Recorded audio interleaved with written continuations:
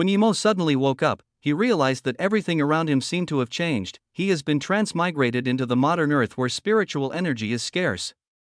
His pretty master from his former world was nowhere to be seen.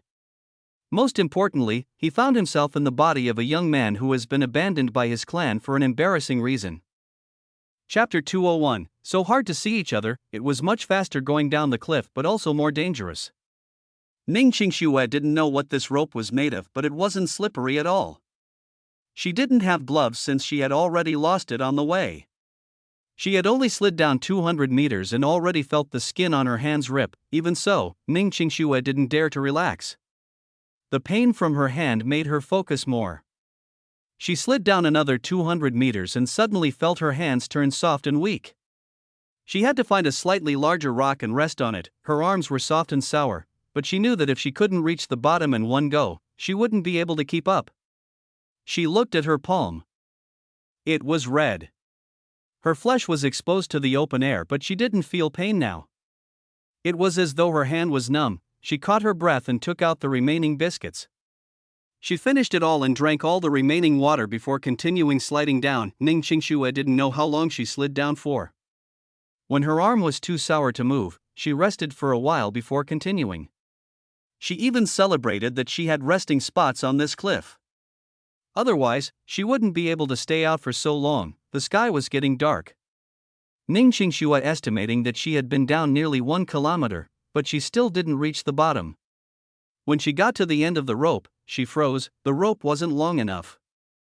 She looked down, it was still white mist. She couldn't see the bottom, but she had nothing to go down with. She continued before due to her determination, but once she stopped now, she felt quite dizzy looking down. Did she really come from up there? If the rope wasn't long enough, she could only keep going down. She could slide down from so high, but it would be impossible for her to climb back up. She stopped on top of a rock and felt lost. She pulled the rope on top. She didn't know what to do next. Would she connect her own? What if it wasn't long enough as well? If only this rope was 200 meters longer. She looked at the top, which could no longer be seen. She subconsciously pulled the rope, hoping that it was just caught somewhere, but she knew this was impossible. She came from above after all. Just when she was helpless and was prepared to connect her 100-meter-long rope, her rope suddenly loosened. Her heart skipped a beat and she looked at the rope. It was rolling down. She immediately realized that the place she secured her rope on had loosened. She immediately stuck herself to the cliff wall. She was thinking that if that big rock was brought down too, she would be dragged down the cliff and die. A huge rock fell from the top not far from Ning Qingxue. The wind it brought blew up her hair. When Ning Qingxue reacted, the huge rock had fallen to the bottom and made a heavy sound. Ning Qingxue subconsciously looked at the rope on her waist. It was still very loose. She rejoiced. That meant she would arrive at the bottom soon. Thinking about this, Ning Qingxue took off the rope from her waist, secured it on the rock, and started to slide down. She just went down 20 meters and saw the bottom. There was only a few meters left. She felt relieved. She actually saw some clothes hung on a branch. It didn't seem to happen long ago. Was that Yimo's clothes? She only thought about Yimo and got excited. Her hands softened and could no longer hold the rope. She fell down like that. At that moment, she thought, was she going to succeed or plummet to her death? Good thing was she knew Yimo was here. When she landed, she knew that even if the bottom wasn't covered with leaves, she wouldn't die since the ground was very soft. She finally arrived at the bottom. Ning Qingxue carefully pulled out that short dagger and looked around. Other than the ragged cloth, she didn't see Yimo and slightly felt relieved. It was dark now, but the moonlight was good. However, at the bottom of the cliff, there was only very fuzzy moonlight. Despite so, she could still see everything clearly. Although she still had some light from her torch, she didn't want to use it. She picked up the dagger and walked a few meters. There, she saw a long snake. It was cut in half. The wounds were from not long ago. Ning Qingxue froze. At that moment, she wanted to cry. Yimo was really here, and he didn't die, but soon, she knew it wasn't that safe here. Since there was that snake there, it meant there was more. She didn't have Yimo's power. She had used up all her charms except for the fireball and the bead. Soon, she saw some footprints. Although it was quite dark, she could see them clearly. Was it Yimo? Ning Qingxue focused her mind and suppressed her excitement. She followed the steps carefully, and after walking out another 10 meters, the only bead in her hand glowed as repelled a black shadow. At this moment, she fuzzily saw a black shadow that looked like a cat. It didn't seem to have a tail. After it was repelled by the bead, it didn't run but kept staring at Ning Qingxue as though it was going to charge again. Ning Qingxue could only hold her dagger and stare at it. She knew she didn't have much power, and this black shadow wasn't something she could stop. Now that her only bead was gone, the only thing she could use to attack was the fireball. The black shadow was no different than the thing she encountered at the sky ditch. She could only see two eerie-looking green eyes. If the black shadow didn't attack her just then, she would have thought it was just two eyes staring at her. Even so, her skin started to tingle as she got goosebumps, but she didn't have any other way. Looking at the horrifying eyes, Ning Qingxue could no longer endure the standoff with it. She immediately threw out the fireball and yelled "Lin, blast." The sound the fireball made in the silence was scary. Under the fire, the black shadow dashed away again and disappeared. Ning Qingxue froze. She just used her fireball like that. She didn't think it would really work. Although she knew the other two charms could be used, it wasn't so straightforward in her eyes like that. She just froze for a bit and realized that it was her chance to run. If that black shadow came back again, only death awaited her. The only thing she had now was a dagger, and that was to boost her courage, with the brightness caused by the fireball. Ning Qingxue soon saw a thorny brush. There was an obvious path ahead. Did GMO make that? She didn't even think and started running, charging into the thorny path. At the end, there was a foul stench. Ning Qingxue quickly opened her mind light, and the scene in front of her eyes almost scared her to death. Yimo laid in a bloodied pool with a big snake. Ning Qingxue quickly walked up and helped Yimo up. At this moment, she saw that the snake was probably cut into multiple pieces by Yimo's sword. She felt his chest and learned that there was still a pulse. Finally, she was able to feel relieved. If Yimo really died, she didn't know what she would do. Yimo was her spiritual support. It was because he was here that she had such courage and determination to come here. If Yimo wasn't here, even if she had the courage to live, she would go crazy here. Plus, she didn't have the courage to live. Ning Qingxue struggled and pulled Yimo to an empty space near the cliff wall. She looked at Yimo in her arms and noticed that he was full of wounds like her. A few of them was very deep. She immediately started crying, not knowing what to do next. After a long while, she calmed down and rubbed her eyes. She carefully pressed Yimo's chest. She didn't know if this could wake him, but she had no other way. Yimo sliced the snake and actually fainted after relaxing. He fuzzily felt that someone was pushing his chest. So he subconsciously opened his eyes. Ning Qingxue?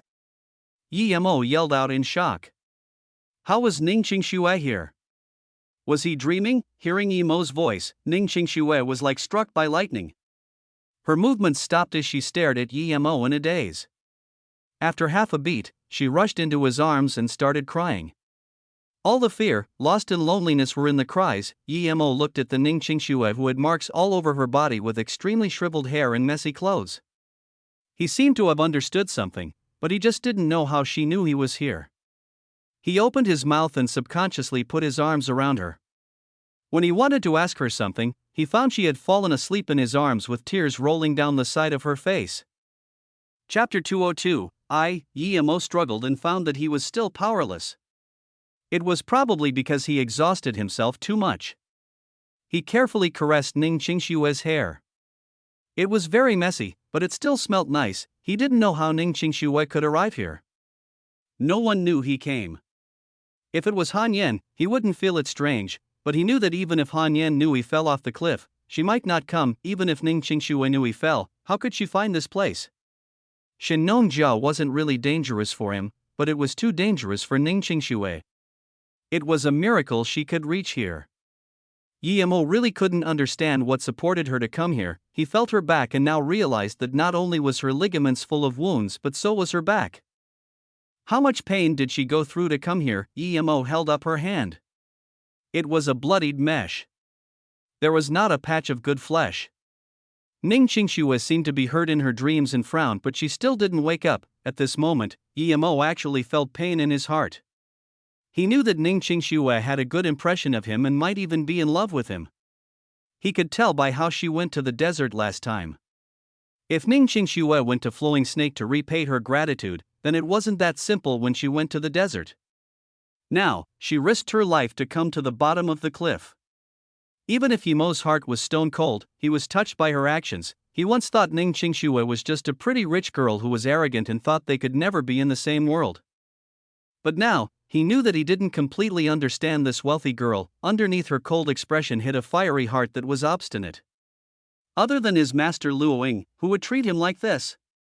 It seemed he was too harsh to her before. Emo felt her hair and remembered the words she said that night. I really want to call you husband, but I can't say it. I already married Emo. That box is his wedding gift to me. Don't separate me with that box. There's a grass that I left for Emo in the yard. If he comes, give this phone to him as well. If not, never mind. He thought about the moment when he left her in the desert, the disappointment and yearning in her eyes. It seemed that she had a lot to say. He remembered the bloodied silver heart grass in the small medical case that she hugged even when she was about to die. Was that love? Emo lost himself as he thought about this. At this moment, the moon was high up in the sky, shooting down faint rays on Emo and Ning Qingxue that made everything seem so tranquil. The morning sun couldn't completely shine into the bottom, but still a few rays passed through the mist. A wild crow's quack woke up Ning Qingxue. Emo? As soon as she wanted to get up, she felt a pair of arms around her waist. Her clothes were tattered, and Yemo's arm was over her half-naked body. Ning Qingxue blushed but felt warm at heart. In these few days of terror, she only felt safe in Yemo's arms. She felt a fit of hunger. Why did Yemo still not move? Ning Qingxue just realized this. What happened to Yemo? She started to panic again, but soon, she discovered that Yemo just fainted again and was just asleep. He still had breathing, but his lips cracked heavily. He's thirsty? No, he probably lost a lot of blood. Ning Qingxue quickly got up and put Emo in a comfortable position before standing up. She should find some water for him. Now, she regretted drinking all the water. She should have saved it for Emo. However, she forgot that if she didn't take it, perhaps she wouldn't even make it here. Ning Qingxue walked over to the snake that was killed and picked up Emo's sword. She just realized the snake was more than 6 meters long. She really didn't know how Emo killed it. Ning Qingxue put the sword beside Emo and prepared to walk through the thorny passage, but halfway through, she saw a black shadow dash. Even though it was daytime, she still couldn't see too clearly. She stopped her steps subconsciously as she recalled the eerie green eyes that gave her quite the fright last night. She had no defense now. If she went out, it would be suicide. She walked back again. If she died, what would happen to Emo? Although she didn't know why the black shadow didn't dare to walk into the thorny brush, but she still used the sword to block the way with some thorny brush. There was a shadow that could dash to her in an instant, and Ning Qingxue no longer dared to go out. Ning Qingxue turned around and examined the place. The thorny brush covered quite a large area, around 5 to 6 acres. She looked at the dead snake and thought if this place was the snake's territory so other things didn't dare to come. As the sun gradually rose, Ning Qingxue saw more clearly. A few meters out, there were a few trees on the cliff face, but the smallest one was 4 meters tall. There were a few green fruits on the tree about the size of eggs. Other than those, there didn't seem to be anything edible elsewhere. She looked at Emo, who was still unconscious, and started to dig on the cliff face. Ning Qingxue didn't expect the dagger to be so sharp that it wasn't hard digging into stone. She subconsciously looked at it. She picked it up at the top of the cliff but didn't expect it to be this sharp. For meters high wasn't easy, but with the help of the dagger, she climbed up quickly. There were 5 fruits altogether. Only 2 was half red, and the other 3 were still green. Although she picked 5, she didn't know if they were edible. She had never seen this fruit before. It looked like peaches, but she ate peaches yesterday and they didn't look like this. She bit one. It tasted sweet and was quite watery. She wanted to eat more after taking a bite, but she knew it was probably because she was too hungry. She resisted the urge to eat the rest and put it aside. After a while, she felt she was okay. This meant the fruit wasn't poisonous. Then, she took the fruit and walked up to Emo and carefully helped him up. It was just like yesterday. She continued to press on his chest. After a while, Emo woke up and looked apologetically at Ning Qingxue. He didn't talk, he knew he had lost a lot of blood. If he didn't have a way to recover his chi, the result would be unknown. You're awake, quickly eat something. I think you're a bit dehydrated now. Ning Qingshui gave the fruits to Yemo in joy. Yemo knew that he had to eat something and took one and started eating. Where did you get this? It tastes really good. Have you eaten? Yemo felt he had recovered some and asked in surprise. I've already eaten, I just don't like the taste of the fruit. Keep eating, there's another 4. Ning Qingshui passed the rest of them to Yemo. He looked at Ning Qingshui's lips and saw that she really seemed to have eaten. Then, he was rest assured and ate the remaining fruits. But at the 5th one, he saw this one seemed to have been bitten once. He looked at her in surprise. When Yemo looked at her, Ning Qingshui quickly said, I ate a few just then, I don't really like the taste. I just bit one and I don't want it, you wouldn't mind me, right? Yemo seemed to have understood something and smiled. He didn't talk. Although he didn't know how many Ning Qingshui ate, he knew that Ning Qingshui wouldn't dislike the fruit. Although it was a bit bitter, it still tasted pretty good. However, he didn't pass it back. If he didn't recover, it would be too dangerous here. Seeing Yemo finish the 5th one, Ning Qingshui finally let out a gasp of relief. She stood up and said, I'll go out and see if there's anything else that is edible. She just spoke one sentence and wobbled, almost falling over. She knew that she was too exhausted and couldn't hold much longer. Ning Qingshui turned around and gave Yemo a smile that she was okay. She wanted to find a place to rest and see if she could climb up to that tree 7 or 8 meters high. However, Yemo stood up slowly and held on Ning Qingshui's shoulder. He said apologetically, Sorry, Qingshui, although I don't know how you know I'm here, but I probably brought this trouble on you. Ning Qingshui shook and slowly turned around. It was the first time Yemo spoke to her so gently. She could no longer resist the yearning and nervousness in her heart and rushed into Yemo's arms. Yemo, Chapter 203, I know, Yemo sighed. Of course, he understood Ning Qingshui's feelings. But at this moment, he finally understood how weak Ning Qingshui was. Her legs were shaking, so it was obvious it was hard even for her to stand. Qingshui, talk later. If you trust me, listen to me and sit down for a while. Yemo carefully helped her sit. I'll listen to you. Ning Qingshui just spoke a few words and almost fell asleep. Yemo knew she was too exhausted and now wasn't the time to disturb her rest. He put her down and picked up the sword. He walked to the cliff and saw there were holes dug out by her. It seemed she climbed up here to pick the fruit. Yemo recovered some stamina and climbed up to the 7-meter-high tree. There were just 5 egg-sized fruits. Although there were more trees up, Yemo knew that his body wouldn't be able to keep up if he went higher. The main thing was Ning Qingshui needed something to eat. After picking all 5, Yemo looked up. The higher tree also had 5 fruits. It seemed that this tree can only have 5 fruits at a time. Ning Qingshui said she ate a lot and even disliked it. He knew she was lying to him. At this moment, Yemo's heart felt tender towards her. Sometimes, it was really hard to understand a person. If he just left from Ning Hai, then, the two would have no connections. Perhaps he would never know that Ning Qingshui had this side to her. When Yemo came back, he saw that Ning Qingshui was already awake and struggling to get up. She was too weak. Yemo quickly came and helped her up while taking out 5 fruits and passing it to her. You eat some, you went to pick the fruit at the cliff face? Ning Qingshui immediately knew that Yemo must have went up to pick the fruit. Yemo nodded. You must be really hungry, eat something first. Ning Qingshui nodded and took 2 and said, 2 is enough for me, eat the rest. Yemo subconsciously shook his head and said, I've already eaten. Ning Qingshui froze for a moment and suddenly laughed. But soon, her eyes went red and looked at Yemo for a moment before saying, I know there are only 5 on every tree. I counted. There are 5 here, you must have not eaten unless you picked 2 trees, but I know you only picked 1, right? Yemo nodded awkwardly and said, didn't you say you ate before?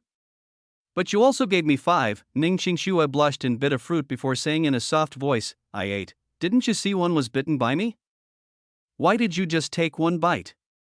And how did you know I just picked 5 and came back? Yemo was surprised and asked, I know, Ning Qingshui just spoke those words and didn't explain. Yemo knew she only answered the latter question very confusingly, but she didn't answer the former question, you know. Yemo repeated, but he soon understood that he was worried about Ning Qingxue and wouldn't climb higher for more fruits. He would take it back and get it for her to eat, and only then would he feel relieved. Since Ning Qingxue said she knew, it meant that she understood what he was like. Yemo looked at Ning Qingxue, who was still biting the fruit. He had begun to understand why Ning Qingxue chased him all the way here. In her heart, he was trusted to this degree.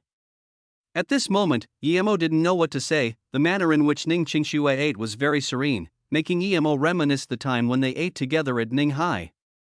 She has always been like this. She didn't talk much, but there was not much difference with the way they think. Yemo's eyes glanced upon her chest. Her clothes were torn heavily, and her chest also had many wounds. Part of the snowy white of her chest were showing, making Yemo think back to the night he treated her. Ning Qingxue finished a fruit and looked at Yemo, then realized the latter was staring at her chest.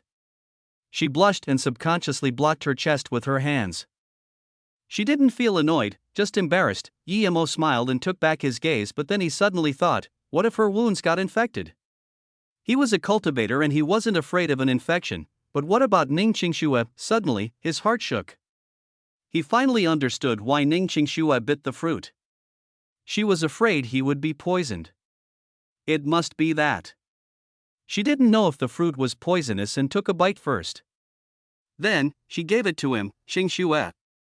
Yemo suddenly called. Ning Qingxue looked at Yemo with confusion. Yemo suddenly reached out his hand and brought her into his arms. Ning Qingxue's heart was filled with surprise and joy. It was the first time Yemo hugged her closely in her arms. Although she was a little embarrassed, she didn't struggle. I'm just a poor person actually. Why are you still like this? You can find someone better than me. Yemo's mouth was held by Ning Qingxue. After half a beat, Ning Qingxue said, because I like you, even if you're that. I don't care, I just want to be with you. Before Ning Qingxue finished, she felt there was something hard sticking against her back. Yemo was touched. And he was holding a curvaceous beauty like Ning Qingxue in his arms when she wasn't even properly dressed. There was no way he wouldn't have a biological reaction. Ning Qingxue hadn't experienced this adult thing. Although she was talking about Yemo's impotence, she didn't realize what was happening at the first moment. She also grabbed like Yun Bing. But as soon as she grabbed, she immediately understood what was happening. She quickly let go and buried her face in Yemo's arms. Her heart was beating rapidly. Although she had never done it, she still knew about this. However, she didn't expect Yemo to be normal, was it? At this moment, she realized that the Yi family wanted to kick Yemo away, and that's why they said Yemo was impotent. He was very normal, yet she thought he was impotent before. That was why she dared to marry and live with him. If she knew he wasn't impotent, would she dare to live with him? Thinking about this, she actually thanked the Yi family.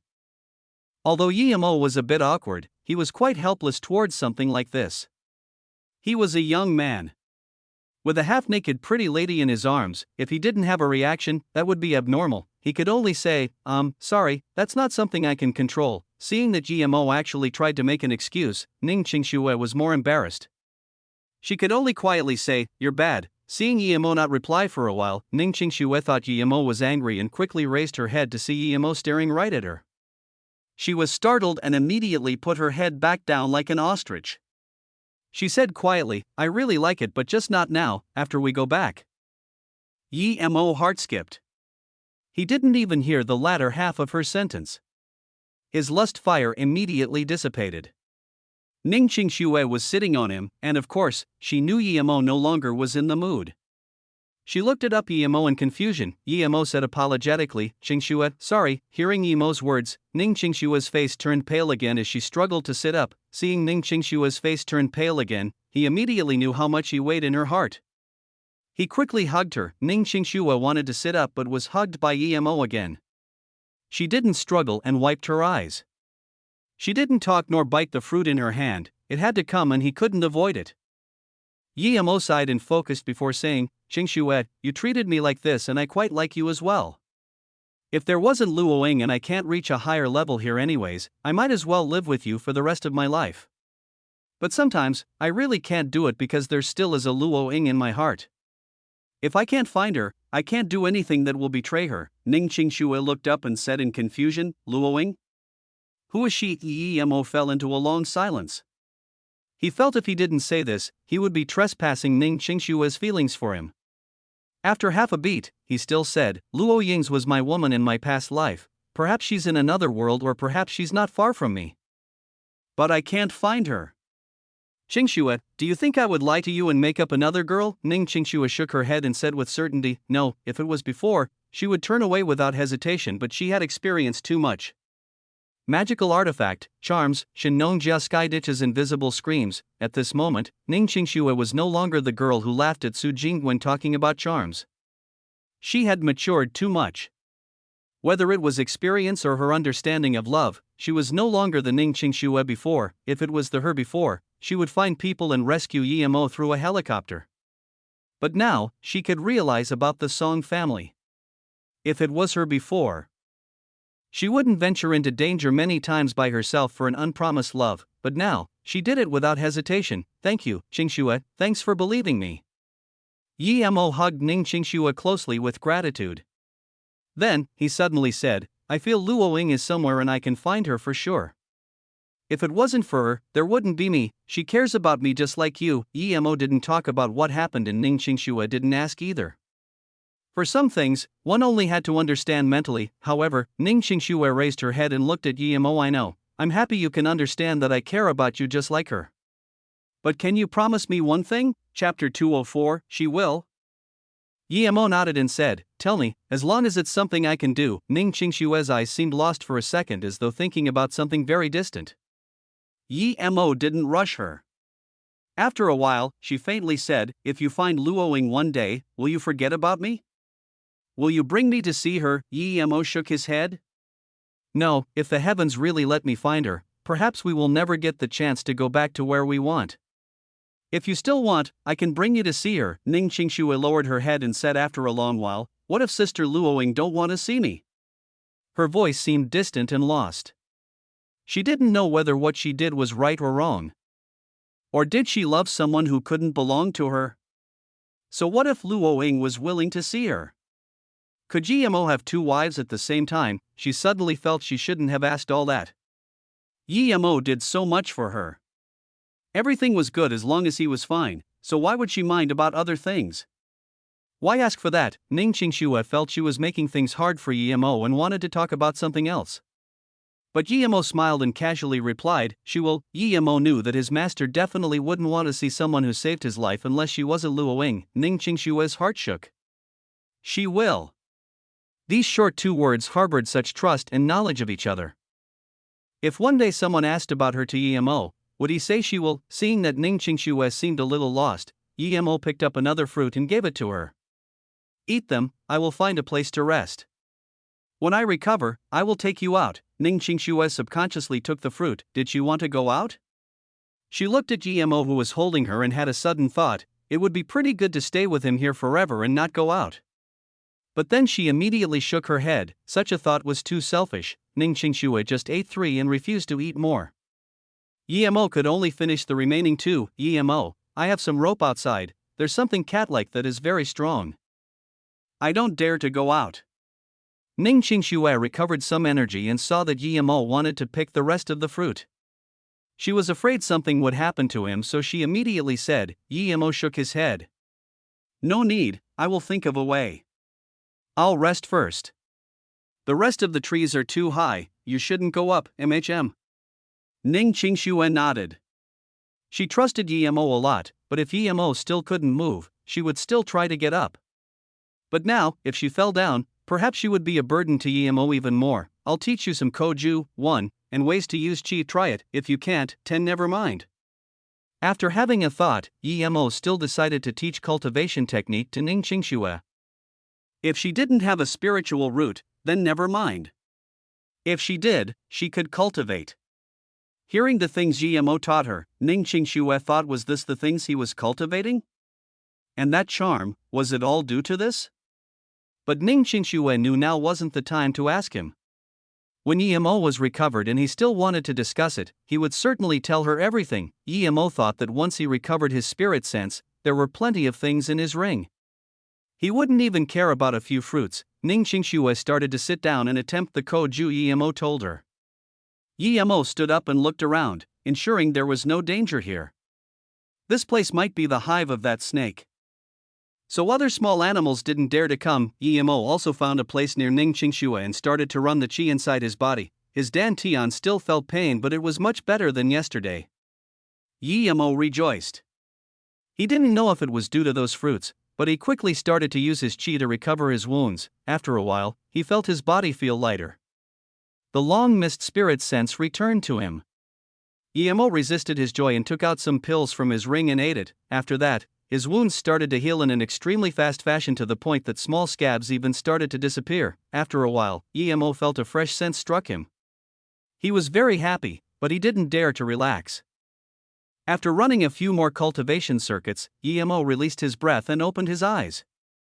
He had reached the middle stage of Stage 3 Qi gathering. It was rather astounding progress being able to progress such a step in such a spirit Qi devoid world, despite it being a very small step. If he continued at this speed, perhaps he could reach foundation establishment before he died of old age. It seemed that it was due to the fruit, but Gmo knew it was just a normal fruit, and it didn't have any spirit Qi on it. As such, he thought perhaps it was due to the potential he activated between life and death. Gmo couldn't understand it, so he just didn't bother thinking more about it.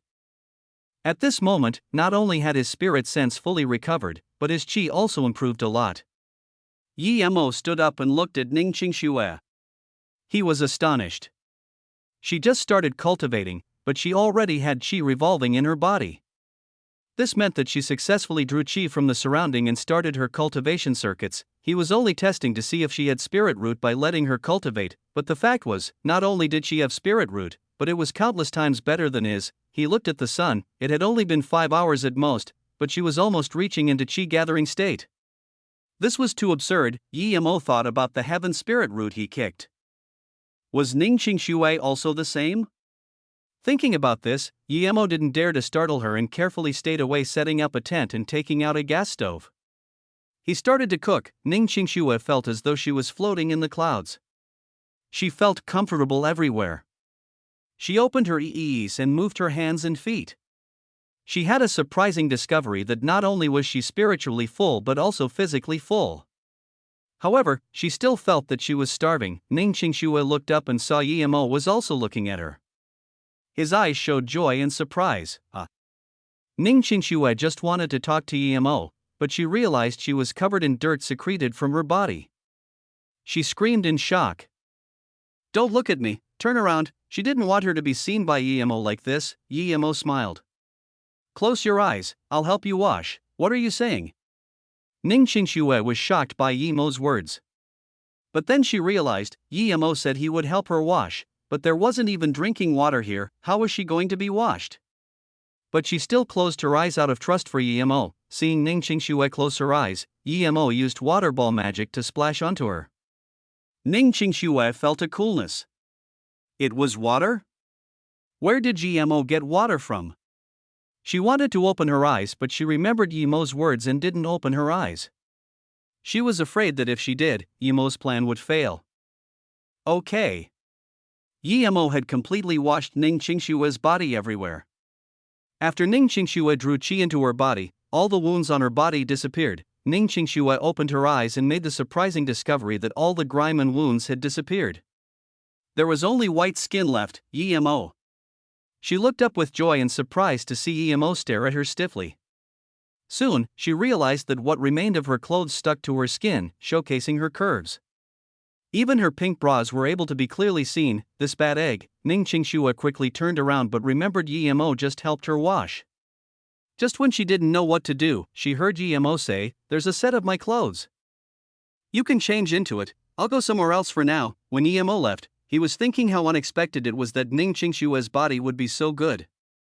He really couldn't tell before. Now that she was splashed by water, her wonderful body was perfectly outlined. He could even see the curves on her ass. His heartbeat rose and he quickly left. When Ning Qingxue turned around, she really saw a set of Yimo's clothes. Where did this come from? At this moment, she actually forgot about embarrassment and just stared at the clothes. But she soon knew that she should change her clothes first. Just as Ning Qingxue finished changing her clothes, Yimo appeared in front of her. She even suspected Yemo was staring at her the whole time. Before she had the chance to ask, she smelled food. She smiled bitterly, which made it seem like she was really starving. Let's go eat. Yemo grabbed Ning Qingshue's hand without the slightest awkwardness. A warm feeling rose up in Ning Qingshue's heart. Regardless of whether he had that Luoying, there was her in his heart now. Yemo put down her hand and looked at Ning Qingxue, who was dumbfounded. He knew she must have a lot of questions. What is this? Ning Qingxue looked at the tent and warm food and thought about the water Yemo used to give her a shower. She was shocked. 1. TL note, Koju, the main points are ways of thinking for a cultivation way which the cultivator recites out loud or in his head. Chapter 205, touched, I don't know how to tell you now, but you will know in the future for sure, Yemo said awkwardly. Ning Qingxue eased up and thought, was it related to cultivation? She didn't ask when Yemo didn't want to continue. Her curiosity wasn't big. After experiencing so many strange things, she had gotten used to it. After food, Yemo packed the things up and asked Ning Qingxue, do we leave now or tomorrow? Ning Qingxue hesitated, but after seeing that Yemo was really asking for her opinion, she was quite happy and even felt staying here was not so bad. How about tomorrow, at night? Ning Qingxue thought about how she went through the forest at night and still felt scared. She would rather not have that feeling again. Yemo nodded. Okay, let's go tomorrow morning. Then, Yemo saw that Ning Qingxue still had a frightened expression.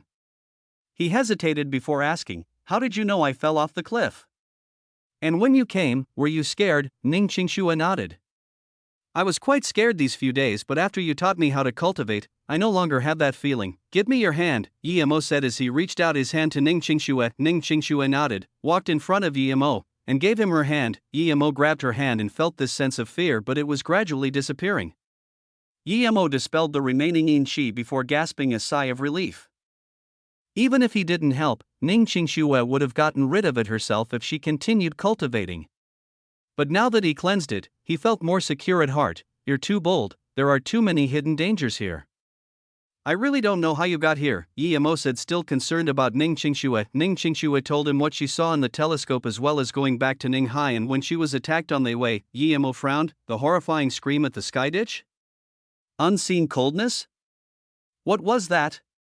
Even Yemo had never met such things before. There really was too much unknown things in the world. He thought how Ning Qingxue, a girl, dared to face such horrors and run into the Shinnyong Jia again and felt warm at heart. For another girl, they wouldn't do this no matter what, much less walk alone in the forest at night. Qingxue.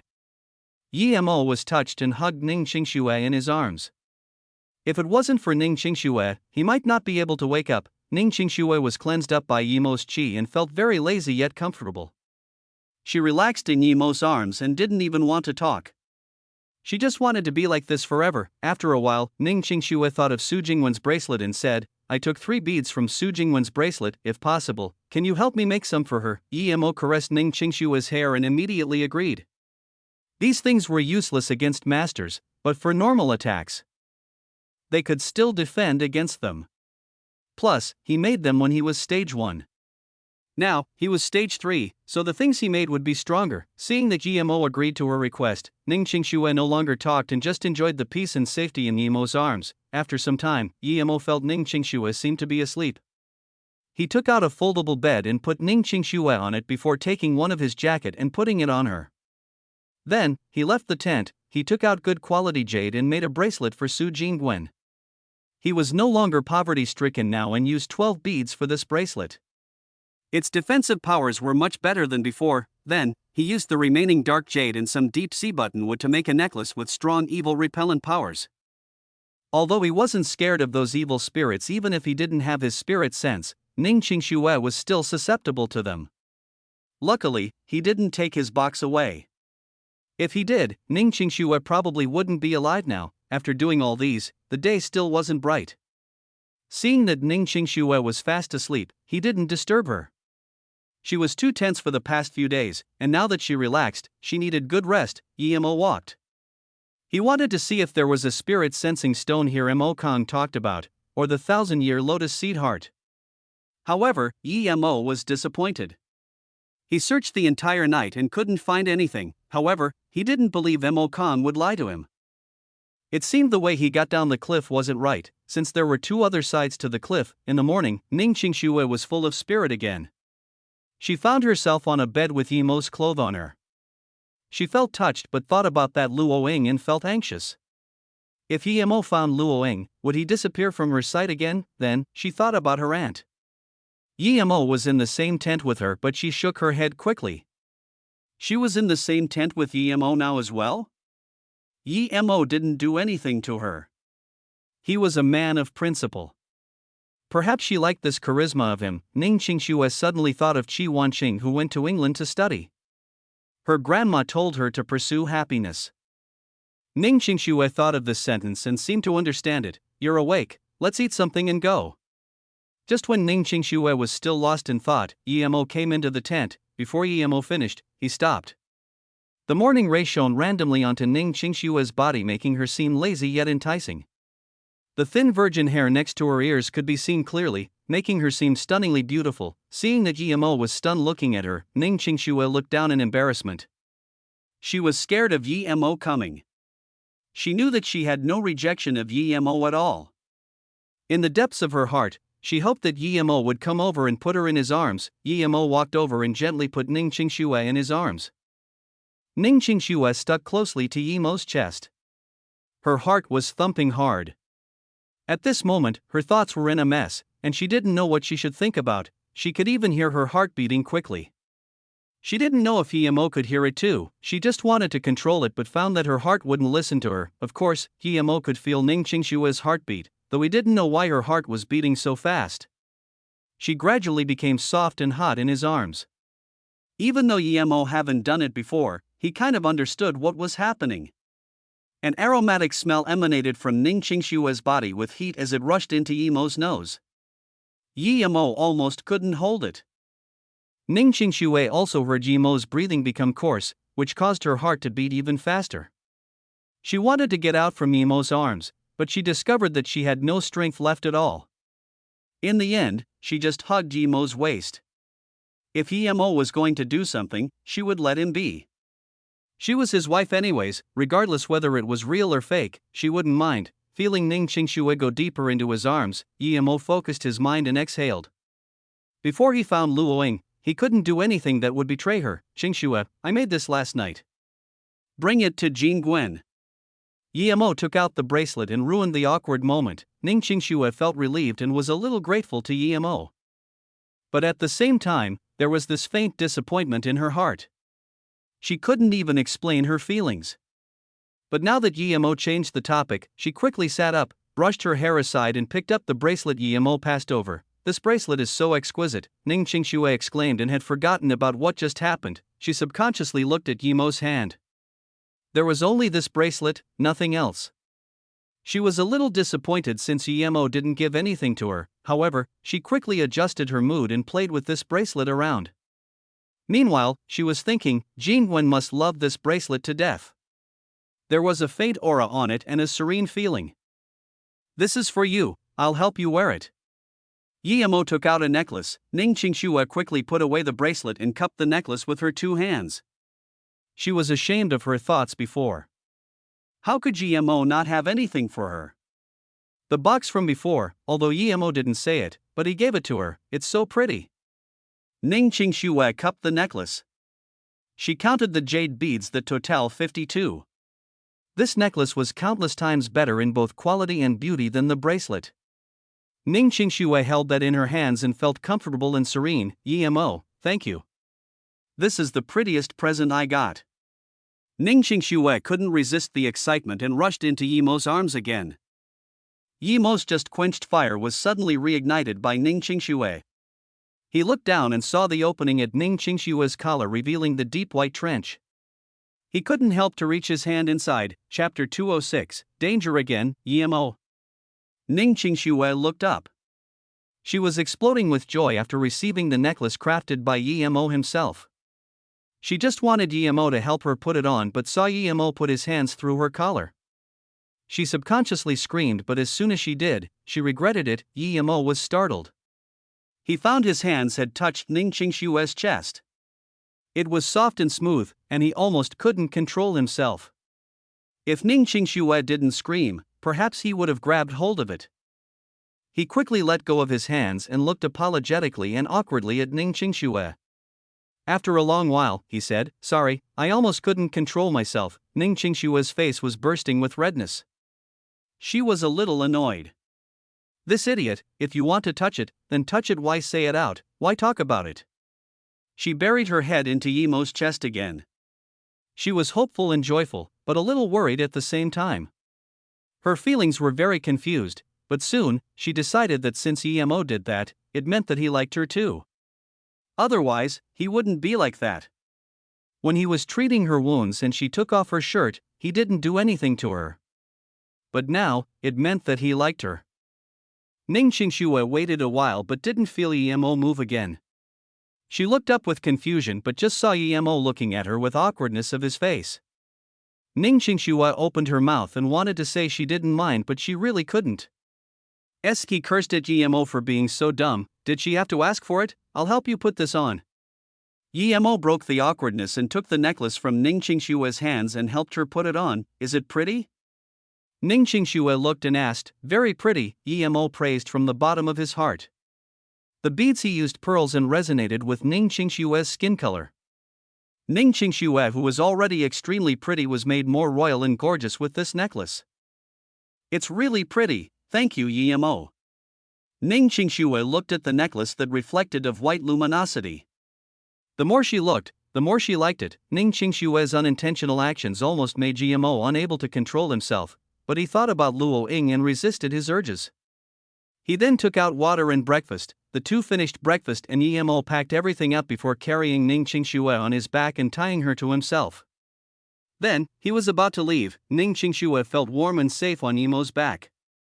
It was like heaven compared to her walking in the forest by herself at night. Be careful, there's this cat-like thing which seems to be very strong, Ning Qingxue reminded. Emo smiled. I already killed it last night.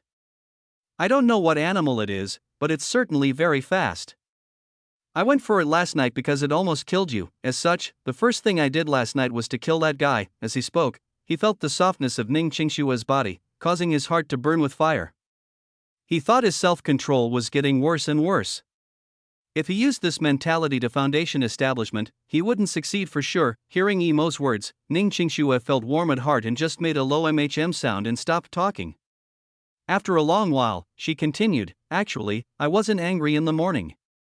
In fact, I also like, her voice got low until even Emo couldn't hear it. Just when Emo wanted to talk, he stopped. There were two bloodied bodies at his feet. Obviously they fell from the top of the cliff not long ago. Emo's heart sunk. There seemed to be more people here. He was scared that Ning Qingxue would be frightened by this and immediately said, Qingxue, close your eyes first. Open them after we go up. Ning Qingxue didn't need Emo to remind her. She had closed her eyes already. As long as she was with Emo, she wouldn't worry about anything else. Emo walked towards where Ning Qingxue came down and put the rope in his ring. It seemed not bad. He didn't know what it was made from. Since there were people up there, he needed to be careful. If there came another Earth-level master like Bienpa, he would be no match for him even though he just got a little power boost, much less now that he was carrying Ning Qingxue. Emo looked up and saw nothing but mist.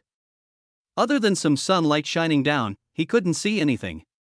He really didn't know how Ning Qingxue got down. A girl like her could come to this step, regardless of whether he found Luo Ying in the end. Emo had made up his mind that he wouldn't let this girl on his back get hurt for her entire life. This cliff wasn't hard for Emo. Even though he was carrying Ning Qingxue, it wasn't hard if he wanted to go up. After all, unlike ordinary ancient martial artists, he had wind controlling technique. This was why both he and Bienpa fell off the cliff, but Bienpa was killed by him. If it was on the cliff, he was no match for Bienpa, but once both of them fell off, he could kill Bienpa. This was the difference between ancient martial artists and Dao cultivators. The 1 kilometer high cliff was very steep, but it wasn't hard for Emo at all. He used wind controlling technique and he seemed to be blown up by the wind onto a rock surface. He paused for a moment and used another one onto a higher rock. After tens of times repeating this, he was a few hundred meters high. Ning Qingxue felt wind brush past and subconsciously opened her eyes but realized she was flying on Emo's back. Even the mist was under her feet. For a moment, she forgot about her fear of heights and had an impulse for wanting to fly, but soon, she looked down and felt dizzy. They were already this high. This cliff was so high, and she really didn't know how she got down last night. Ning Qingxue was sure that if she had to come down again, she wouldn't dare. She actually did all this last night. The more she thought, the more she felt this wasn't something she did. She subconsciously hugged Yimo closer. She felt extremely safe on Yimo's back. Perhaps only this man would make her feel safe and sound. Yimo noticed Ning Qingshue's movements, so he turned around and said, "Don't be scared.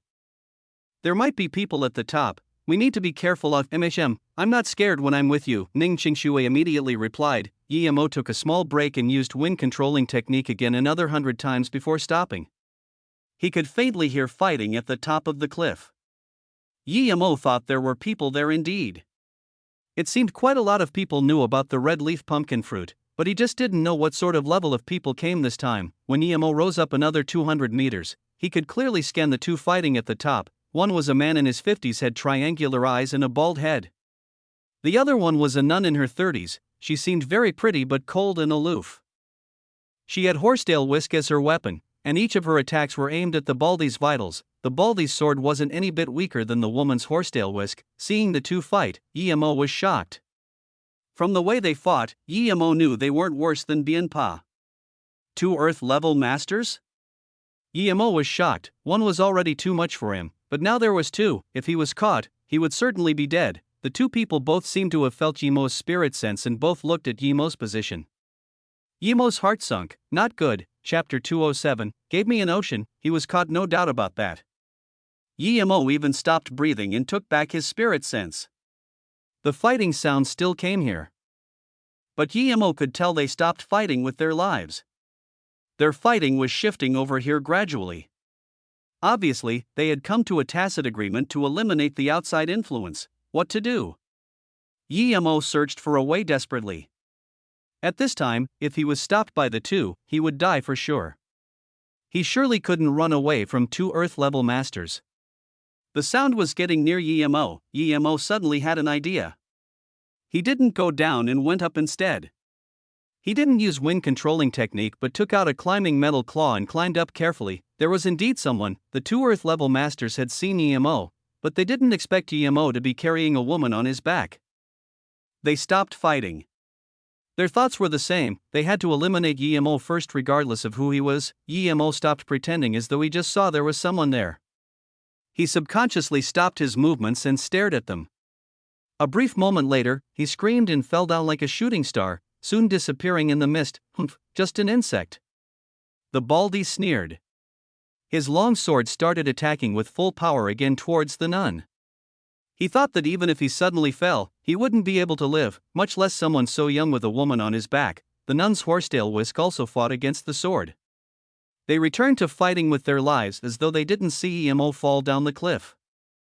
The moment Yimo fell, Ning Qingshue's heart went to her throat, but she soon recovered. She was very satisfied if she died with Yimo, but things took a turn for the unexpected.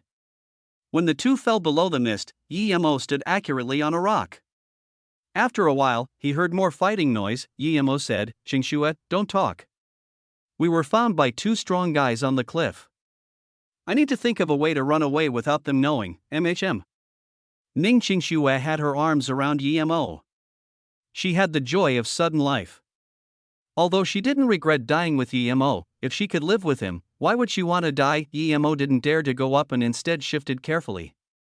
When he was about 500 meters, the side of the cliff blocked him from moving sideways. If he was to go over it, he would have to go up. But going up would be going to the top. He didn't dare to go up, so he could only carry Ning Qingxue moving down. Yimo just moved down 100 meters or so and found a crevice on the cliff face. Yimo climbed in without hesitation.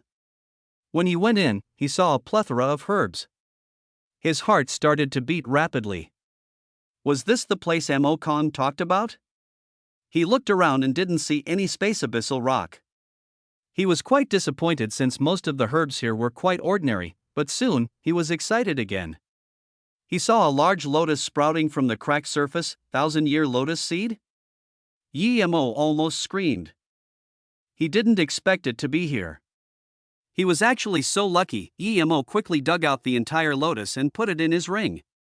He didn't check how many lotus seeds he got. After taking them, he looked around carefully and dug out more herbs. Although they weren't spirit herbs, they were quite old and also precious. What's that fruit? It looks like a pumpkin. I wonder what it tastes like. Ning Qingxue pointed to a meter-tall tree. Emo also saw it too. He felt it was a wild pumpkin and didn't care. Now that Ning Qingxue asked, he immediately said, "I'll pick it for you." Then, Emo landed in front of that tree. When he smelt the fruit, he almost lost his mind. Face-preserving fruit? Emo almost screamed. It wasn't just a regular spirit herb, but one that was countless levels higher than his silver heartgrass. This was impossible. How could the spirit-deprived earth have such a fruit tree? Although he thought it was impossible, it really was in front of his face. This fruit was useless for cultivation, but it had an outstanding effect. Once it was made into face-preserving pill, it would be worth a whole city for female cultivators. Emo counted and saw there were 12 on the tree. He immediately picked all these and put them into a jade box. These fruits were so precious that countless people fought after them. Suddenly, Emo thought of the red leaf pumpkin fruit they were talking about. If they found out he took some, they would investigate. Thinking about this, Emo dug out the entire tree and put it in his ring. Then, he reordered the place he dug until people couldn't tell he was here. Then, he carried Ning Qingxue and left here quickly from another crevice. After leaving the crevice, Emo didn't dare to stay. He continued moving until for a few more kilometers. He soon found himself on the hill, and there was still the fighting sound. Luckily, he had wind controlling technique, or even a monkey wouldn't be able to crawl here the way he did. Did we get out? Ning Qingxue also recognized that this was the road she climbed the other day. Let's go quick. Emo carried Ning Qingxue down the mountain, and after walking for another hour or so, he finally stopped. He had walked so far that those two masters probably didn't know about them. Plus, Emo estimated that even if they knew there was a red leaf pumpkin there, they wouldn't be able to find it. It was too well hidden, so he didn't know how news of it got out. One thing he was confused about was that why did it appear at a place like this? If you're tired, just let me down, Ning Qingxue said worriedly. I'm not tired, plus I like carrying you, Emo said casually, but he actually didn't think much. When Ning Qingxue heard this, she thought to herself, so you're not as dumb as I thought you were. But she didn't feel unhappy at all and instead had a sweet feeling. Here, eat it. Emo took out a face-preserving fruit and gave it to Ning Qingxue. Although it was the biggest waste to eat it like this because it had no effect unless it is concocted into a pill, Ning Qingxue bit it and said, "It's not bad, you should take a bite too." Then, she passed the fruit to Emo. Emo smiled. I can't afford to eat this. This fruit is worth an entire city. It can't even be evaluated by the things in this world. It's that precious. Then why did you let me eat it? Pack it up quick. Ning Qingxue passed the fruit back to Emo. She wasn't clueless like before. The things Emo did all meant that he wasn't an ordinary person. If he said it was worth an entire city, it meant it was really valuable, and the things Emo did were unexplainable with common sense, but he still didn't avoid her. This meant she had a strong position in Emo's heart. This made her very happy. Now that Emo gave such a precious fruit to her, she felt a little embarrassed. Don't worry, I still have some. Even if it was the last and you want to eat it, I will still give it to you. Because if you like it, I will give it to you. Emo made it sound completely natural. Ning Qingxue phased for half a beat and surged with happiness in her heart. Her decision was right. Emo was worth what she did. Emo didn't hear Ning Qingxue eat nor talk for a while and subconsciously looked back. He then saw Ning Qingxue's eyes were red and swollen. Qingxue, what happened to you?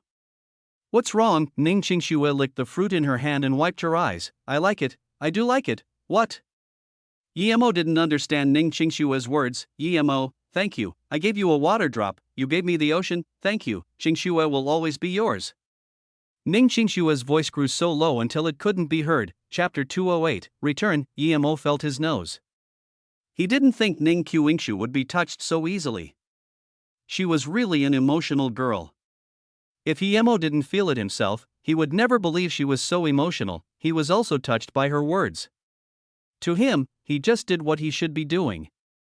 But Ning Qingxue reacted so much, they both seemed to feel embarrassed and didn't talk for a long time. Just when Yemo was prepared to ask Ning Qingxue where the sky ditch was, Ning Qingxue suddenly asked, "What's the use of this fruit? Why is it worth so much?" Yemo smiled and said, "I'll tell you after you eat it." "No, I want you to tell me first, then I'll eat it." Ning Qingxue behaved in a spoiled manner in front of Yemo for the first time, yet it came out so natural. Yemo helplessly said, "Okay, in that case, I'll tell you. It's called face-preserving fruit. It can be made into a pill called face-preserving pill. Anyone who eats it can have their skin, appearance, and even the organs remain the same forever at the moment they ate the pill. They can't live forever, but mortals can extend their life by 10 years. Although Yemo said it casually, Ning Qingxue was shocked. There was actually such a pill in the world. If someone else said it, she would think it was bullshit, but Yemo said this and that meant it was real. In that case, this fruit was worth countless times more than what Yemo said it to be. After half a beat, Ning Qingxue reacted and carefully passed the fruit shakily back to Yemo. "Sorry, I bit it. You didn't tell me it was that precious. If we made it into a pill, then we could buy multiple large companies." "Pack it away quickly," Yemo smiled and pushed it back. "If you like it, then eat it. I still have 11 here. If you still want more, I still got more.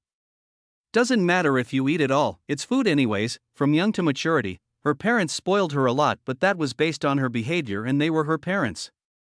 If she said to sell the company and everything they owned just to buy a fruit, her parents would definitely stop her, but Yemo didn't mind at all. It didn't matter if she ate it all. Ning Qingxue's hand with the fruit stopped. She was clear how much money Yemo had in the past, and it could be said that Yemo owned nothing. She didn't think she was this important in his heart, and this made her unable to hold back her tears. She softly caressed Yemo's hair and said with a stutter, "Why are you spoiling me like this? You will turn me bad." Yemo sunk into silence for a while before murmuring, "From the moment you ran into Shenongjia, went down the cliff, and risked your life to save me, I've decided to spoil you for your entire life. I will only spoil you more in the future." Pausing for a moment, Yemo continued, "If I can find Luo Ying and you're still willing to be with us, I will spoil you more. If I can't find Luo Ying this life, I will stay with you my entire life. I'm willing." Ning Qingxue's voice was still a little stuttered. She paused before saying, "But will Luo Ying's sister accept me?" She didn't finish, but her concern was real. This was a one-husband, one-wife society. She loved Yemo and knew he wasn't a normal person. Even though Yemo had a wife called Luo Ying, as long as Yemo was willing to accept her, she had made up her mind to stay with Yemo even if her family was against it. She was just scared that Luo Ying wouldn't accept her. When Yemo said her past wife was Luo Ying, Ning Qingxue had a concern. She was afraid before that Yemo would leave without notice when he found Luo Ying. But now, she was worried Luo Ying wouldn't accept her. And, she had a stranger thought, she could only accept Luo Ying and Yemo together. If it was another girl like Qi Wanqing, she wouldn't be able to accept it. Would Luo Ying think the same way as her? If her parents didn't accept it, she could leave with Yemo, but if Luo Ying wouldn't accept it, she didn't know what to do. Hearing Ning Qingxue's words, Yemo had the look of deep thought in his eyes. After a while, he seemed to be talking to himself. "Master Will," he suddenly stopped and quickly darted out tens of meters and stared coldly at a bush. "Come out." Ning Qingxue was still immersed in Yemo's words and didn't notice what was happening at all. There was a rustling sound and a youth with tattered clothes crawled out from the bush. He looked at Yemo and Ning Qingxue in shock and confusion. "Savage?" Ning Qingxue called out. Yemo smiled. "He's not a savage, his clothes were torn apart not long ago and they're camo. Perhaps he is the rescue team you were talking about. Who are you guys? How do you know I'm a rescue team member?" The youth noticed both Yemo and Ning Qingxue were normal people. Ning Qingxue also understood the situation now and said, "You really are from the rescue team? You came in to save Zhang Chang, you know of Zhang Chang? Who are you guys? How do you dare to walk in here?" The man was more curious, Yemo, so he seemed to be very weak, so he threw out a packet of biscuits. "Eat something and tell us what happened." At this moment, the man finally calmed down. He ripped open the biscuits Yemo gave him. He ate very fast and devoured the biscuits in no time. Yemo then passed him a bottle of water. After finishing, the youth said with fright, "A few days ago, my team and I received orders to rescue a lost tourist here. We came in as a team of 8. When we came in, there were 2 tourist groups leading the way. We even brought guns. We thought we wouldn't be scared even if we met savages, but when we walked near the sky ditch, talking about this, the youth had obvious terror in his eyes. He looked at GMO before continuing, we just saw there was a shoe there. The people immediately said it belonged to Zhang Chang. Another tourist went to pick up the shoe, but when he did, there was a sharp scream from inside the ditch. He stopped and shivered. GMO took out a simple jade necklace artifact and gave it to him. Wear this and then talk. Which rescue team were you from? Are you the only one left? The man put on the necklace without hesitation and said, "Thank you for your magic artifact, I will return it when we leave." It seemed he knew it was a magic artifact. GMO waved his hand. No need, you can keep it, I have a lot of these simple artifacts. Continue talking, the man immediately continued, I'm Wang Kailan. Our rescue team belongs to the Shinnongjia area. That day, the scariest thing wasn't the sky ditch but the sound from it. The tourist who picked up the shoe froze for a moment and turned towards the sky ditch. Then, he jumped in, huh? Ning Qingshui remembered she also saw a shoe that day. If it wasn't for the evil repellent charm, would she jump down too? Thinking about this, she had a fit of fright. She subconsciously hugged Yi Mo's shoulders. Smelling Yi Mo's familiar smell, she calmed down. Wang Kailan continued, when we saw the man jump down, we were worried and one of my squad mates started to shine at the ditch with the light. As soon as the light shone in, he also fell. We don't know what happened, at this moment, we knew things weren't good. There must be something in the sky ditch and we all started to run. Before I left, I also saw 2 of my squad members run towards the ditch and jump in. Yemo stayed silent for a while before asking, in that case, why are you fine? Wang Kailan said with fright, it was because I wore a magical artifact that was blessed. I don't know if it was due to that I was able to escape. This is too metaphysical. I didn't dare to run out the way I came from. I wanted to find a way out, but I wasn't able to for a few days. I also didn't see more rescue team come in. You are the first people I met in a few days. Ning Qingshui experienced it firsthand and knew Wang Kailan wasn't lying. Thinking about this, she said worriedly to Emo, how about we take another route too? Emo smiled. Take another route? When you came in, didn't that thing scare you too? Mechem, I also told that thing that if it dared to come again, I will make you turn it into ashes. Perhaps it was scared, so it let me run away, Ning Qingshui said with fright. Chapter 209, Terror Reappearance, you also come from the sky ditch? Wang Kailan asked, yeah, the Zhang Chang you are looking for came from my tourist group. He was the one who stepped on the ground when the ditch appeared, Ning Qingshui replied, but she immediately remembered that this was related to her. If Zhang Chang didn't try to show off in front of her, perhaps that sky ditch wouldn't appear. Yemo turned and said, I'll go there now and turn it into dust. Are you scared? Ning Qingshui shook her head. As long as I'm with you, I'm not scared at all. If she had to walk that path again, she would rather die. However, it was different when she was with Yemo. And, she felt very sweet. Yemo was going to destroy that thing because she was frightened. Yemo looked at Wang Kailan and said, if you're not scared, then come with us. If you are, then stay here. Wang Kailan saw that Yemo seemed to be walking around very easy here with Ning Qingshui on his back. Most importantly, Yemo gave him a magical artifact. From this, it could be seen that Yemo was no ordinary person. If he stayed here by himself, it would be suffering. Plus, even a girl like Ning Qingshui wasn't afraid, so why would a man like him be? Thinking about this, Wang Kailan replied, I'm not afraid. If you dare to go back, I dare to go with you. Yemo looked at Wang Kailan with praise. Not bad. You have some guts. In that case, let's go. They returned the way they came from. Yemo didn't travel at full power but was still much faster than Ning Qingshui. Wang Kailan could also barely follow. The way that Ning Qingshui took a whole night and a few hours to travel was done by Yemo and Wang Kailan in a few hours. At 3 p.m., they were near the sky ditch. People had already come. Yemo immediately noticed that tens of meters from the sky ditch were barricaded. It seemed something happened later and people weren't allowed to enter here. Wang Kailan looked at the pitch-black sky ditch and still felt terror.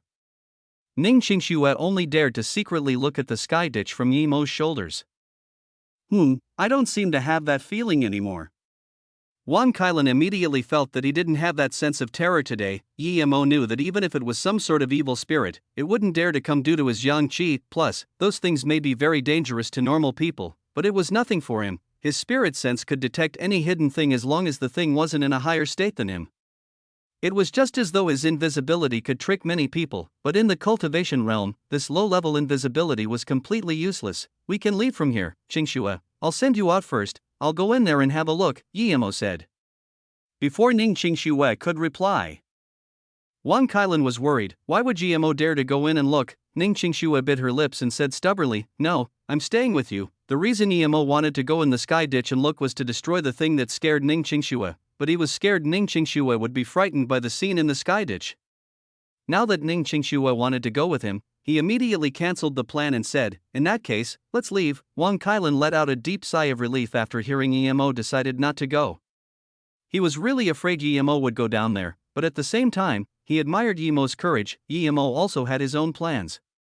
He wasn't afraid of the dangers there. To him, this danger was nothing compared to Earth-level masters. He was afraid those two Earth-level masters would chase here. Although the possibility was small, it could still happen. After the three left the bush, there were more barricades outside. People were starting to come, and Emo said to Wang Kailan, "I won't leave with you. People outside are coming. It's best you don't say a word about seeing me. Goodbye." Wang Kailan looked at Emo's disappearing figure in shock. He still didn't know what Emo was called. He only knew that he was strong, quite bold, and gave him an artifact of unknown level. He saved his life, but since he asked him not to talk about it, Wang Kailan wouldn't. Just when he wanted to flip the fence, he saw people coming. There were more than 10 people. He felt relieved because he was finally out of danger. That horrifying forest petrified him quite a bit, but at this moment, he heard that sharp howl again. The bleakness that chilled the bone came again. It was the same sound he heard last time. That shrieking howl was much stronger than last time. He immediately had this sense of helpless fear. Not only was the sound much stronger, even that bleak feeling was way stronger than before. He immediately knew that bleak feeling didn't disappear. It was probably afraid of that young man who saved him, and now that Emo was gone, he was finished. Just when Wang Kailan wanted to run, that bleakness closed up on him quick. Wang Kailan felt as though his soul was being pulled away, but he couldn't move at all. The people coming for him were still a few hundred meters away. A sense of hopelessness filled his heart. Suddenly, Wang Kailan felt that jade necklace at his chest emit a pale yellow light. Then, a more sharper shriek sounded not far from him. It seemed as though it was injured and disappeared instantly. And that feeling of his soul getting pulled away also went away too. At this moment, he saw more than 10 soldiers run to him with guns. Wang Kailan took a deep sigh of relief and wiped the sweat from his forehead. He took out the jade necklace Emo gave him. He now knew that not only was this a magic artifact but also a very high-level one.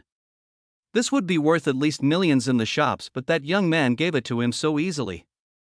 Too bad he didn't get to know him. This was the second time Emo saved his life. At this moment, Emo and Ning Qingxue had left Shinnongjia Mountain District and went into the nearest town. He put down Ning Qingxue and took her to the shop, buying her a t-shirt and long pants as well as a pair of shoes. Then, the two left the town. Where are we going? Ning Qingxue could finally stay with Emo now, and Emo's attitude towards her had changed. There was only joy in her heart. No matter where Emo wanted to go, she would follow. Emo thought for a while before saying, "I still have some things I need to do. After I'm done, I will go Ninghai. I've planted some silver leaf grass there. How about I send you back first and come find you after I'm done?" Ning Qingxue smiled sweetly. "I actually live at Ninghai. Are those precious things of yours called silver leaf grass?" "I know. Before I left, I asked Su Wei to help look after it. Don't worry. I'll go to Ninghai and look after your silver leaf grass and wait for you to come back." Ning Qingxue grabbed Emo's hand like a wife. She was a little worried he wouldn't come back for a long time. Emo thought of the bloodied silver heart grass last time and clutched Ning Qingxue's hands closely. "Qingxue, you're really dumb. You actually used your own body to protect a small grass. What if you're hurt? If I didn't happen to come back last time, I really don't dare to think about the consequences. Even if I kill the entire Song family, so what, MHM? Ning Qingxue replied quietly. She felt sweet because of Yi Mo's concern. After a while, she said, I actually don't regret it. At that time, I only know you liked that grass a lot, but I hurt you again and again.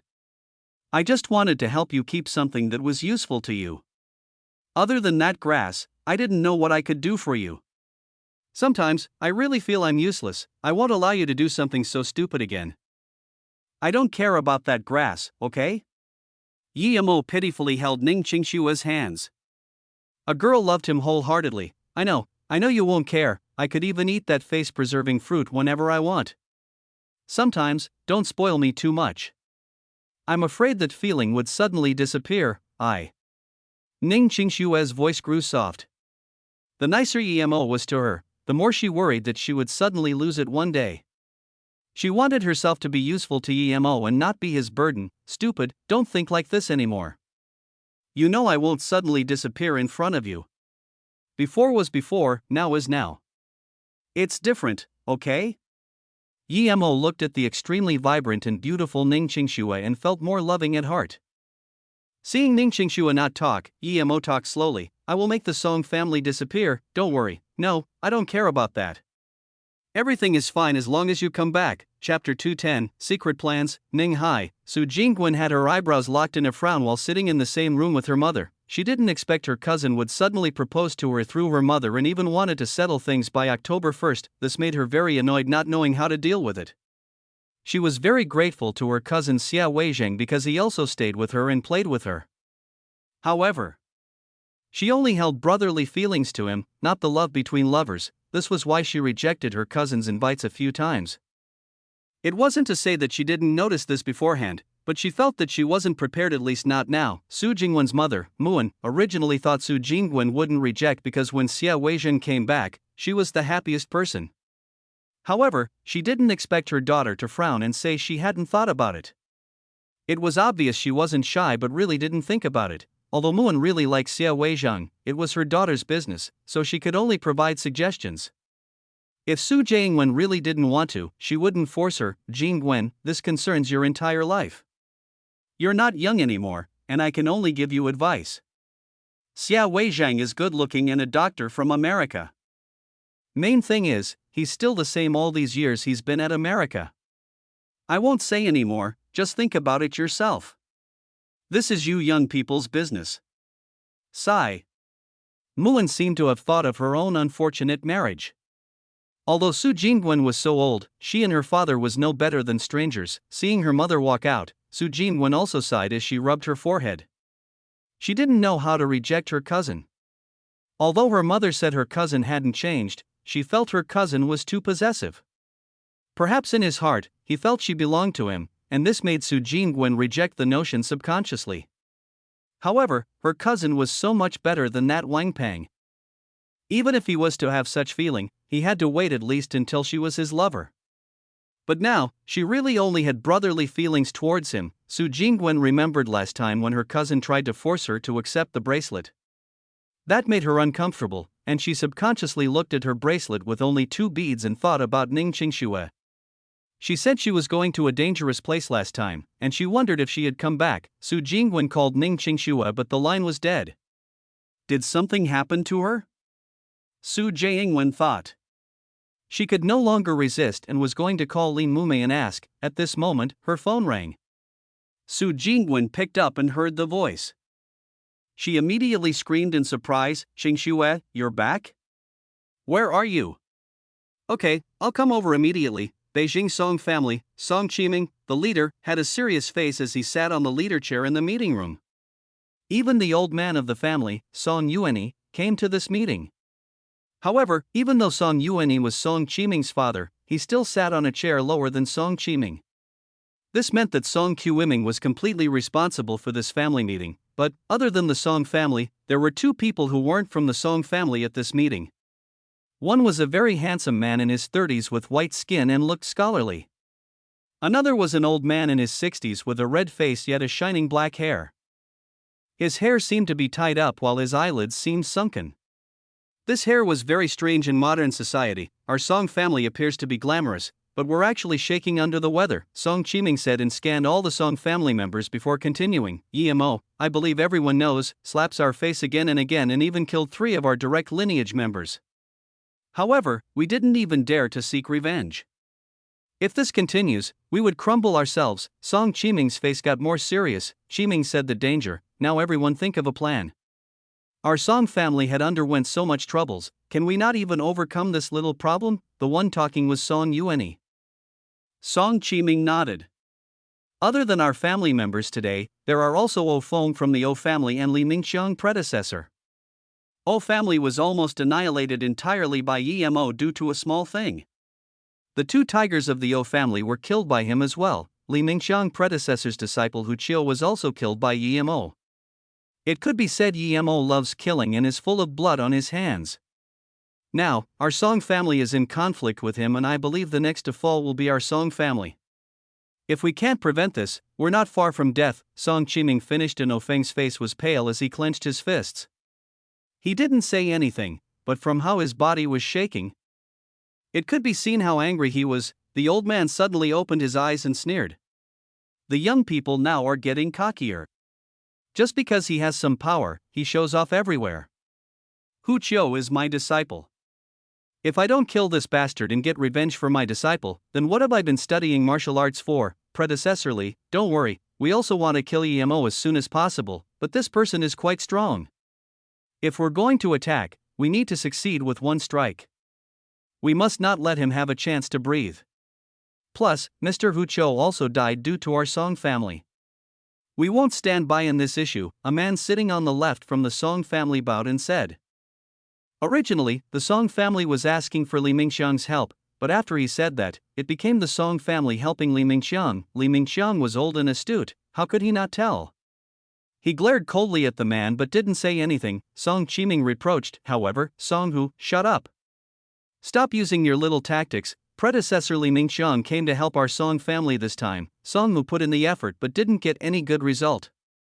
His face burst red as he sat aside not saying anything. Song Hai stood up and said, Leader, predecessorly, this EMO is indeed no ordinary person. Other than predecessorly, no one from our Song family is a match for him. Plus, we can't use proper means against him because he actually became the head instructor of flying snow. However, there is someone who can take him on. If leader wants to see him, I can bring him here immediately. Who? Invite him in quickly. Song Chiming was troubled for not having a way to deal with EMO, but now that someone said they had a way, how could he not be desperate? Although he knew Li Mingxiang was strong, he wasn't sure if Li Mingxiang was enough for EMO. After all, even that tiger from the O family was killed by EMO. EMO was so strong that he was starting to get scary. Plus, he couldn't use the country's power against EMO. Even if he could, was EMO someone who could be fought with numbers? Just when everyone was guessing, Song Hai brought in a skinny middle-aged man. He was in his 40s, triangle eyes, long eyebrows. He walked in the meeting room of a top family in China but was very much at ease. Leader, this is Dongfang Shi. He found us not long ago and wishes to help us against GMO. Song Hai introduced Dongfang Shi briefly and retreated. Song Chiming stood up. Dongfang Shi? Were you the head advisor of Nanqing, the person who led Nanqing to establish a base at Sinop? Dongfang Shi smiled like an ancient man as he saluted with his fists. Indeed, it's me. I didn't expect my humble name to be in the ears of the Song family leader. It's my honor. Please sit, please sit. Song Chiming knew about Dongfang 11. When Nanchang was still struggling to start up and when even Qian Longtu was running around for his life, Dongfang Shi appeared. He settled the score all by himself. Countless plans came from his head and eventually led to the formation of the largest mafia in Asia, Nanchang. It could be said that Nanchang was a mafia that even a country couldn't do anything about. This was all due to Dongfang Shi. Song Chiming heard that Dongfang Shi frequently sigh. I regret not being able to be born in the Three Kingdoms and settle the score with Zhuge Liang and Sima Yi. 1. From this, it could be seen what great goals he harbored. However, under the new political system, he was unable to put his talent to use. He wasn't from a big family, so he couldn't go in the political field. Thus, he could only help Qian Longtu to become a small emperor, but this dream was shattered by EMO. It could be said that the person Dongfang she hated the most now was Yimo. Dongfang she sat down with ease and said, "Is the Song family leader troubled because of Yimo?" Song Qiming had heard so much about Dongfang she's big name. Now that he asked, he said straight up, "Indeed, the Song family is quite troubled now. We can't do anything about GMO, please help us Dongfang brother." Dongfang she smiled. "Since I came to help the Song family. Plus, I already have great enmity with him, even if I don't, I can't bear to see someone so cocky. But before this, I want to know what trump cards the Song family has." 1. TL note, Zhuge Liang was renowned as the smartest tactician, being able to predict the enemy's every move. Sima Yi was the same but slightly inferior to Zhuge Liang. Chapter 211, Killing Through Another's Hands. Song Qiming hesitated for a while and didn't talk. Dongfang she saw this and laughed, then he stood up and said, "In that case, just pretend I never came." "Hold up, brother Dongfang, please sit. There's nothing really I can't talk about. Although we can't use the country's power, but we can pull out some army from the south, north and west side. However, we can't only use the excuse of training them. The time can't be too long, no more than 8 hours." Then, Song Qiming looked at Ofeng and Li Mingxiang and said, "We have 4 yellow level masters. Predecessorly as black level intermediate stage master." Dongfang she sat down and took another sip of the tea. Song Qishan saw that Dongfang she didn't talk for a long while and was a bit unhappy and asked, "What does Mr. Dongfang think about this?" Dongfang she put down the cup and slowly said, "Our country has an ancient saying, know yourself, know the enemy and you can fight 100 battles without losing. I believe the Song family leader knows where Yimo is at now and what he's doing." Song Qiming nodded and said, "Indeed, he took a mission to find something." Dongfang she nodded and said, "Since Song family leader is so genuine, I won't take corners. Yimo probably went out to find some data. Of course, he wouldn't be able to find it." Song Qiming suddenly looked at Dongfang she and coldly said, "How does Mr. Dongfang know about this?" This concerned with the country's secrets, his father only managed to find trace news of it due to his connections all over Beijing. He didn't expect Dongfang she to know as well. Dongfang she didn't seem to see Song Qiming's scary glare and looked at the other members of the Song family but didn't say anything. Song Qiming immediately understood and said, "Song Hai and Shishan stay, Ofeng and predecessor Li Mingxiang please stay.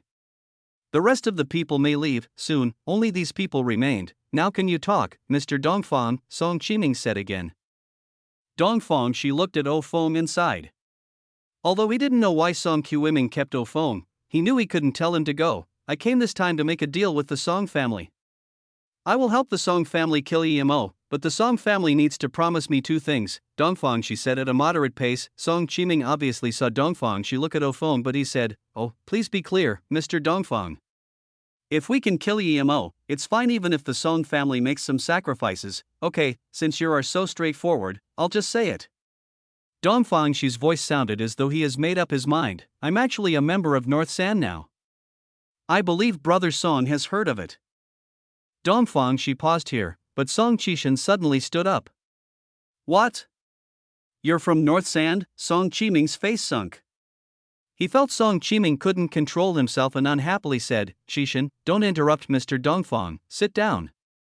But he was quite disappointed. He originally wanted to pull Dongfang she into the Song family, but now, it seemed it wasn't possible. Dongfang she didn't seem to see Song Qishing's shock and continued slowly, "I know the country is very against the North Sand now, but that doesn't affect our deal. I can promise with the help of North Sand, Yimo will have nowhere to escape and eventually be sent to the Song family or die without a complete body." Song Qiming didn't show any emotions and said, "Mr. Dongfang, let's talk about your 2 conditions. First, Yimo captured a few of our North Sand members, please help get them out. Second, after this is done, please return the data Yimo brought back." Dongfang she said these and took the teacup while waiting for Song Qiming's reply without any nervousness. Song Qiming's face sunk and changed for a long time before saying, "The first, I could perhaps get 1 person out. As for the second, that's impossible. That data has been declared top national secret. I can't get it out. Plus, even if it's in my hand, it would be betraying the country if I gave it to North Sand." After Song Qiming finished, Dongfang she's face didn't show any disappointment or unhappiness. He just smiled and said, "Okay, if you can save that woman and draw out the location of the data and defense mechanisms, that's also possible." Dongfang she never expected to get the data from Song Qiming. He also knew that was impossible, but Song Qiming could still draw out where it is. If he couldn't even do that, he has no right to cooperate with him. Dongfang she agreed. Song Qiming turned around and looked one eye at the old man. Dongfang, she didn't feel strange at all for Song Qiming agreeing to his demands. He expected this. Everyone at the scene looked at him, and then Dongfang, she slowly said, Yemo is not just a fighter, he has some intelligence, but his greatest weakness is arrogance. If I didn't take him so lightly last time, he would be dead already. Mr. Dongfang, please enlighten us. Song Qiming didn't doubt Dongfang Shi's words at all. Which famous person didn't know about Dongfang Shi's big name in China? Dongfang Shi nodded and said, I've researched this Yemo. Although he's from the Yi family, he seems to have big problems with them. However, he's quite close with his brother and sister. Do you mean for us to kidnap his sister and brother and use it to threaten him? Song Qishan frowned and said, Dongfang Shi sneered. If it's just that, then there's no need for me. He paused before continuing, although predecessorly is strong, but I believe Yemo is on par with him and he is not someone who can be stopped with numbers. Can you stop predecessorly with numbers? Although Dongfang Shi said that everyone knew he was taking care of Li Mingxiang's face. Although Li Mingqiang was strong, but faced with people and firearms, he wouldn't be able to escape. Dongfang Shi was implying that Yemo was much stronger than Li Mingxiang. Although Li Mingxiang also realized this, he just had a bleak face and didn't talk. Dongfang Shi couldn't be bothered with Li Mingxiang's feelings and said, There are 3 campus queens of Hua Uni. The first is Nie Xuanshuang. She is living in her relative's house, and this relative could be counted as from the Song family. Dongfang Shi looked at Song Qiming and Song Qiming looked at Song Hai. Song Hai quickly said, Nie Xuanshuang is living at Song Fei's house. She is a distant relative of Song Fei. Song Qiming frowned. He had only heard of the name but couldn't think of who the person was now. He didn't understand why Dongfang Shi was talking about this, so he asked, So what? Dongfang Shi smiled. Although Yemo was decisive in killing, he has a fatal weakness, and that is he cares about relationships too much. And he likes to involve himself with annoyances that comes in his eyes. If he saw such a pretty girl like Nie Xuanshuang in danger, would he go save her? Once he saved her, it shouldn't be hard to seduce Yemo with Nie Xuanshuang's beauty, as long as Yemo falls in love with Nie Xuanshuang and even go in bed. Then the later plans will fall into place. Yemo's sister Yiling is also a campus queen of the Hua Uni. I believe she looks very good too. Song Qiming immediately thought of something and his expression became interested. He looked at Song Hai and said, Song Hai, give some water for Mr. Dongfang.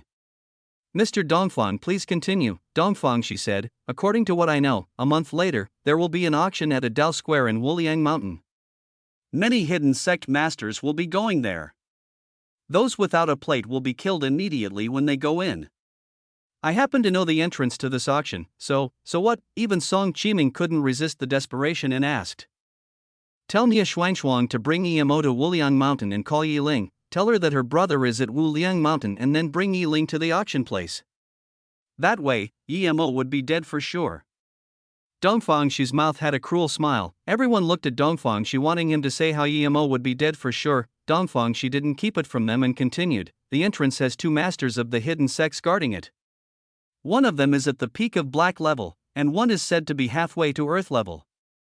The main thing is, these 2 are extremely lustful. It could be said that they are sex demons. Once these 2 see Nie Xuanshuang and Yiling, they would make a move for sure.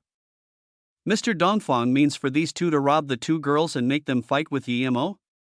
Song Qiming asked. Dongfang Shi shook his head.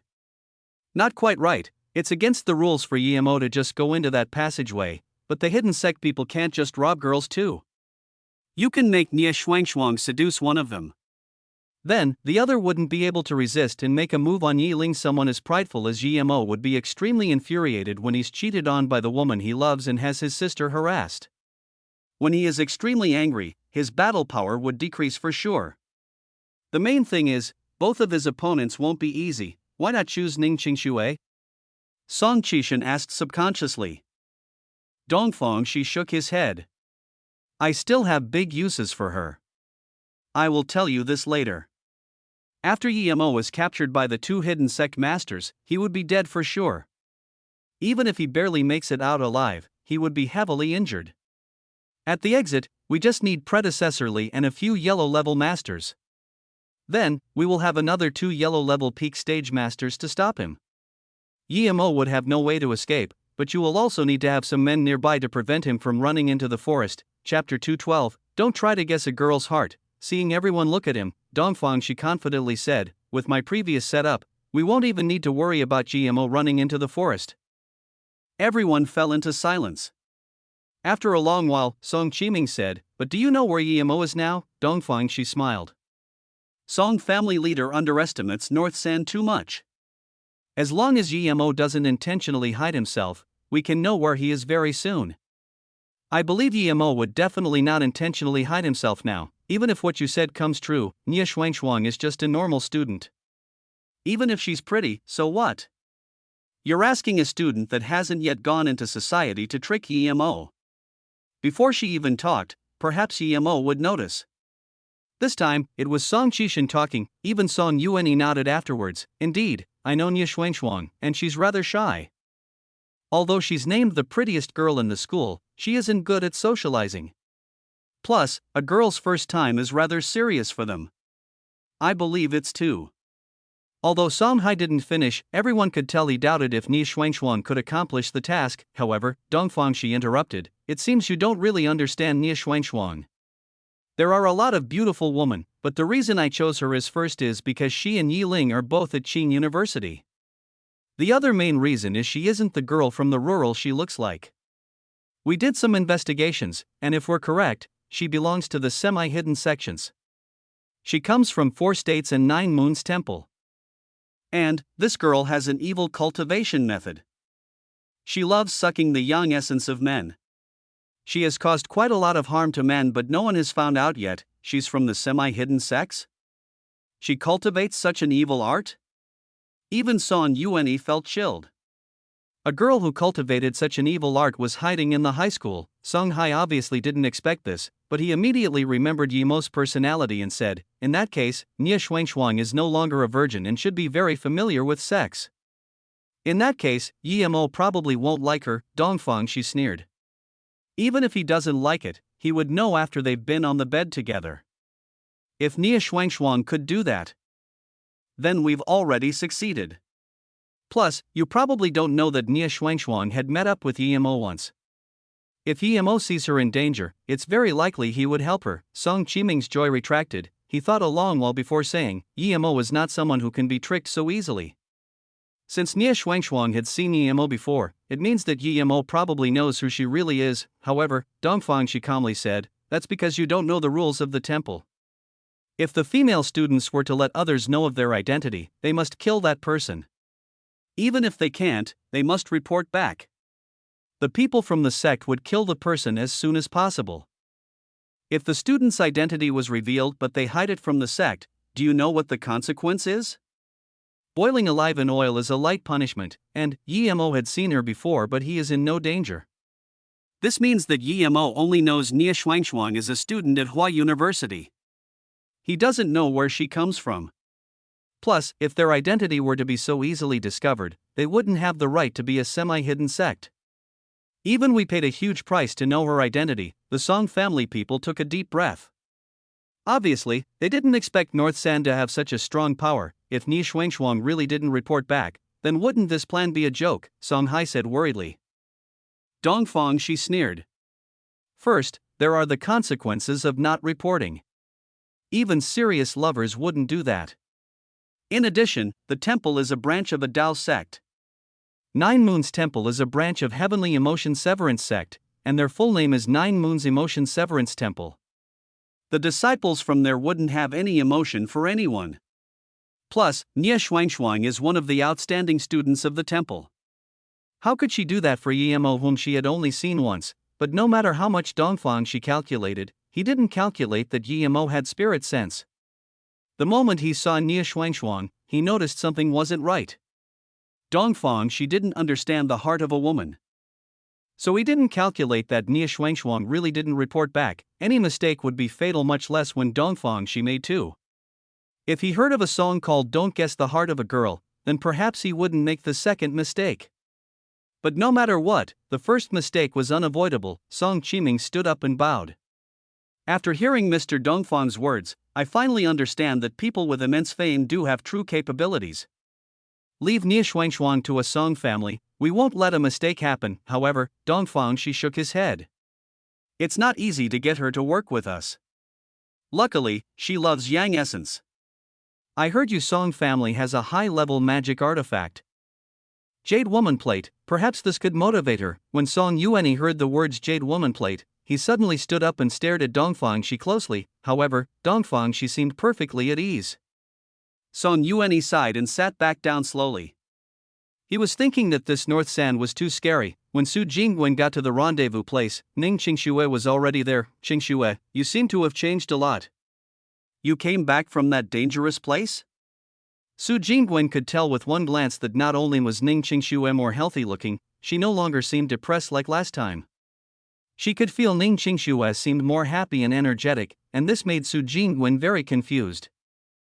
MHM.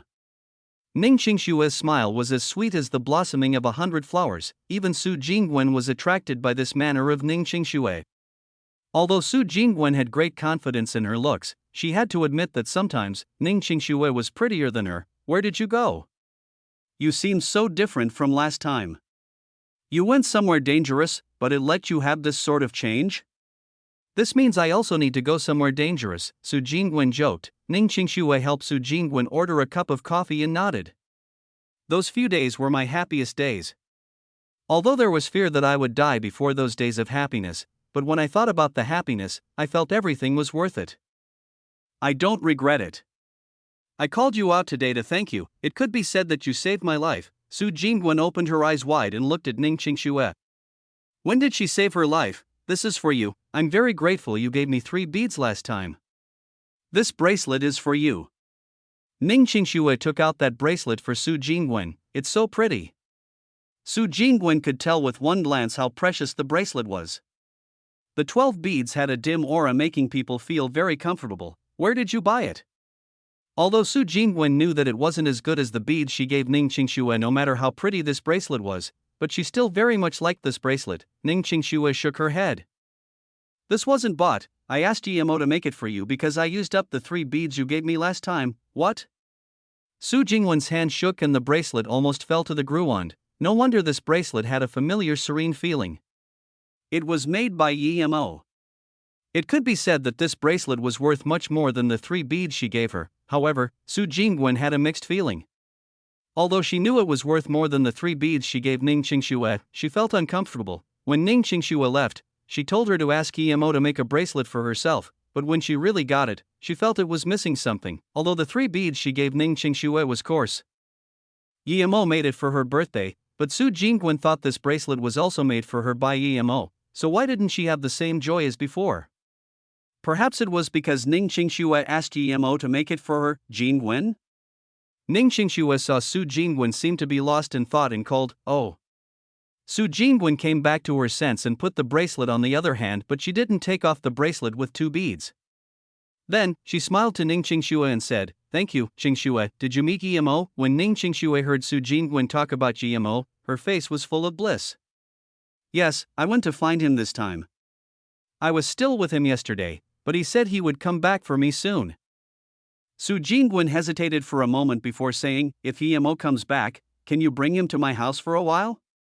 My mom wants to thank the person who saved her life." So, Ning Qingxue said without hesitation, "Sure, I'll ask him when he comes back, but I'm sure he will agree." How do you know? I feel Yemo has his own judgment. Sometimes, he wouldn't be affected by the outside world. Su Jingwen was speaking the fact. Before Ning Qingxue went to Shenongjia, she knew more about Yemo than Ning Qingxue. And she knew that Ning Qingxue seemed to be together with Yemo but really wasn't. Ning Qingxue's eyes turned to that of longing and said after a moment, "Because I know. He wouldn't reject my words." Chapter 213, Returning to the Sky Ditch. After the fight with Bienpa, Yemo knew that his power compared to top masters was a far cry. Although he almost died, he still benefited some. Other than getting the face-preserving fruit and the 1,000-year snow lotus seeds, he had a better understanding of himself. His current power was at most the same as black-level peak stage ancient martial artists. Yemo had opened the snow lotus and checked. There were 9 seeds, but the rest were gone. Perhaps they were eaten by birds or fell off themselves. However, Yemo was already very satisfied with 9. He just needed a cauldron to concoct pills. After sending Ning Qingxue away, he bought a ticket to Guilin. After all, the things he was doing now was too dangerous. It would not be very convenient to take Ning Qingxue with him. Yemo took the train due to a few reasons.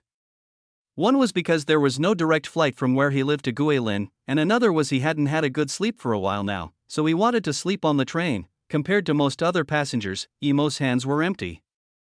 Other people all had big or small bags, so when Yemo was getting his ticket check, people subconsciously stayed away from him, but Yemo didn't care about that. Just when Yemo was getting his ticket checked, a voice called out to him, "Is it Yemo ahead?"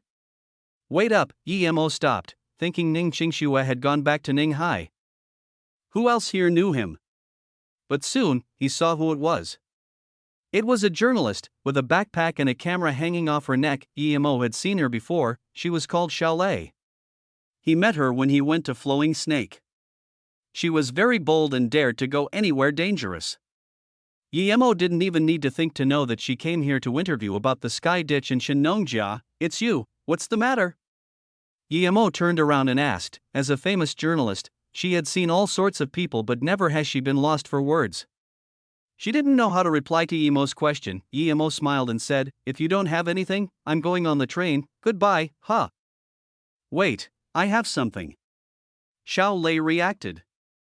Yemo was her hero, the hero who saved her life. She finally met him, so how could she let him go just like that? "What's the matter?" Yemo wasn't in too much of a rush. There were a few minutes before the train drove off. "Yes, oh, by the way, I haven't been able to thank you last time for saving me. I finally met you now, so I want to invite you to food." Then, she realized she was really dumb.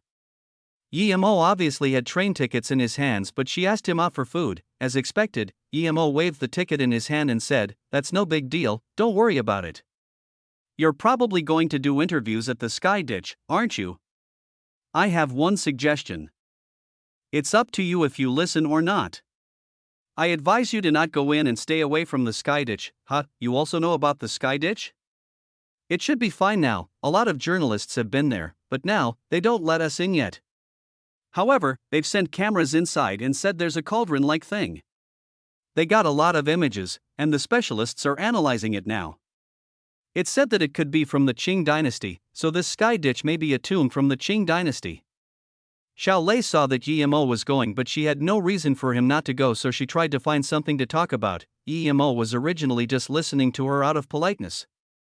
After all, it would be too rude to walk off when she was talking.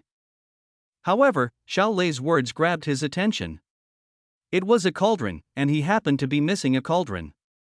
He just didn't know if it was for concocting pills. Thinking about this, Yemo asked, "Do you know how big the cauldron is?" Seeing that Yemo seemed to be interested in this, she quickly said, "We don't know yet now, but I have some pictures now."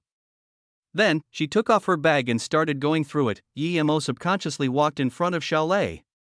His heart was pumping. If that cauldron in the Sky Ditch really was a concocting pill cauldron, then he wouldn't need to go look for one. Although Yemo had the material to craft a cauldron too, the cauldron he made with his current power would be far from enough to concoct pills such as face-preserving pill. Moreover, the materials to make the cauldron were relatively precious and hard to find. Xiaolei squatted on the ground, and the stunning view at her collar was exposed.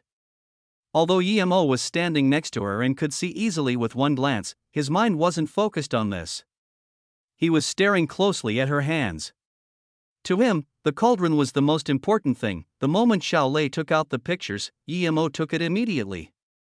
Although it wasn't very clear, but it could be seen that it was indeed a cauldron. Although it wasn't clear, he saw a ditch next to the cauldron. That was where the waste went. This was a concocting pill cauldron for sure. Yemo's heart thudded with joy.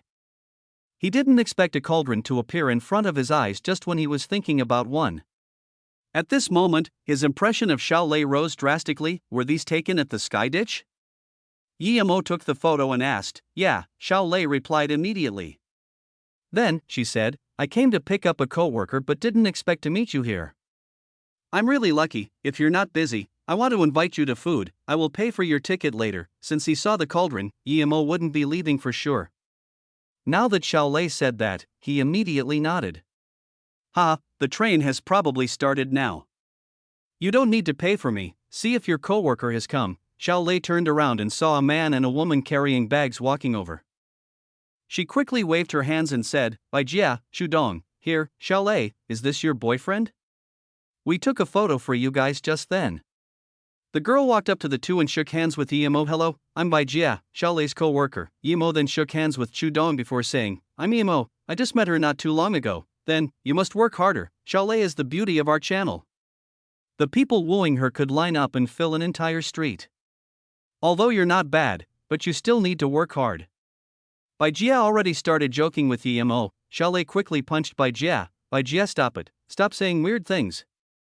Let's go, food is on me today. Yimo saved my life. It's not what you think, Chu Dong remembered and quickly said, Yimo, is he the master who saved you last time at Flowing Snake? I've been longing to see you. Even Bai Jia looked at Yimo differently. Obviously, his value was many folds higher now. Xiaolei pulled them away helplessly.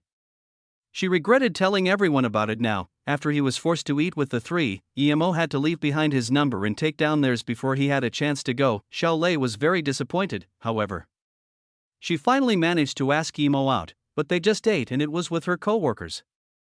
There was no development at all. No way, Xiaolei, you really into him? Bai Jia saw the lost face Xiaolei had after Yimo left and joked. Xiaolei shook her head. She didn't really like him, but it was a feeling she couldn't describe. Compared to Yimo, the Wang Qianjun who left her behind was trash. However, she knew that no matter from which aspect, she was much worse than Ning Qingxue. And Ning Qingxue was his legal wife. If she didn't happen to meet him today, she wouldn't go look for him. Let's go, I'll tell you guys about the sky ditch. If we're successful, perhaps we can go in this afternoon. There's not only journalists from our channel, so the competition is very intense. I hope we can make the most fascinating report and beat the other channels, Xiaolei said. When Yimo returned to the Shenong Jia, it was surrounded by troops with real guns. Many machines were digging. And any obstacles were removed. By the looks of it, perhaps it would only take half a day before they neared the sky ditch. The journalists surrounded the outside tried to take photos. Yimo noticed that there were some masters here, but the highest one was only black level elementary stage. He could avoid them with invisibility as long as he didn't use chi. It was only a few minutes and Yimo got by the machines and came to the sky ditch again. Although it was just tens of meters away from the outside open space, the sound seemed to be turned off as soon as he came here. Everything was dead silent. Chapter 214, Shenong, a bleak wind flew past Yimo's ear. Yimo immediately knew this wasn't wind but something real. His spirit sense scanned and there was a faint shadow in the sky ditch. At this moment, the digging sound from outside seemed louder. Yimo scanned his spirit sense in the sky ditch. There was an area of about 70 meters. There was a stand, but he couldn't see what was below the stand. Although Yimo didn't really believe ghosts and ghouls, he wouldn't believe the words of those bullshit specialists. Each time there was an unexplainable phenomenon, it would be due to magnetic fields or some other bullshit. There were too many unexplainable things in the world, and Yimo, who came from the cultivation realm, knew more unexplainable things there. In Yimo's view, this was due to there being less spirit chi in the world. Spirit chi could make everything grow and become intelligent. Without spirit chi, the things in the world would lose its special attributes. Although Yimo felt there was an evil spirit he couldn't see here, he didn't mind. His spirit sense could feel it. Plus, this evil spirit had a natural fear towards him. Yimo jumped down the sky ditch and landed on the stand. He immediately saw a camera and threw a fireball without hesitation, burning the camera to ashes. He jumped from the stand and landed on the ground. As soon as he did, he saw numerous bodies. They died not long ago. This place was indeed strange. He scanned out his spirit sense. This place wasn't like what Xiaolei said, an ancient tomb. It was a dried-up river bed. There were stones and sand everywhere. There were also some ancient bones and rotten plants. Yimo cared about the cauldron the most. He found the cauldron very soon at another stand. It was left there alone. Yimo came to this stand and just when he wanted to pick it up, he felt an animosity struck from beside. He immediately knew it was that evil spirit before. Even Yimo didn't know what it really was. If it was a ghost, why did it have a shadow? If it was an animal, why could it only be seen by spirit sense? Yimo's main purpose here was the cauldron, but now that he was attacked by the spirit, he was furious. Plus, this thing scared Ning Qingxue before. Perhaps the numerous corpses here were related to it. killing intent rose as he immediately surrounded the shadow with his chi and threw multiple fireballs at it. It seemed that the evil spirit could only scare people and disappear. When it met a real cultivator like Emo, it couldn't resist at all. There was a sharp shriek and it turned to dust. Emo was disappointed. It was that easy?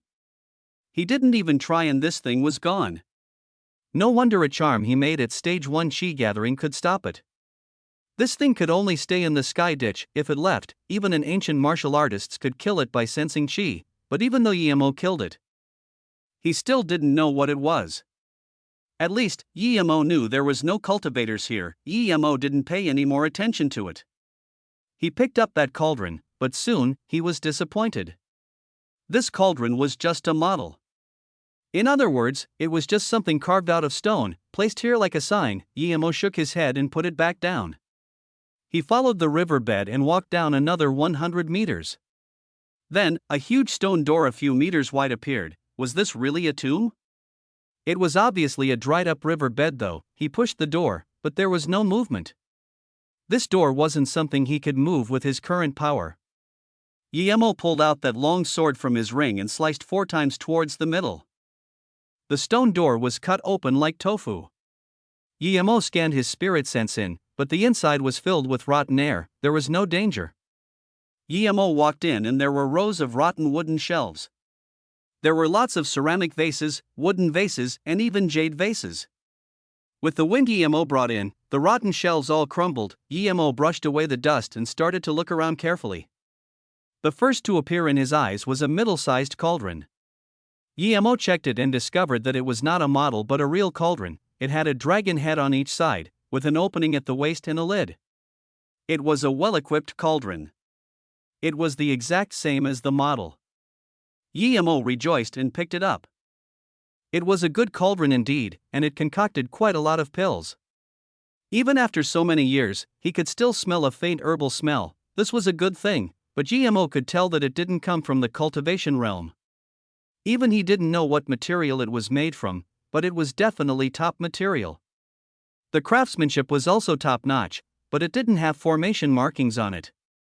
Obviously, it wasn't used in the cultivation realm, but Emo had the feeling this cauldron wasn't so simple. Emo gathered the situation and made a guess.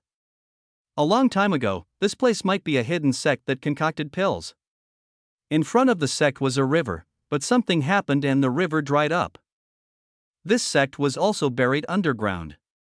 Pity he only got a cauldron. Emo washed the cauldron clean, which showed an ancient model. Then, Emo found the word Shin-nong at the bottom. Was this the cauldron used by the ancestor of Chinese Shin-nong? If that's the case, then this cauldron was worth a fortune. Luckily, he came here first. With the cauldron, he could do many things. As long as he had enough herbs, he could concoct pills. This way, he would cultivate much faster. Emo looked around the herbs that turned to dust around him and felt heartache. It was such a pity. He looked around carefully, but there really was nothing here. Emo was satisfied he got a cauldron here and was prepared to leave. But at this moment, he turned around and saw that a stone person had appeared at the door. Emo frowned. Did he not see it before? Also, he didn't take care when he went in. He didn't seem to remember seeing this stone person. This stone person seemed to have appeared after he took the cauldron. Indeed, this was quite eerie. Even so, Emo didn't care. He already destroyed an evil spirit just then, so he wouldn't care about a mere stone person. Emo walked over and scanned with his spirit sense. This stone person didn't have anything peculiar, and below it seemed to be an incense pot. Emo walked in front of it and carefully moved the stone person away. However, as soon as Emo moved the stone person, he felt the ground shake. Not good. If Emo still didn't know this stone person was a trap switch by now, he would be too dumb. As soon as the thought appeared, Emo heard a large rumble from outside. Emo scanned his spirit sense. The sky ditch collapsed again, and it was still reaching in. Emo immediately understood that if he didn't get out in time, he would be buried alive. Even though he was stage 3 chi gathering, it would be very hard to climb out of the earth after being buried 1 to 200 meters underground. This place wasn't the desert, it was full of mud and rocks instead. However, Emo didn't worry. Even if he was buried, it would just be hard getting out, but it didn't mean he couldn't. Waves of mud fell. He knew it wasn't plausible to leave through the stone door since it was probably filled up already. Emo turned and ran inside. There were rotten wooden shelves and herbs everywhere.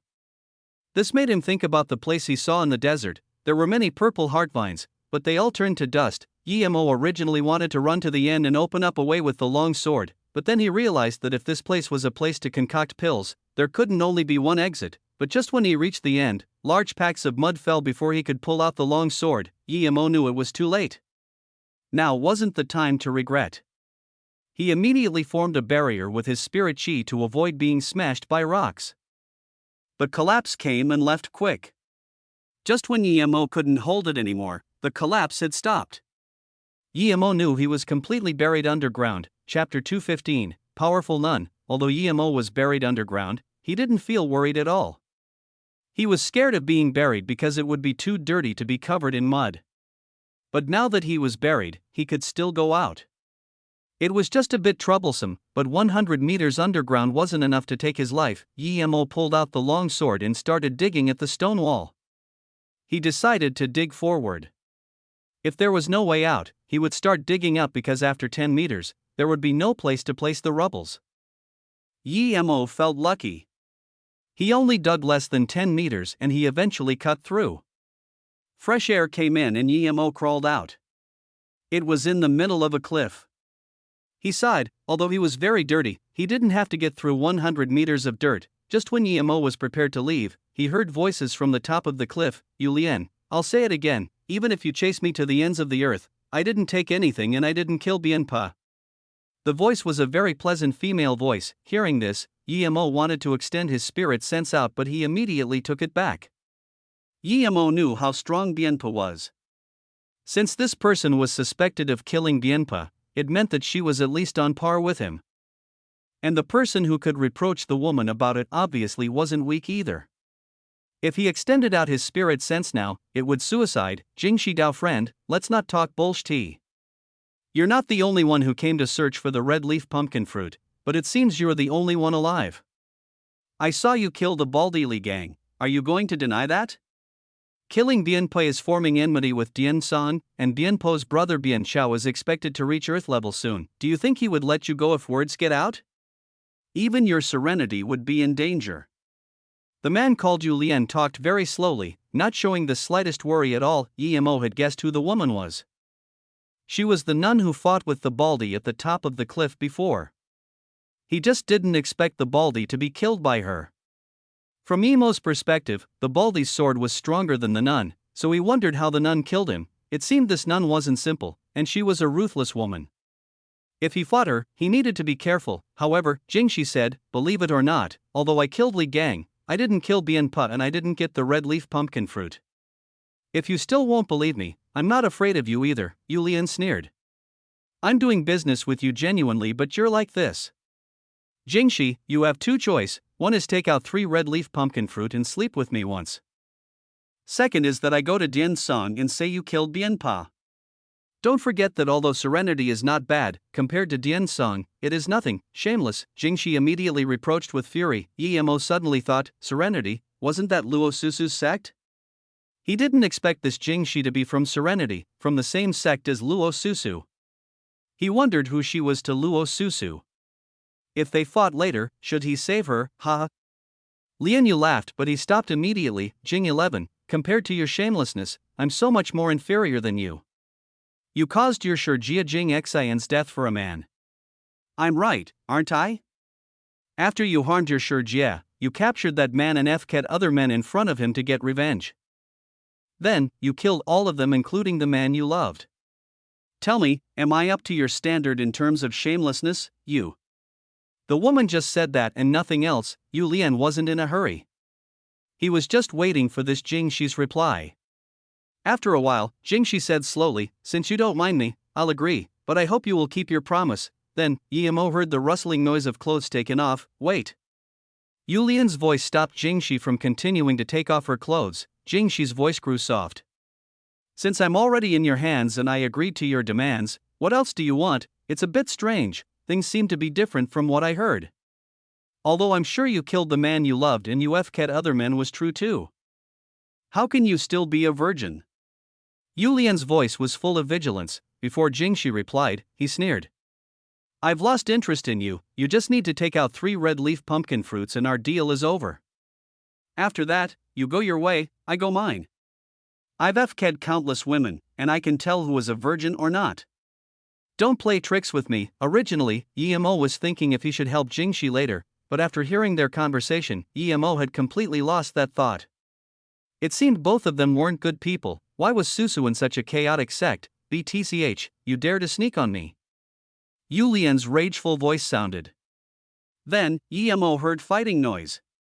From the sound, Yemo could tell Yu Lian used a sword and wasn't any bit inferior than Jingxi. Yemo had to hand it to Jingxi. Although he didn't know how she killed the triangle-eyed Baldy, she could still fight on par with Yu Lian after killing an Earth-level master. It could be seen how tenacious she was. He didn't dare to reach out his spirit sense, nor did he dare to climb up and watch, so he sat down. He would leave after the 2 was done. The clash of weapons were getting more frequent, then less frequent until it eventually stopped. Yemo waited another hour before extending his spirit sense up. The woman was gone and only the body of Yu Lian remained. Yemo climbed up the cliff. Yu Lian's throat was shattered by the horsetail whisk.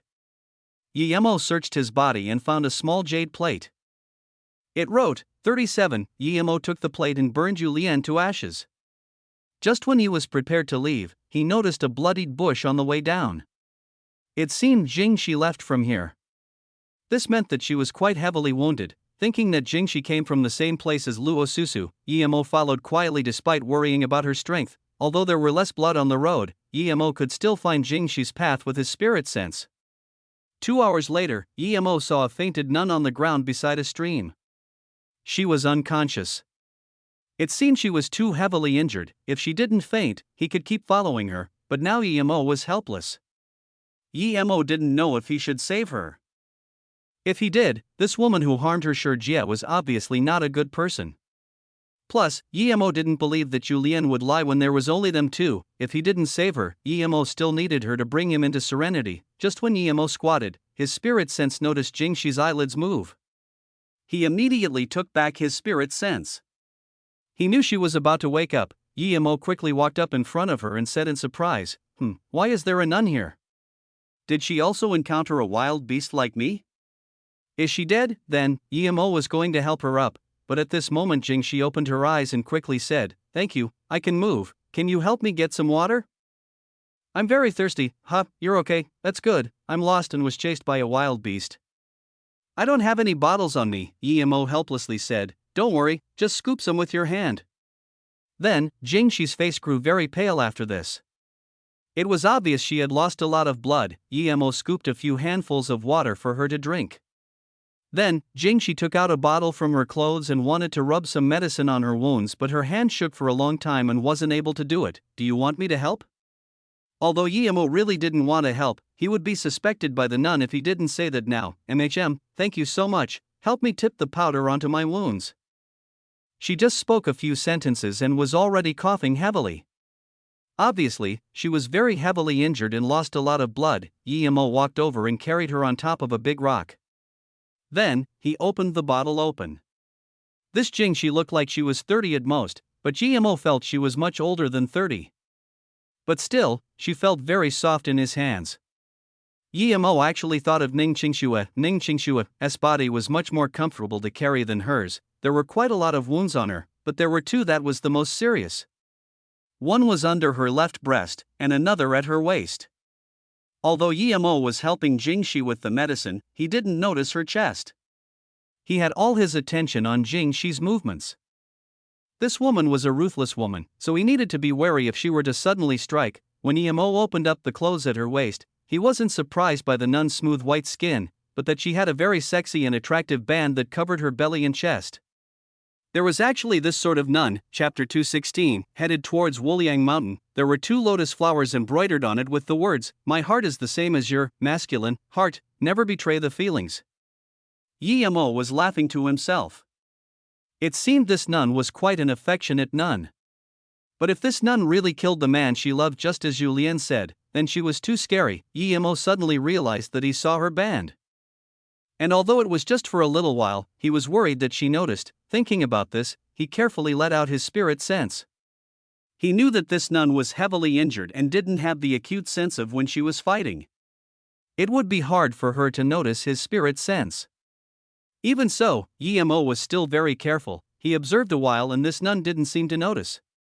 It was just that her face was a little pale, and eyes were sunken. Yemo was slightly relieved. The nun's wound was near the band. Regardless, Yemo was prepared to rub the medicine there. The moment he lifted up the nun's band, he noticed a blink of killing intent flash across the nun's eyes. Yemo sneered. She was a ruthless one indeed. He was treating her wounds, but she wanted to kill him. He needed to be more careful later. Yemo's finger moved and a small grass from his ring fell into his hand. He lowered his head to block the nun's vision and took out the juice of the grass and added it into the nun's medicine before applying it to her wounds. Finally done. Yemo gasped a sigh of relief and looked up. This number actually blushed a little and said in a quiet voice, "Thank you, if it wasn't for you, I will be dead for sure." Obviously, she was very shy when talking. It meant that she had her private areas seen and had the embarrassment of a woman. Yemo had goosebumps all over his body. This nun was so much older than him, but she still acted young. Yemo looked and shivered. Such a scary woman, her acts were so natural. If Yemo didn't see the killing intent in her eyes before, perhaps he would even believe her. At this moment, he thought about Nia Shuangshuang. Both women had the natural talent in acting, but Nia Shuangshuang was far from this nun. Seeing Yemo looking at her dazed, the nun thought this young man was shocked by her looks. More killing intent surged in her heart. He looked at her skin. Did he still want to live? And he had such lustful gazes. However, her face blushed more with embarrassment. She still needed him now. "I haven't asked for your name yet?" "You saved me life." "I?" Jingshi stuttered as though she really didn't have a way to pay Yemo back for saving her life. Yemo waved his hand and took back his gaze. "It's my honor to save a beautiful woman like you. You don't need to pay me back. I'm called Dehu." "I wonder what your name is." Yemo thought of Rhu at Luotsang and just came up with the name Dehu. Thank you, Dehu. I'm called Jing Zier. I was wanting to collect some herbs here, but I met some bad people. I was stabbed by them. Luckily, I had some martial arts and I barely escaped here, Jingshi said shyly. Yemo thought of her contemptuously. She wasn't too dumb, copying my excuse of being chased by wild beasts. However, his face immediately showed shock. "This means you know martial arts?" "I heard that there are many masters hidden in places, Sister Zier. Are you a master hidden from the normal world too?" Yemo thought. "Since you want to act young and naive, I will let you act that way." Whatever Jingshi said, he would act with it. As expected, Jingshi acted embarrassed again, making people feel as though she hadn't talked with a man for a long time. Each time she spoke, it was as though she couldn't control her embarrassment. She looked down and said, "I'm no master, I've just learnt a few moves from my master." "My master is a real master." She wanted him to ask her to study martial arts. Yemo rejoiced and nervously asked, Sister Zier, does your sect take male disciples?" "I've had a fervor towards martial arts since I was young." Hearing Yemo's words, there was a look of realization in Jingshi's eyes, but she said, "I can go ask for you, but if your talent isn't good enough, there's nothing I can do. Worst comes to worst, when I get better, I can teach you a few moves in secret. How about this? Where do you live? I'll send you back." "It's too dangerous here." Then, Yemo looked nervously at her. He was really nervous this time because if this nun agreed, he would know where Luo Susu is. Jingshi frowned and sneered. He took the bait. But soon, she looked up with embarrassment. "Our temple is at Wuliang Mountain. It's just a bit far. I think it might be troublesome for you." "It's actually at Wuliang Mountain." Yemo was quite surprised. Although he knew there were hidden sects there, he didn't expect Serenity to be there too.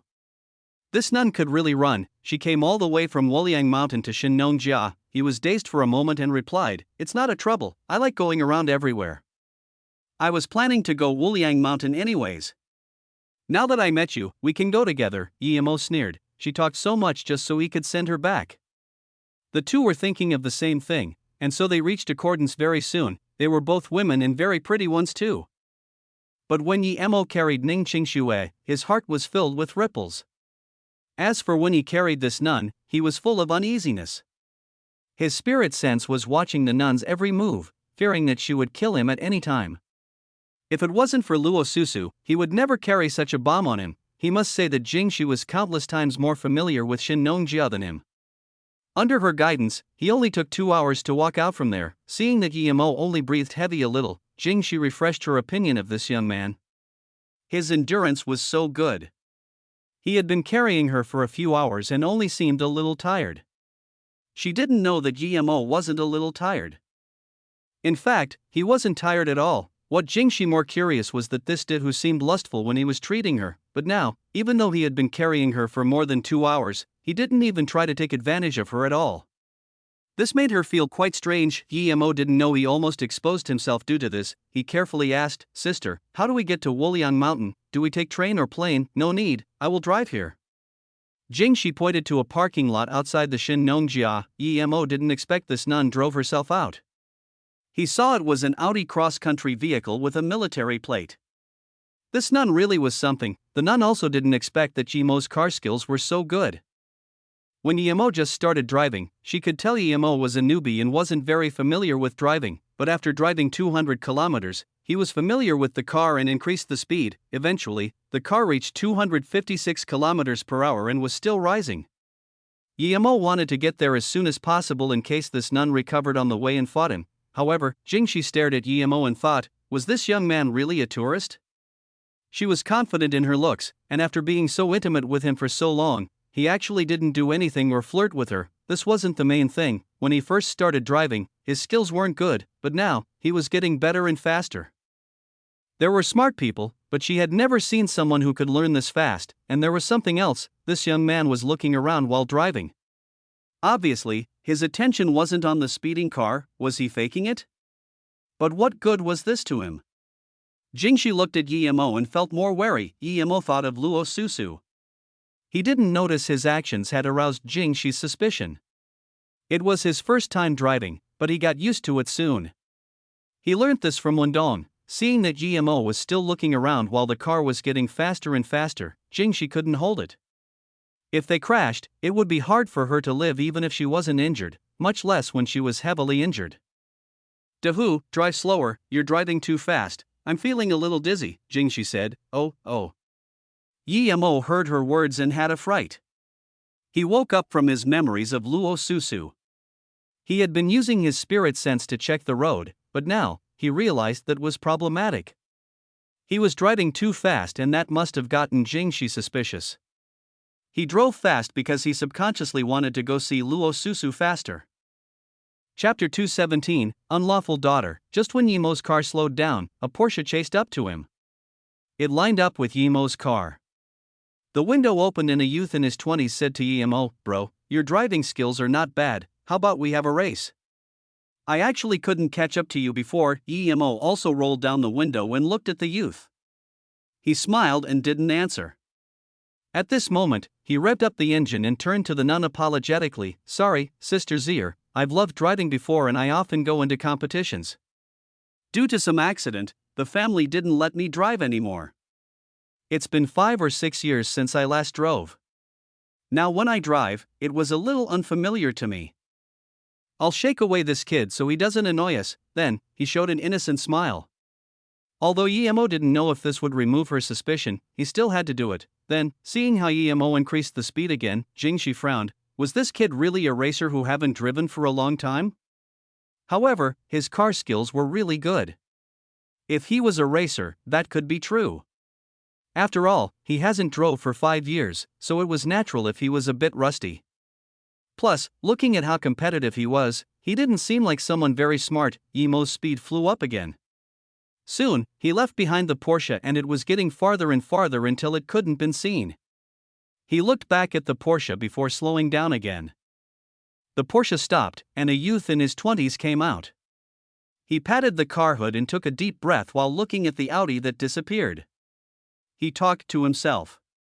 "This guy really is a maniac. I suspect he's a professional racer." Beijing Song family, Song Qiming and Dongfang Shi were talking when Song Hai suddenly ran in. "What is it?" Song Qiming understood Song Hai's personality.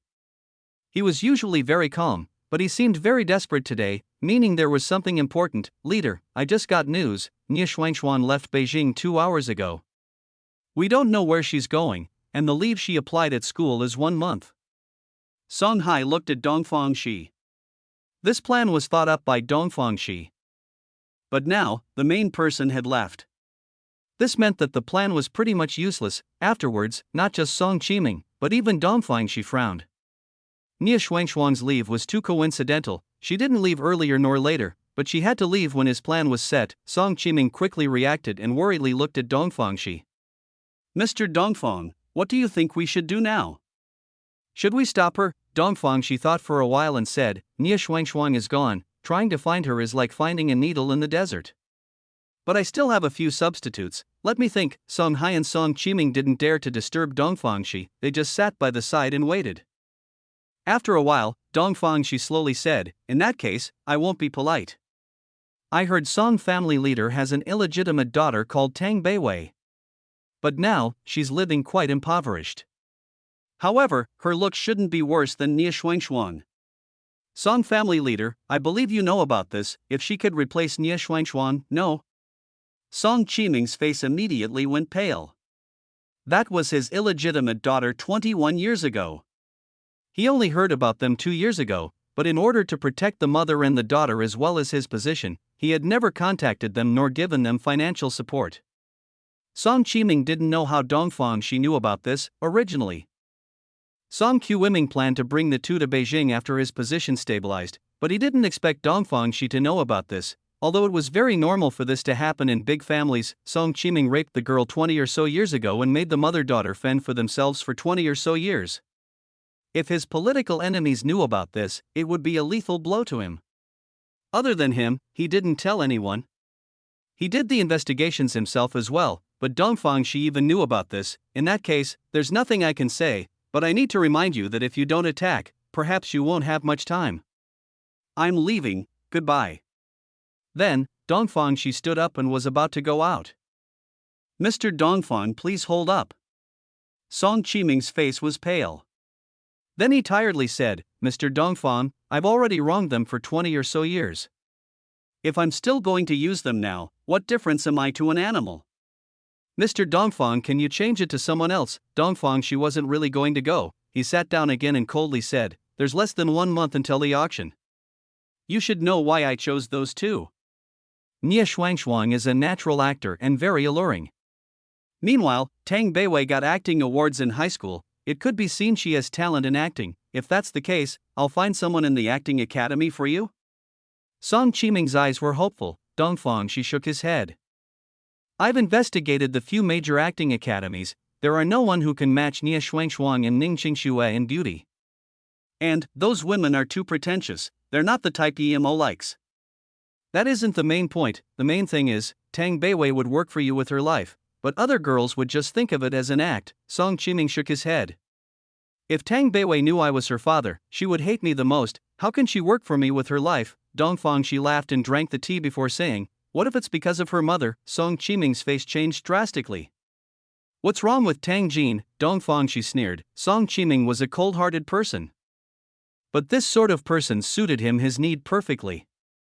Song Qiming looks very worried, but in his heart, since when did he care about them? However, he slowly said, Tang Beiwei's mother is living in the hospital due to a heavy illness half a year ago. Now, the family is piled with debt. Although Tang Beiwei is working 3 jobs, she still can't pay for the heavy medical fees. If the Song family tells Tang Beiwei that they could solve these problems for her as long as she agreed to help, I believe she will agree 100%. Dongfang Shi would have never thought that after Nia Shuangshuang left and he found a substitute, his plan had no flaws anymore. Seeing Song Qiming being indecisive, Dongfang Shi seemed very at ease. He wasn't worried at all that Song Qiming wouldn't agree. He would agree to his current wife and daughter, much less his illegitimate daughter. He understood Song Qiming very well. If there had to be a hole in the plan, it would be EMO. He had never seen EMO, so all of the info about GMO was based on other people's research. Tandu was a place famous for its beauty. Many rich people liked to settle here, but a few months ago, there was a big explosion here. Not only did it blow up the most luxurious mansion, but it also killed everyone inside. From then, the rich people started to move away. They felt Tandu was a dangerous place.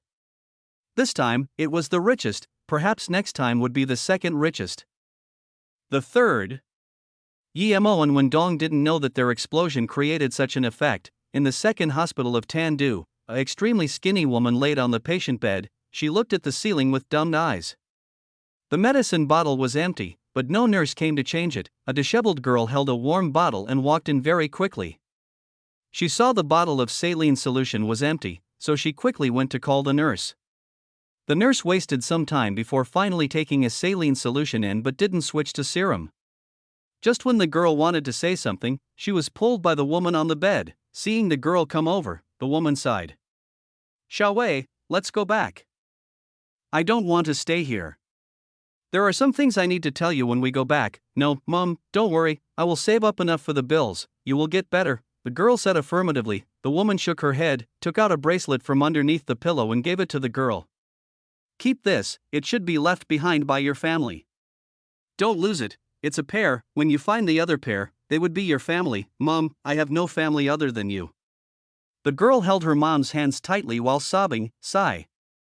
The woman on the bedside. After a while, she said, "I'm afraid I won't be able to hold on someday. There are some things I need to tell you." Chapter 218. The honest person isn't honest. The woman waved her head powerlessly and slowly said, 21 years ago, I went to Beijing myself. I was a few months pregnant back then, and I tried to find the man who ditched me. He knew I was pregnant but just left me some living fees and ignored me. I stayed in Beijing a while and finally knew he was the elder son of a big family and had a wife. His son was already over 10. I was really sad and angry at the same time, and that caused me to fall ill. Mom. The girl grabbed the woman's hands and worriedly called out. The woman on the bed had melancholic eyes as she continued, "At that time, I lived in a temple. The head monk was very nice, and he got doctors to save me. But I lost the child in my stomach." Hearing this, the girl was more anxious. Her mother lost her child. Who was she then? The woman seemed to know what the girl was thinking and sadly said, "At that time, I rather died than lived. Although my body recovered, but I had no desire to live. The head monk saw my desolation and tried to convince me. Later, when I was fully recovered, I wanted to become a nun. But at this moment, the head monk brought a girl that was barely one. He said someone left her at the door of the temple. The girl seemed to have understood something. Her face was pale. Was it not her mother in front of her? "Sai, Beiwei, you are not my biological daughter. I don't know who your parents are either." At that time, the head monk just brought a jade bracelet and said 2 children were brought to the temple, but I don't know where the head monk sent the other. I was troubled at heart then and didn't ask. I heard the child was taken away by a young couple that came to burn incense. Mom. The girl's eyes were red and swollen as she grabbed the woman's hand and said, "Mom, no matter what, you are my mother, you are my only kin in this world." The woman caressed the girl's hand amiably and said, "Beiwei, I might not live for long. Remember, the temple is called Luohong Temple. The head monk is called Wu Shan. When you go to Beijing, you need to go look." Then, when the woman was about to fall asleep, the girl quickly positioned the woman well and stood up. She didn't care about her birth, she just wanted to gather money to treat her mother. "May I ask, are you Tan Beiwei?" A middle-aged man walked into the room and asked. Tang Beiwei looked up with confusion at the man and nodded. "Yes, what's the matter?" The middle-aged man showed an amicable smile and said, "I have some things to discuss with you privately. Do you have the time?" Tang Beiwei frowned. She had never seen this person before, but she didn't mind talking to him privately since she had nothing at hand. It was 3 at night and Yimo's car had arrived at a private mansion near Wuliang Mountain. What Yimo didn't expect was that this was the nest of Jingxi. Despite Jingxi saying this was her relative's place, Yimo didn't believe it at all. This woman thought of him as an idiot. Since he came, he would keep notice of Jingxi all the time even when she showered. This wasn't the time to be a gentleman. He knew that this Jingxi might be suspicious of him a little. Regardless, he couldn't relax. He must say that although she wasn't young, she still kept her looks as though she was a girl in her 20s. When she took off her clothes, her curves were very distinct, and her skin was milky white. The 2 big boobs on her chest didn't sag down at all. It was strangely tall standing. Yimo carried this woman before and knew how smooth and elastic her skin was. Sometimes, Yimo even doubted himself, thinking perhaps Jingxi was only 20, and he saw that most of her wounds had formed scabs, meaning her powder was quite potent. She was very precise when taking a shower, rubbing herself carefully and even looking at herself in the mirror. Yimo thought that this woman really loved beauty, but she was beautiful indeed. Looking at a naked woman showering with his spirit sense, even though he knew she was quite old and ruthless, he couldn't help but feel a little aroused. Just when Yemo thought nothing would happen and was about to take back his spirit sense, the nun started to feel her waist. It was the place Yemo tipped the powder. Yemo immediately began to worry. Was she that smart? Did she notice he did something there? She put her finger on it, felt it, and then smelt her finger. Yemo saw her frown and his heart started to beat faster, thinking this nun was so astute. However, he felt slightly relieved. She eventually didn't do anything out of the ordinary. She also took off her hand and felt it before carefully putting it aside. She seemed to treasure that band a lot.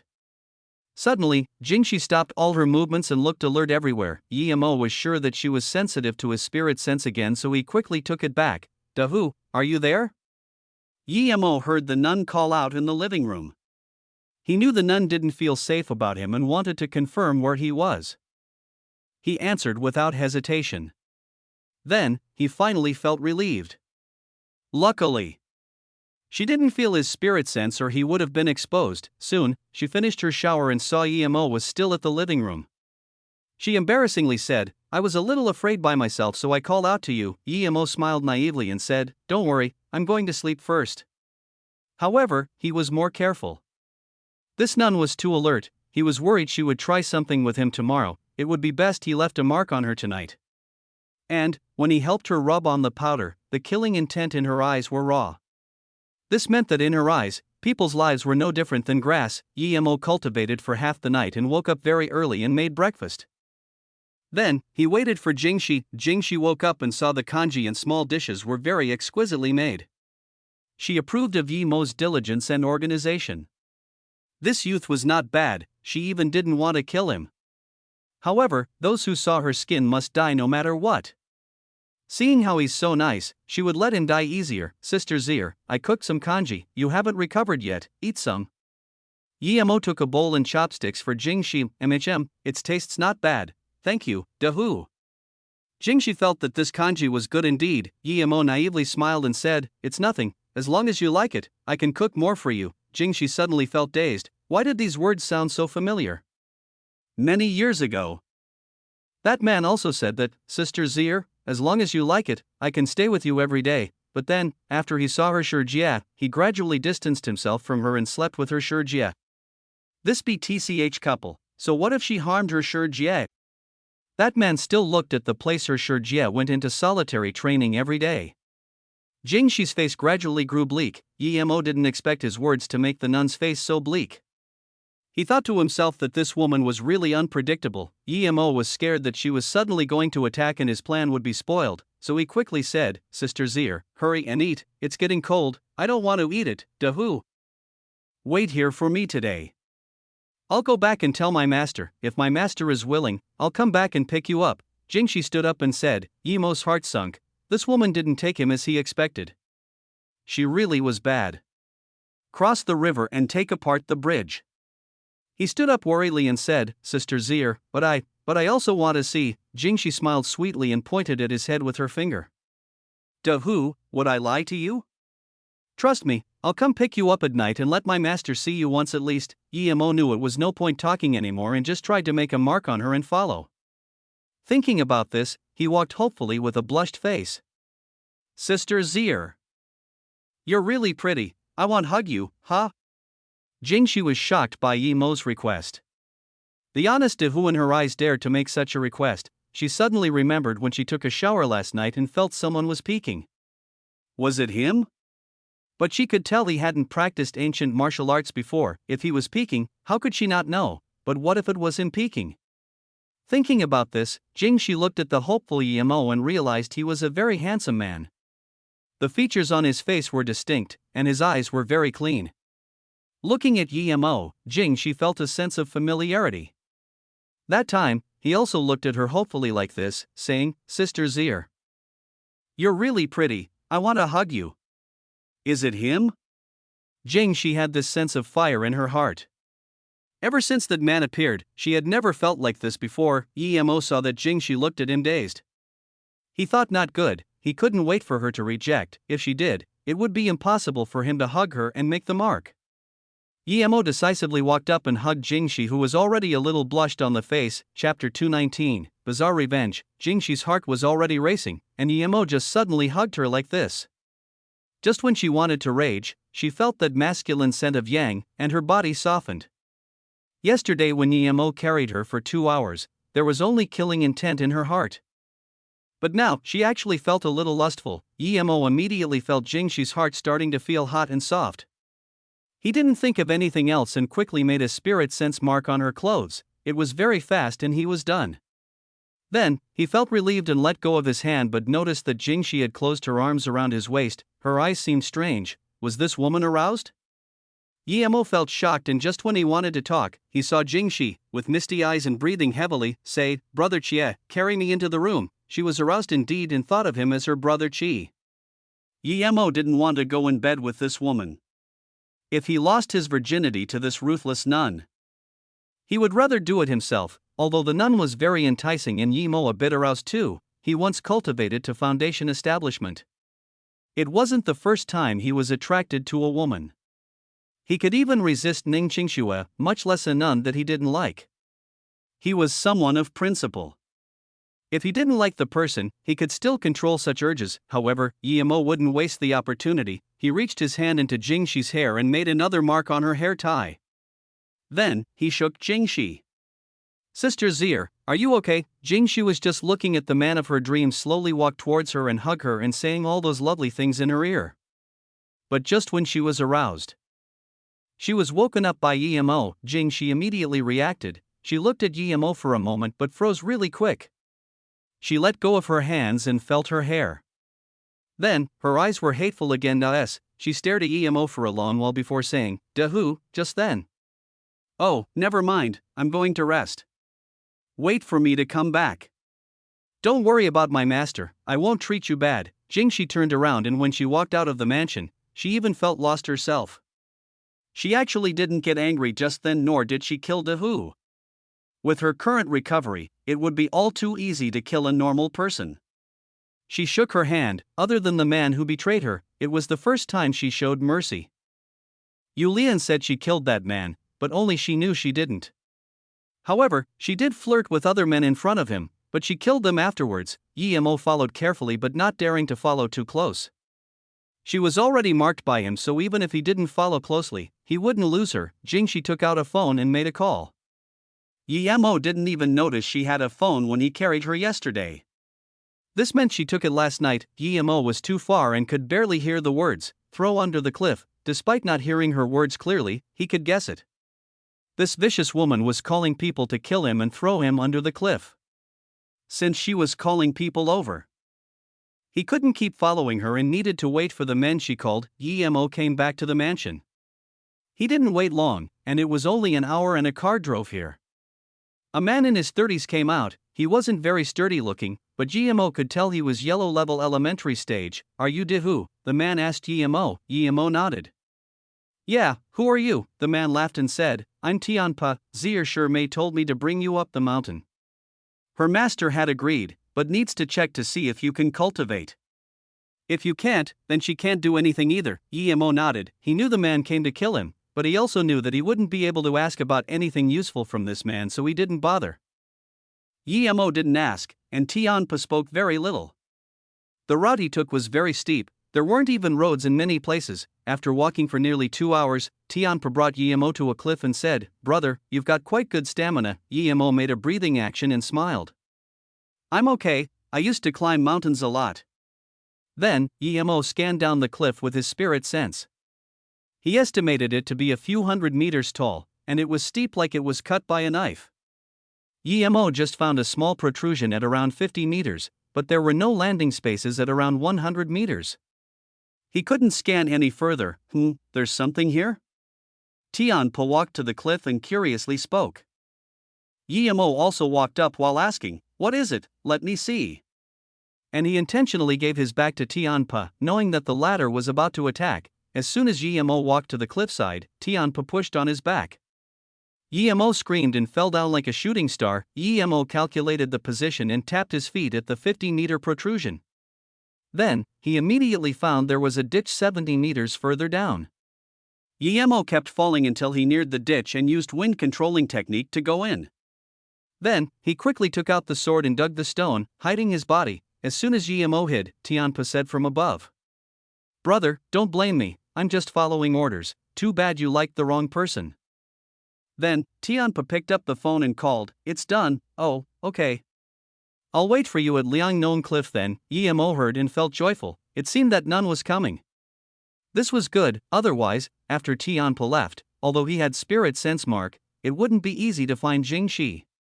After all, the geology of Wuliang Mountain was too complicated, and he still couldn't fly yet. Yemo didn't wait for long. It was only an hour before he heard Jingxi's voice. Unfortunately, he was more than 100 meters down and couldn't reach up with his spirit sense. "Very good, you did well, there's a basic cultivation method here, take it." As soon as Jingxi finished speaking, Yemo heard Tianpa's gratitude. Not long after, there was the exclamation of Tianpa, "Jingxi, you actually killed me." Then, the sound suddenly stopped and Yemo saw a figure fall down extremely fast. After a long while, he heard the thud from the bottom of the cliff. He thought this woman was really strong, but he couldn't understand why she didn't kill him herself. Why take all the trouble? He kept notice of the footsteps. As soon as Jingxi left, he would come up and follow her, but after a long while, Yemo didn't hear her footsteps. He was bemused and thought to himself, did she leave? Just when Yemo was confused, Jingxi's voice sounded again, "Dahu, although you saved me, you looked at my body. I swore that men who looked at my body will die, but I had feelings for you. Did you know, I really wanted to give myself to you that morning, but you woke up me. You really are dumb. Tianpa killed you, and I have avenged you, rest in peace." Yemo was so angry he almost spat blood. This woman was really shameless. It was she who called Tianpa to kill him now, yet she said it so modestly. What sort of revenge was this? You say I'm very pretty, do I really look pretty? But my heart is already taken by that man. Sorry, Dahu, perhaps I'll come see you when I'm free. Jingxi's voice stopped and it was a long silence. Yemo sighed, this woman was crazy, a completely mad woman. He was just worried for Luo Susu. Could she be well living with a crazy woman like this? It would be best if this mad woman had no connections with Luo Susu at all. Then after a while, when Yemo was impatient, Jingxi suddenly started laughing hysterically. "Shijie, did you think you could avoid me after sending your daughter out and taking her back as your disciple? You never would have thought she will end up like you soon. Ha, your daughter is really like you, not a good thing either. She just went out once and is thinking about men and can't even calm her heart down. Sometimes, I really want to see what sort of man your daughter loves. Shijie, do you know what I want to do the most? I want your daughter to see me with her man in bed. Too bad you're dead. If you didn't die, would you be very shocked seeing the man your daughter loved in bed with me? Although I stayed virgin for that bastard so many years, I don't mind giving my first time to the man of your daughter." Ha! Yemo shook his head. This nun was really unreasonable. She lost in love but was dragging this onto the offspring of her Shijie. Now, she wouldn't even let go of her Shijie's daughter. She probably never lived outside. If she lived in the city, perhaps she would have killed herself n times due to loss of love. Yemo thought and felt pity for this nun. She was a woman crazed with love but just followed the wrong man, just when Yemo was getting impatient again. There was finally the sound of the nun leaving. Yemo immediately got up and tapped multiple times on the smooth cliff face. With the help of wind controlling technique, he came to the top of the cliff very fast. Looking at the something, he was stunned. Chapter 220. I am a hooligan. Yemo didn't expect Jing 11 to be so prepared. There was a burning basic ancient martial arts cultivation method and a wine bottle. There was a cup, next to the wine bottle, which was filled. It seemed this nun kept to her promise and really got him a cultivation method. Emo had black lines down his head. If others didn't know about the full story, they would have thought he was her man and accidentally fell off the cliff and she came to cry. Yemo kicked these things down the cliff thinking go sacrifice this to that Tianpa. After kicking these away, Yemo didn't dare to waste time and followed closely behind Jingxi. Although he didn't dare to follow too close, he wouldn't lose her with the spirit mark. The places she walked were all steep mountain roads. If Yemo didn't have wind controlling technique or made the mark on her, he wouldn't be able to keep up. It was nearly 3 hours later, but Jingxi was still running in the mountain roads. Yemo was speechless. This serenity was really hidden deep. They had been walking for so long, it was another hour or so when Jingxi came to a cliff. It was covered in clouds. Yi Mo thought. Did she want to suicide and jump? He jumped because he had wind controlling technique, but even if this nun was earth level, she would die jumping off now. Just when Yi Mo was still guessing, Jingxi sat down, and after half an hour, she really jumped down. Yi Mo had a fright. Why did this woman run here to suicide? Was this place Serenity? Yi Mo waited for a while and made sure he wouldn't be found before looking at the edge of the cliff. But soon, he understood. There were metal chains 10 of meters down, and it was covered by the clouds. When Yi Mo looked again, the metal chain had disappeared. What was this? He scanned down his spirit sense and felt the metal chain appear in his spirit sense again. He didn't know the end of it, but obviously, its length far exceeded the range of his spirit sense. The nun left along this chain. Yi Mo thought of Luo Susu. Did she have to go past this chain each time she came out? She was only yellow level, so it was very dangerous for her to come out, and he couldn't see the metal chain before and could only scan it with his spirit sense. This meant the metal chains were placed strangely, perhaps according to some formation allowing it to show sometimes under the sun. Yi Mo also understood now why Jingxi sat down for half an hour after coming. She was waiting for when the metal chain could be seen again. It seemed this chain could only been seen once in a while. And people could only jump when they could see it. Otherwise, if they misstepped, they would fall to death.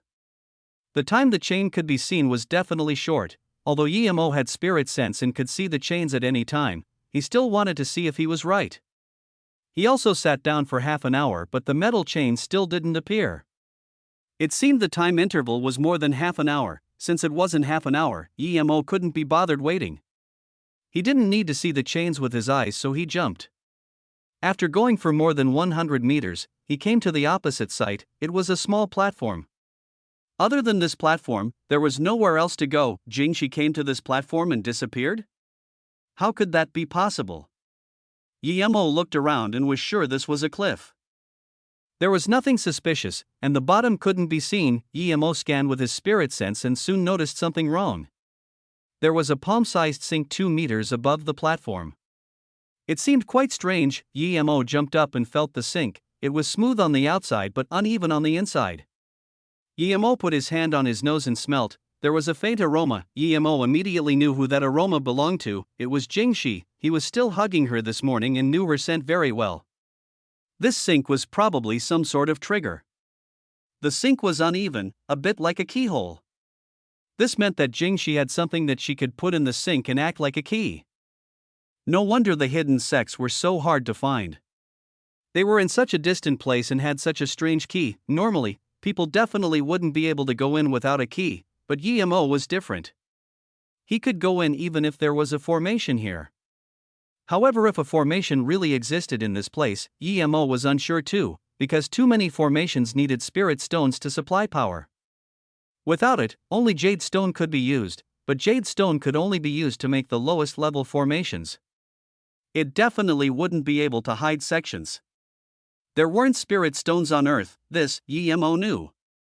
Well, at least, he hadn't seen one up until now. Yi Mo sat on the platform and took out a blob of black metal. It was an ordinary block of iron which Yi Mo bought at Luoxang.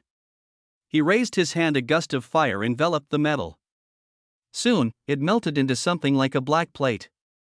Yi Mo looked at the sink with his spirit sense, and in less than half an hour, a metal plate appeared in his hand. If the person who set this trap up saw Yi Mo make a key in just half an hour, they would die of fury. After making the plate, Yi Mo jumped up and inserted the plate. It was perfect and fit closely in the sink without any crevice, but Yi Mo waited a while and there was no reaction. Yi Mo thought, was there another trigger? He casually twisted the metal plate. Then, he immediately noticed that on the cliff face 5 meters below, a small tunnel appeared. Yi Mo called himself an idiot. A key needed to be turned. He quickly took the metal plate and jumped over. It was a stone tunnel inside the cliff, and after walking for about 50 meters, the view opened up as he came out. There was a twisted valley road that extended in. Yi Mo walked a while and the grass and trees started appearing. There were even a few bunnies running across occasionally. Yi Mo sighed. Although this wasn't a small world like Taoist Xian said, it was definitely well hidden. The ancestor of Serenity who moved the sect here was a genius. If only he had a place like this now. Emo walked along the road for about an hour or so and came to the foot of a mountain. The region broadened up, and he could still barely see the sky.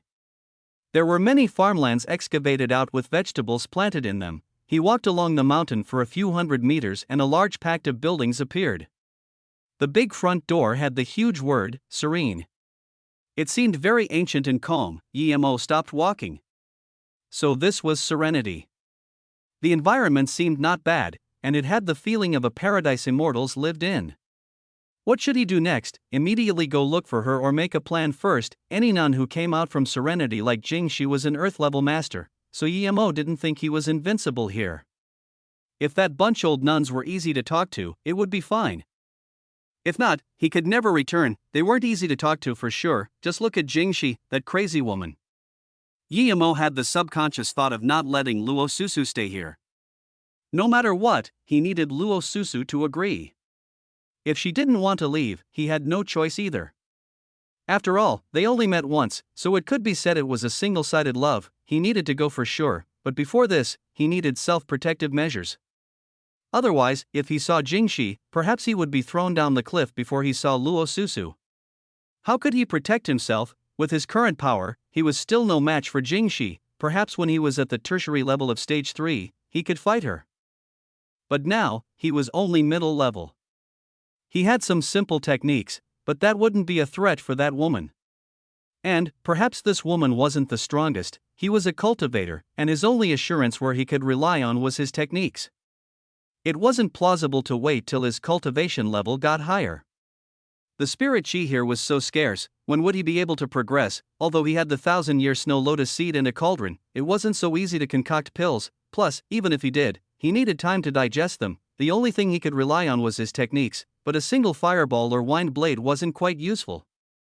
The only thing he could rely on was the element of surprise. But even that would only work once. What if he had large amounts of fireball and wind blade?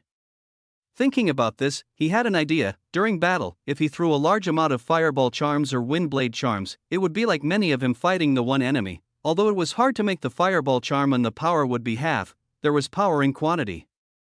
Yes, he would use this hooligan way of fighting. Thinking about an earth-level nun being surrounded by countless fireball and jumping up and down, Emo wanted to laugh. I'm a hooligan, how can I be scared of a few nuns? Chapter 221, being serious, he fantasized a while and was troubled again. Runes were hard to make and costed a lot to produce. There were no demon beast blood here, but he could replace it with ferocious beast blood. The main thing was that it took too much time. Last time, Emo took a month to make 8 runes, but 8 weakened fireball runes wouldn't be able to do anything to that nun. Although it was related to his cultivation level at the time, Emo didn't think he could make very much a day. Emo thought for a long time and couldn't think of a better way to protect himself. He couldn't improve his power, so he could only improve his equipments. It seemed that he wouldn't be able to see Susu today. But it was fine that he knew she was here. He needed to go back and make some preparations. Thinking about this, Emo came back the way he came from. He decided to make runes first and bring large amounts of runes to find trouble with Jingxi. He needed large amounts of money to make runes, but he didn't have much now. Last time, he cured Zhuaigua's uncle's disease, but he was embarrassed to ask for money. Now, he realized how much he needed money, but Emo had some ways for getting beast blood. He searched Wuliang Mountain the entire night and hunted a leopard and a deer.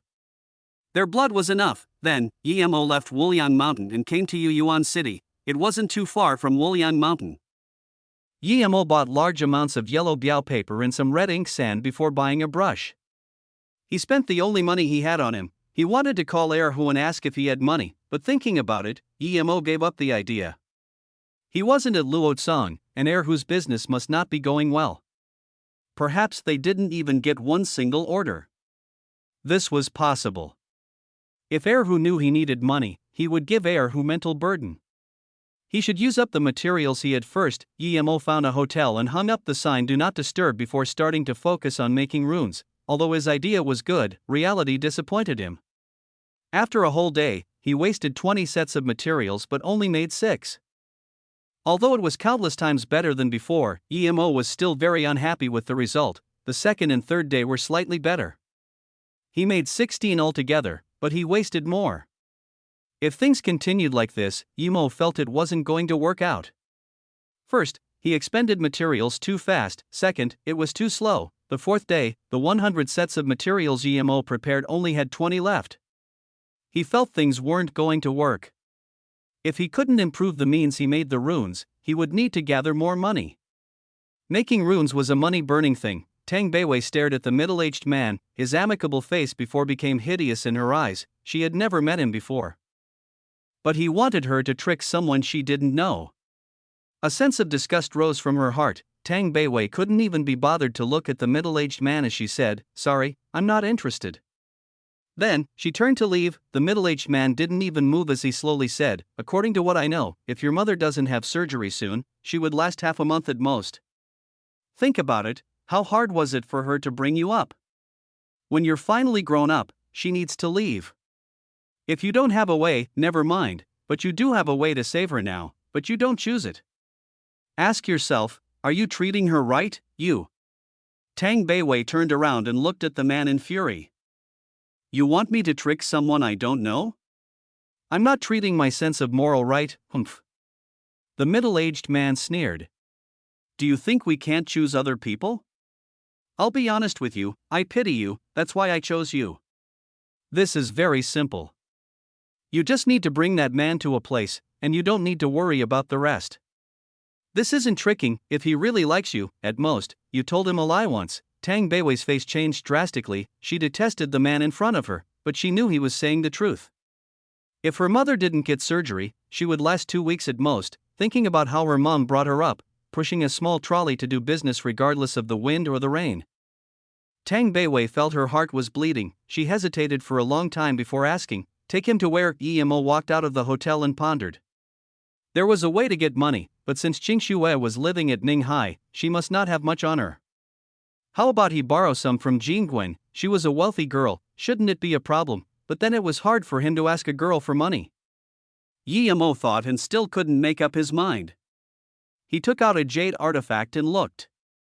He decided to go to the magic artifact shop and see if he could sell it for a good price. If no one could tell its worth, he would then borrow from Su Jingwen, on the opposite side of the street. A middle-aged woman pushed a small trolley with food. She was selling snacks for night. A car drove past quickly with the marking city management on it. She quickly packed up her stall, but she accidentally spilt all the sauces on the ground. The middle-aged woman looked anxiously as the car drove past. She gasped a sigh of relief and then slowly started to pick up the things on the ground. Although no one helped her, a girl in her 20s came in front of the stall and helped her pick things up. Yemo smiled and thought this girl had a good heart. The magic artifact shop wasn't far from Yemo's hotel. He just walked a few minutes and he already arrived. The place was a small building. But Yemo didn't feel any sense of spirit at all from afar. He knew it wasn't very good and hesitated if he could sell his jade, and, opposite this shop was a bar. From a business point of view, it was very unreasonable. "Sir, would you like to buy magic artifact?" As soon as Yemo walked in, a girl in her 20s came and asked. Yemo smiled / "I'll take a look first." "Okay, please take your time." The girl was very polite, but Yemo knew no matter how polite she was, not much customers would come if there were no real things. Yemo scanned and was disappointed. These were worse than the ones from the social night. It could be said none of them were real. In this situation, it would be impossible for the boss to pay him a high price. Yemo thought so and he knew he shouldn't even bother. Just when Yemo turned his head and walked out of the shop, he saw the girl who helped the middle-aged woman pick things up being harassed into a bar by 2 youths who had their hair dyed like a ghost. The girl was struggling, so it was obvious she was being forced. Yemo frowned. This was a legal society, so how could this happen in broad daylight? Yemo knew about this, but it wasn't even dark yet. He had a good impression of this good-hearted girl and was prepared to help her throw the 2 youth away, but he scanned his spirit sense and stopped his actions. Although the girl was pulled in by the 2 youth and her head was low while struggling, Yemo could scan the corner of her eye. There was no fear nor anger and worry. Her eyes were full of guilt, deep guilt. She was being abducted but felt guilty? Yemo shook his head. He saw it clearly with his spirit sense. What was this? Her abnormal eyes made Yemo hesitate, so he didn't go up to save her. Yemo walked slowly towards the door of the bar but kept his spirit sense to the girl. The two youth pulled her into a private room and slammed the door shut. Emo didn't come save her. Tang Beiwei felt relieved but disappointed. The good-looking youth had such little courage. However, since he didn't take the bait, she couldn't be blamed. Rip. A large part of Tang Beiwei's top was ripped down, showing large pieces of snowy white skin. Stop, what are you doing? Stop. Tang Beiwei's eyes showed worry. Wasn't this an act? Why was it real now? Huh, stop, do you think someone Wang Xianxian, is interested in can run away? A small door opened in the room and a youth walked out. Tang Beiwei angrily broke free of one hand and said, I had a business deal with Wei Yongqian. He told me to come and act, let me go. Huh, act. Wang Xianxian laughed again. Do you like acting? Very well, Lang Pai show something, let me and this chick watch while we act. This watery-eyed girl, my money is well spent, the red-haired youth that grabbed Tang Beiwei agreed and let her go. Then he took out a remote and the TV immediately showed a pair of nude male and female, yelling and moaning. Chapter 222, Struggle. Just when Emo was suspicious, he saw the girl had a large piece of her clothes ripped off and her eyes started becoming fearful and worried. It was no longer the guilt from before. What was this? Did he see wrong before? At this moment, Tang Beiwei realized she might have been sold, and Emo didn't follow her. The people in here were being real. There was no doubt about it. She broke free of one person and rushed to the door. Wang Xianxian quickly came up and pulled her. You want to go? I've paid money, you haven't paid for that yet, don't think about running. Animal, let me go, if you pull me again, I'm going to call the police. Why was she so stupid? She was tricked to a city she had never been before to trick someone else. Was this karma? Rip, another piece of her clothes was ripped off, and her face was now full of despair. Brother Wang, enjoy her first, we'll go out to ease some fire too. The two youths saw the scene on the TV get spicier and was burning with lust. Before Wang Xianxian spoke, a voice replied, Since you came, you don't need to leave. Who? Everyone in the room looked towards the door as though in tacit agreement. A young man appeared there. No one knew when he came in. Tang Beiwei immediately recognized that youth was the person she was supposed to trick. He was called Emo. She didn't expect him to really fall for it. She took the opportunity to hide behind Emo, cursing Wei Yongqian over and over again. She was also tricked by him, so she would reveal all of his evil plans later. Who are you? Don't you know this is my territory, punk? Piss off, don't piss me off.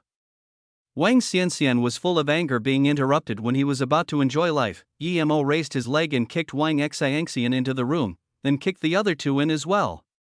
The three couldn't resist at all. Emo turned to Tang Beiwei and said, Wait for me, I'll ask them a few questions inside. Then, Emo went in and closed the door. At this moment, the three finally realized Emo was a tough guy. Emo scanned the three and suddenly threw out two fireballs, burning the two lackeys into dust. They didn't even have time to scream. Then, Emo sat and looked coldly at Wang Xian. You have 3 seconds, if you don't tell me the full story, you will be like that too. Wang Xianxian looked at his two lackeys turn to dust in terror. His teeth was rattling, and he couldn't say a complete sentence. He had never seen this sort of thing before. 2 fireballs and people were dead. There wasn't even a body left. If you're not going to speak, then don't. Then, Emo had another fireball in his hand. Wang Xianxian controlled his shaking and said, Don't, we tricked that girl from another city. Originally, she came to be my head slut. I didn't think. Wang Xianxian didn't need to say the rest and Emo already guessed it. That girl was probably tricked here from another city to be sold here as a prostitute. He shook his head and turned Wang Xianxian to ash with a raise of his hand. When Emo had walked out of the room, Tang Beiwei had regained her composure, but her face was still pale. She had pulled the plug of the TV, but her clothes were still ripped. Even though she used her hands, she still couldn't cover it. Emo took out a shirt of his and passed it to her. Put that on and we can talk outside. The girl quickly put on the clothes and didn't even notice where the clothes came from. She just said to Emo gratefully, Thank you for just then. Emo waved his hand. Go out first, but outside, although Tang Beiwei didn't know what Emo did to the three inside, there were still a lot of people outside. Emo smiled. Don't talk, just stay by my side. Then, Emo used invisibility, cloaking him and Tang Beiwei. He walked out of the room and closed the door. Tang Beiwei didn't know she was invisible but looked at the passing by people. No one seemed to notice them and they just waltzed out of the bar. Then, Yemo took off the invisibility and asked, "What happened just then?" Tang Beiwei pouted her lips and said, "I have something important to tell you." "Take me to a faraway place." Yemo frowned his brows. He had never seen Tang Beiwei before, so where did this important thing come from? He immediately shook his head and said, "No need, I still have things to do. You're out of danger, leave quickly." Seeing that Yemo was going to go, Tang Beiwei was a bit worried. She wanted to tell Yemo about Wei Yongqian trying to harm him, but at this moment, her phone rang again. "It's you." Tang Beiwei said hatefully. Wei Yongqian's plain voice sounded, "Your mother is doing a pre-surgical checkup. I believe you should understand. I didn't tell Wang Xianxian about this, because he's just a lackey, it's impossible for him to act. So it had to be real.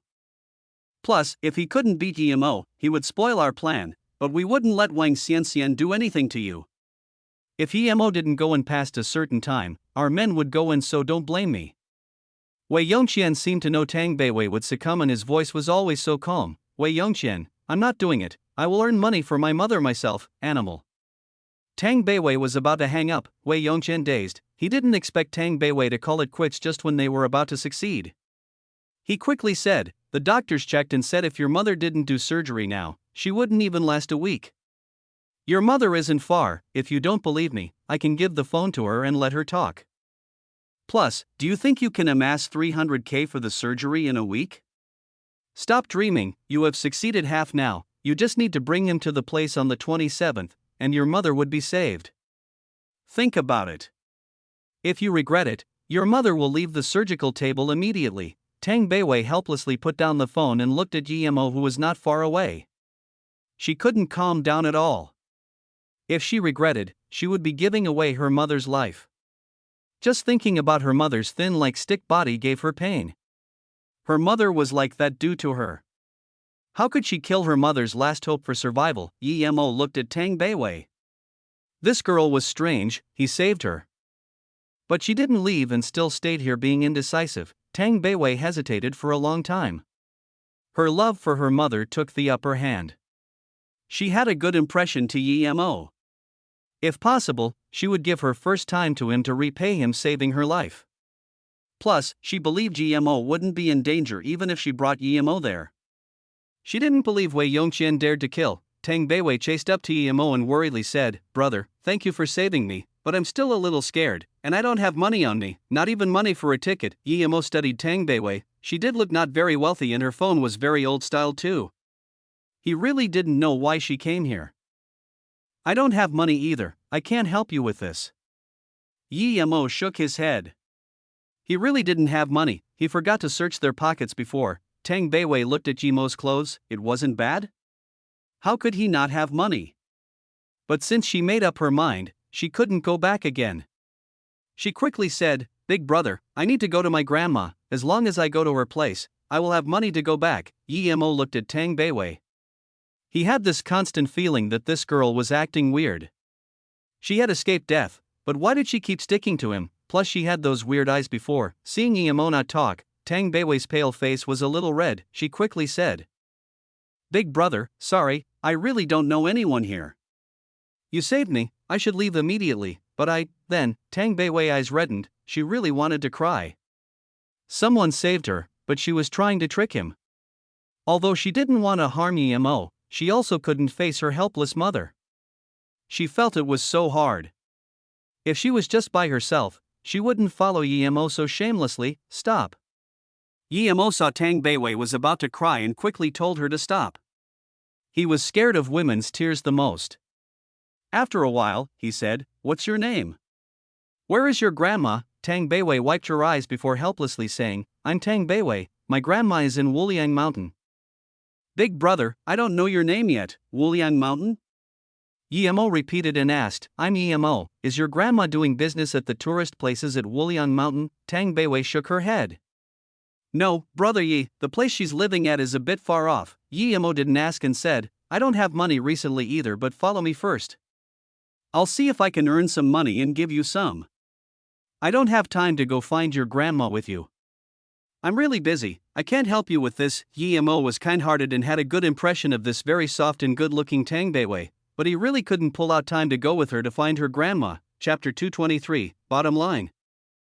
Yemo brought Tang Beiwei to a hotel and walked to the reception and said, "Can you get me another room? I'll give you the bond tomorrow." The girl looked at Yemo and then looked at Tang Beiwei behind him.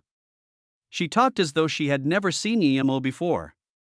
"Sorry, sir, you need to pay if you wish to book another room." Yemo didn't think the reception would be so stingy. He had been living here for 4 days already. Just when Yemo wanted to talk, he was pulled by Tang Beiwei. "Brother Yi, I'll share a room with you tonight. Don't spend more money." Yemo thought so too. He was going to be making runes at night, so he wouldn't be sleeping anyways.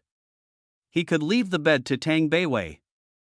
Now that Tang Beiwei said this, he didn't want to waste time talking to the reception and nodded. "In that case, let's go up first." Tang Beiwei followed to Yemo's room and saw it was a single bedroom. She felt this sorrow for some reason. Although she was very grateful to Yemo and have decided to give her first time to him to compensate for tricking him when he saved her, but when she was really about to face it, she couldn't accept it. But since Yemo could bring her to this room, that meant he had that thought too. If he didn't, why did he bring a single girl into a single room? When Tang Beiwei was taking a shower, Yemo organized the materials. There were still 20 sets. Yemo took out the phone and hesitated a long time. He still couldn't decide if he was going to call Su Jingwen. He sighed and thought he should wait till tomorrow. There were 20 left, and it was enough for the night. After a while, Yemo put the phone away and looked at Tang Beiwei, who had finished her shower. She used a towel to wrap her body, but her long white legs still showed. She had a very slim figure, rendering this stunning sense of enticement. However, Yemo didn't have any feelings at all. It was as though Tang Beiwei wasn't as seductive as Jing Shi. He looked curiously at Tang Beiwei and said, "You finished the shower, then go and sleep on the bed." Yemo thought she was going to thank him first, but she just agreed and went to the bed. Yemo shook his head. She really wasn't going to act polite. Tang Beiwei slept on the bed with her heart thumping. She didn't know when Yemo would come. She felt shaky. She wanted Yemo to come early, and after it was done, she would feel less guilty. Tang Beiwei's heart was nervous and conflicted, plus, she had been quite stressed lately, so she fell asleep unknowingly. Seeing Tang Beiwei had fallen asleep, Yemo started to make runes again. Although he tried to be careful and not waste materials. A night was over and he only made 7 from 20 sets of materials. The success rate was still less than a third. He rested for a long while before sighing. He packed up the things and took a shower. It was almost dawn, and he knew he had to borrow money. If he didn't, it was impossible to beat Jingxi with the 30 runes he made. Plus, there might be more than one with Jingxi's strength. Tang Beiwei slept very comfortably. She opened her eyes but didn't see anyone beside her. Yemo didn't sleep on the bed last night. She sat up subconsciously and realized her clothes were fine, untouched. The blanket slid down and she quickly pulled. Yemo saw Tang Beiwei sit up. He came over and said, "I need to go out for a bit, don't run around after you get up. Wait till I get some money." Yemo knew that he killed 3 people last night, and although no one knew what happened last night, if they didn't appear for so long, it would arouse suspicion. "You didn't sleep on the bed last night?" Tang Beiwei asked in surprise. Yemo's words made her feel warm and more guilty. "No, I was doing things last night," Yemo casually said. "Ha!" Tang Beiwei was worried. Yemo didn't take her last night. It was going to be daylight soon. What should she do? Today was the 25th already. "Brother Yi, can you come up and stay with me for a bit?" Tang Beiwei said such embarrassing words for the first time. She felt her body shake heavily. Yemo looked strangely at Tang Beiwei and thought, did he look wrong? What else could it be for a girl to ask a man to sleep with her? Seeing Yemo shake his head, Tang Beiwei was worried and pulled his hand. "Sorry, Brother Yi, this is my first time. I want to give it to you." After saying this, she was full of sweat, and her face was indescribably red. She would have never thought she would say something so shameless. However, she had no experience in seducing men and could only express it so straightforwardly. Yemo grabbed her wrist. Tang Beiwei felt relieved. He was finally going to take it. She didn't know if she was disappointed or happy. There were all sorts of feelings, but she didn't dare to look at Yemo. Yemo noticed the bracelet on Tang Beiwei's wrist. It was the exact same one his sister gave him. What was this? Tang Beiwei's hand was grabbed by Yemo, but she didn't see him do anything for a long while. The rudiness retreated, and she looked up strangely at Yemo, brother Yi. Tang Beiwei called out quietly. Her impression of Yemo was getting better and better. If it was a normal person, he probably would have done something already. She was the prettiest girl in her school, but Yemo still didn't do anything. Yemo sighed. Tang Beiwei, can you tell me where you got your bracelet from, huh?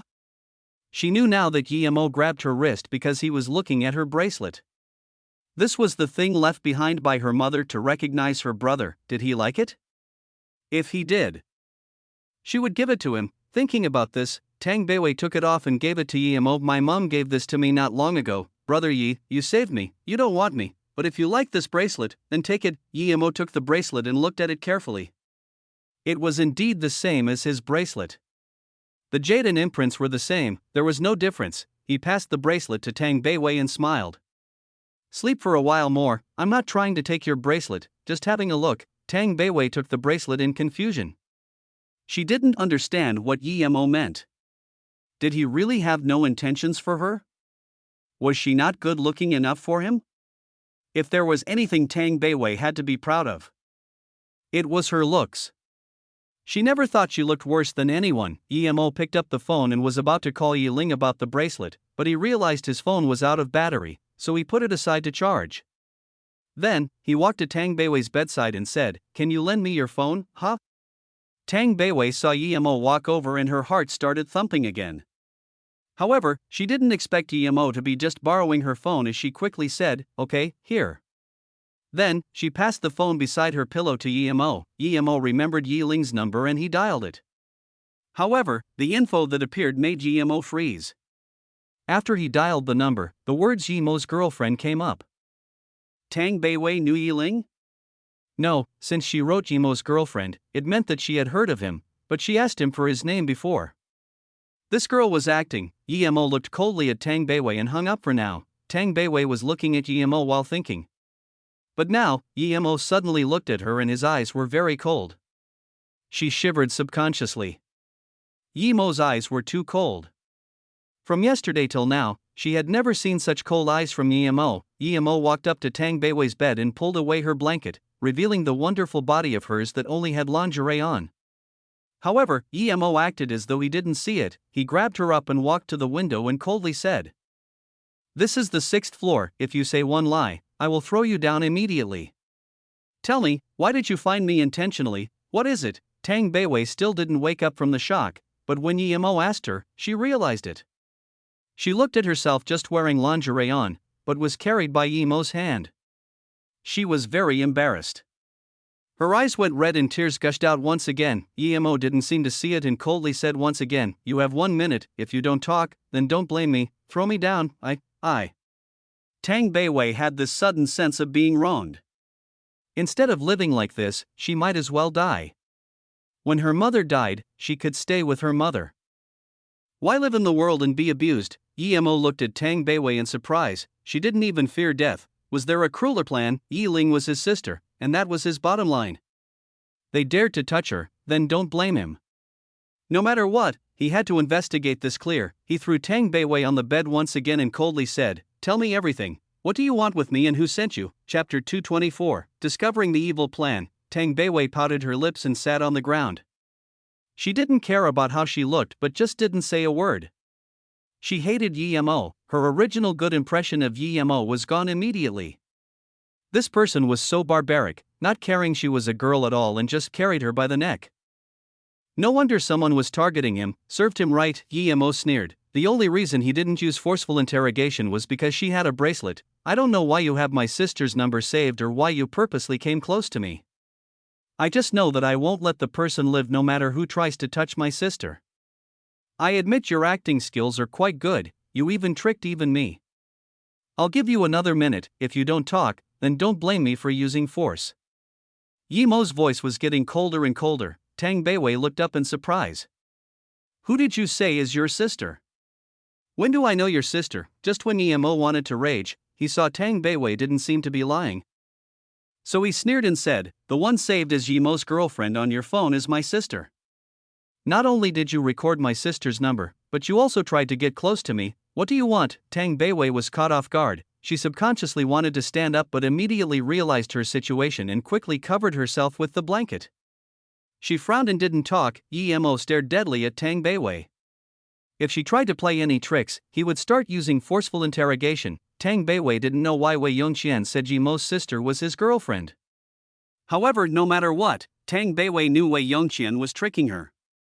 From today till now, he had been lying to her the whole time.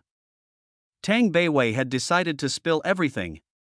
When she looked up, she saw Emo giving her a deadly stare. Tang Beiwei subconsciously covered her chest. Emo sneered. "You don't need to worry, I'm not interested in you, don't need to keep acting." Tang Beiwei's face grew more pale but didn't rebuke Emo's words. She rubbed her eyes and said, "A few days ago, a person called Wei Yongqian found me and said you stole someone's girlfriend, and that person wants to teach you a lesson. So they told me to get close to you, even if I can't be your girlfriend, I needed to get close to you and best, get in bed with me, right? You don't need to stutter, I didn't see you being shy before." Emo sneered. Tang Beiwei bit her lips till blood came out but she didn't notice it at all. She continued, "Yes, then I'm to take you somewhere and that person would bring your girlfriend there too. Your girlfriend would call me, and I would tell her the place. Then, she would see me being intimate with you, and that way, your girlfriend could see who you really are and then, I would get intimate with other men in front of you in order to make you take my life, right?" Emo's voice was really cold, making Tang Beiwei shiver. Tang Beiwei quickly shook her head. "No, they said they would beat you up at most and injure you. They want to make you feel despair, make your girlfriend feel despair to you." Tang Beiwei spoke till now and didn't even believe it herself. Would these people really do that? Wei Yongqian had lied to her a few times already. Could his words be trusted? Humph. Emo was sure that these people not only wanted his life but also Yiling's too. Perhaps they would rape her in front of him to make him lose his marbles. Emo sneered. "I wonder how much your first time was sold for." "Oh, right, perhaps it's not your first time, who knows how many times you have been sold." Because Yiling's life was on the line, it was the first time Emo spoke so harshly to a girl. Tang Beiwei opened her mouth and spat out blood. Her face was pale like paper, but she bit her teeth, not wanting to say a word. She had tricked him already, so he could do whatever he wanted to her. She could only blame herself for having such a harsh life. Anyone could step on her dignity and life. She had no parents anyways. Although she tricked him too, she was taking the most precious thing she had to compensate him. Was this not enough? Emo saw that Tang Beiwei spat out blood, being angered by him so much, and couldn't bother to look at her. Although she was pitiful, she was more detestable. Emo picked up the phone and called Yiling. "Brother, why did you call? I haven't been able to contact you." Yiling's crisp voice sounded, making Emo feel relieved. I'll be coming back soon. Has someone been calling you recently to come out?" Emo asked immediately. Yiling's voice quickly sounded, "No, what's wrong?" "Good, listen, if I want to find you, I will call you myself. If someone else calls you, don't believe them, do you understand? And, my phone won't be shut recently, call me immediately if something happens," Emo warned. Yiling knew that she didn't know about a lot of Emo's things and worriedly asked, "I understand. Are you alright, brother?" "I'm fine. I need to ask you one thing. Can you tell me more specifically about the bracelet you gave me last time?" Yiling didn't know why Emo suddenly asked about this. She hesitated for a moment before saying, "Second brother gave this to you, saying your mother left it behind." "I don't know the specifics." Emo hung up the phone in disappointment. He expected this answer, but he was still disappointed. To be honest, he came from a different world, so he didn't really care about the bracelet that much. But today, he saw the same bracelet and that reminded him of this again. Emo walked in front of Tang Beiwei and looked at the blood she spat as well as her pale face. He suddenly thought, had he been too harsh, draw out the place Wei Yongqian told you to bring me to. Then, Emo gave Tang Beiwei pen and paper. Tang Beiwei was like a doll and didn't move at all. Emo sneered. "I know, even if you don't say, is it at a distant place? Tricking my sister and I there and then kill us? You're very smart. Do you think these people would let you go after killing us? You're too naive. I don't know what they promised you, but I can surely tell you, stop dreaming." Tang Beiwei's dead eyes seemed to move a little. She looked up subconsciously and numbly said to Emo, "I never wanted to kill you nor harm your sister. Those people just want to take revenge on you, kill." Tang Beiwei had a jeer on her face but didn't say anything. It was a legal society now. Could they kill easily? Yemo was thinking. Who wanted to trick him there? The Song family or someone else? The Song family had the guts? Yemo sneered. If one didn't kill the snake, he would be harmed by it. Regardless of whether it was the Song family, he needed to go to Beijing and end this. He wasn't afraid of them, but what about the people he cared about? But why did these people choose Tang Beiwei? He took a good look at her face. Although her face was numb and swollen, he saw that she was a girl that was as pretty as Su Jingwen. It was just that she didn't put on any makeup. She didn't even draw her brows, but there was a sense of natural beauty. Yemo took back his eyes, thinking these people were really sinister. He didn't know where they found her, but since Yiling was fine and he noticed this plan, his anger towards Tang Beiwei was gradually gone. He stood up and looked at Tang Beiwei and said, "Whether you believe it or not, these people tricked me there to kill me, so you owe me. If you still have conscience, then tell me. What did they promise you? And where did your bracelet come from?" Tang Beiwei was sure from Yemo's tone that what he said was true. Those people really wanted to kill him. Although Yemo was so vicious with his words just then, Tang Beiwei felt Yemo was more trustworthy than Wei Yongqian. Perhaps it was because Yemo cared about his sister too much. When could she have a brother who cared about her like that? Her sister was really fortunate having a brother that cared about her so much. Then, Tang Beiwei thought about herself. She was a wild child. Other than a mother she lived with, no one else cared about her. All the people that tried to get close to her had all sorts of motives. They either lusted after her beauty or had sinister plans. Thinking about this, she couldn't help but shed tears, although she warned herself again and again that she couldn't shed tears in front of this mean person even if she died, but she couldn't help the feeling of sadness from sprawling up. Yemo didn't force her again.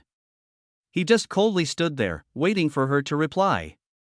Although he knew Tang Beiwei must have been tricked, he didn't sympathize her at all. "Because my mom needs surgery, but I can't afford the money, so..."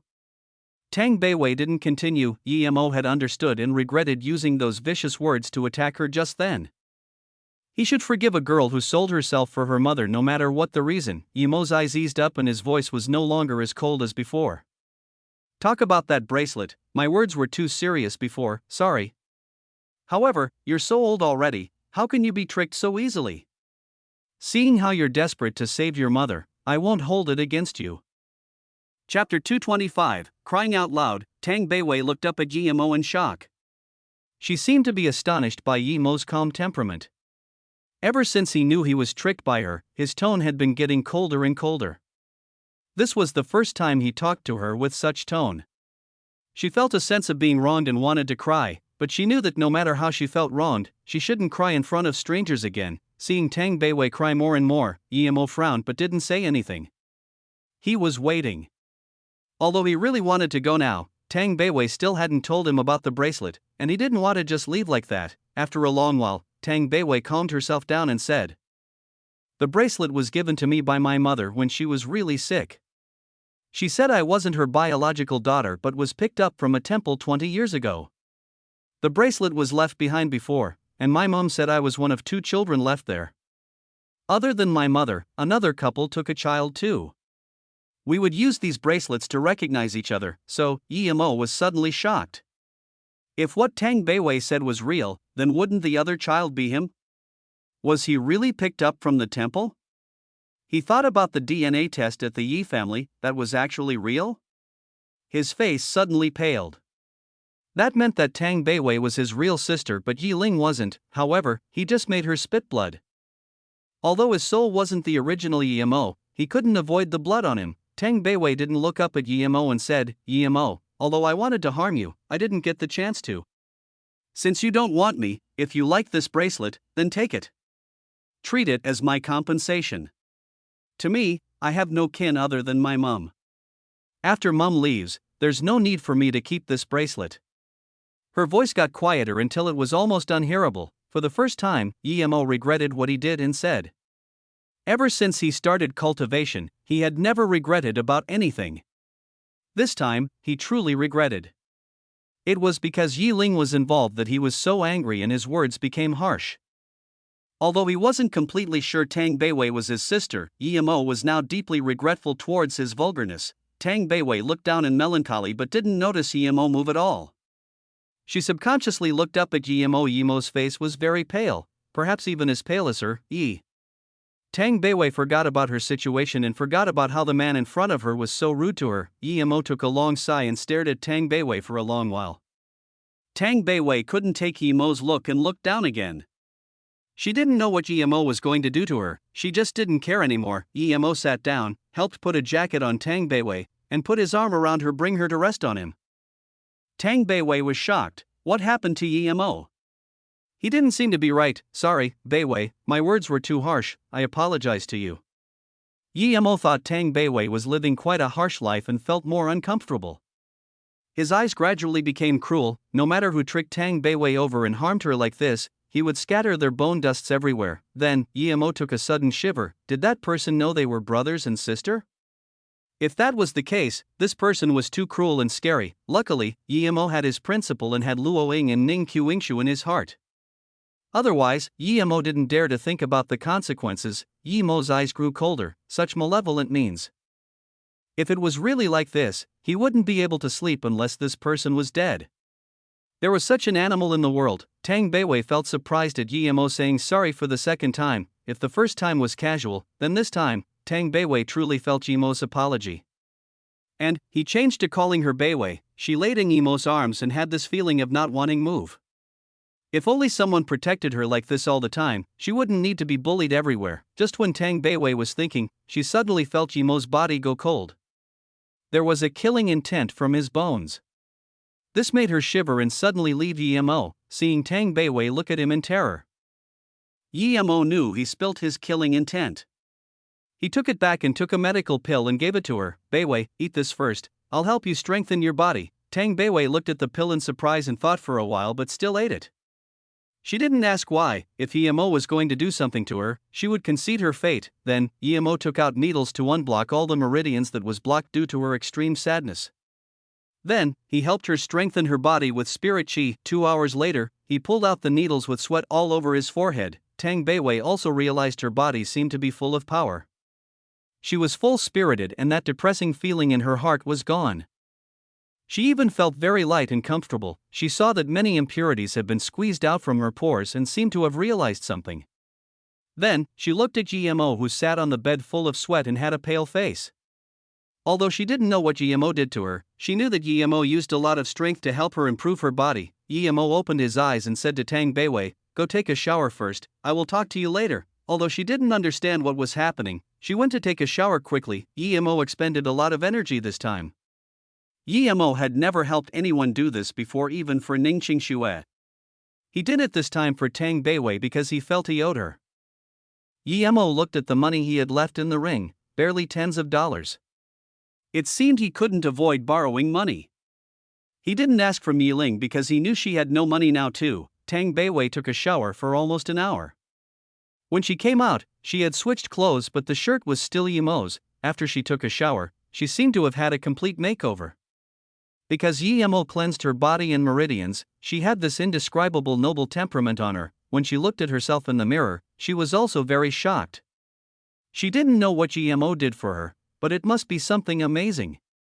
And Yimo didn't seem like an ordinary person too. Yimo looked at Tang Beiwei and felt satisfied. Other than that sorrow that couldn't be washed away, she was completely different. What do you want to talk about with me? Tang Beiwei had regained her composure.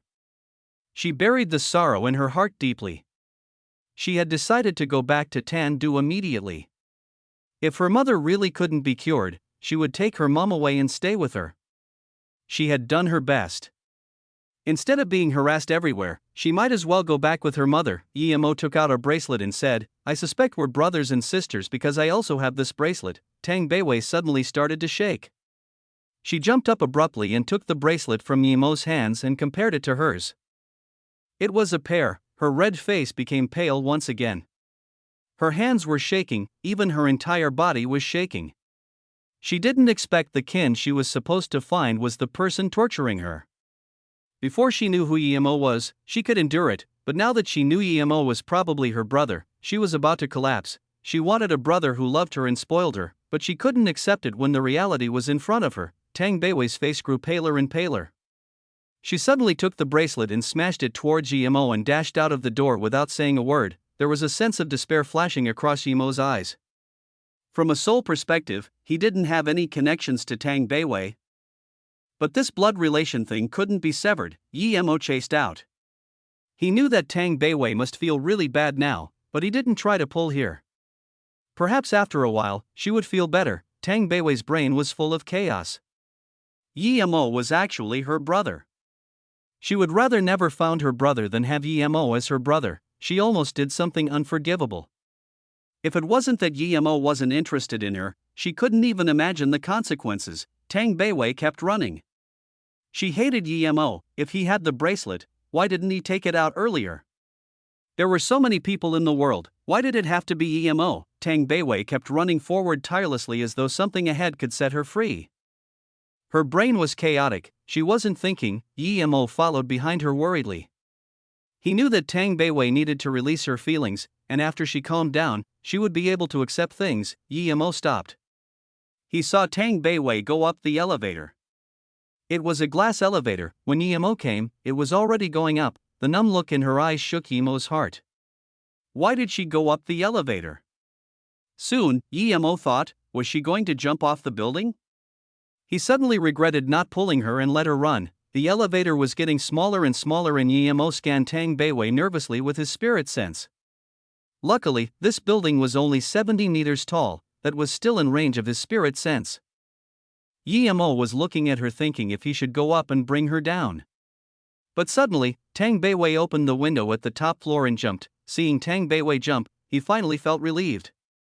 He jumped without hesitation, using his spirit chi wall to slow her descent before carrying her just before she landed. Before people could react, he left there. The moment Tang Beiwei jumped, she felt relieved.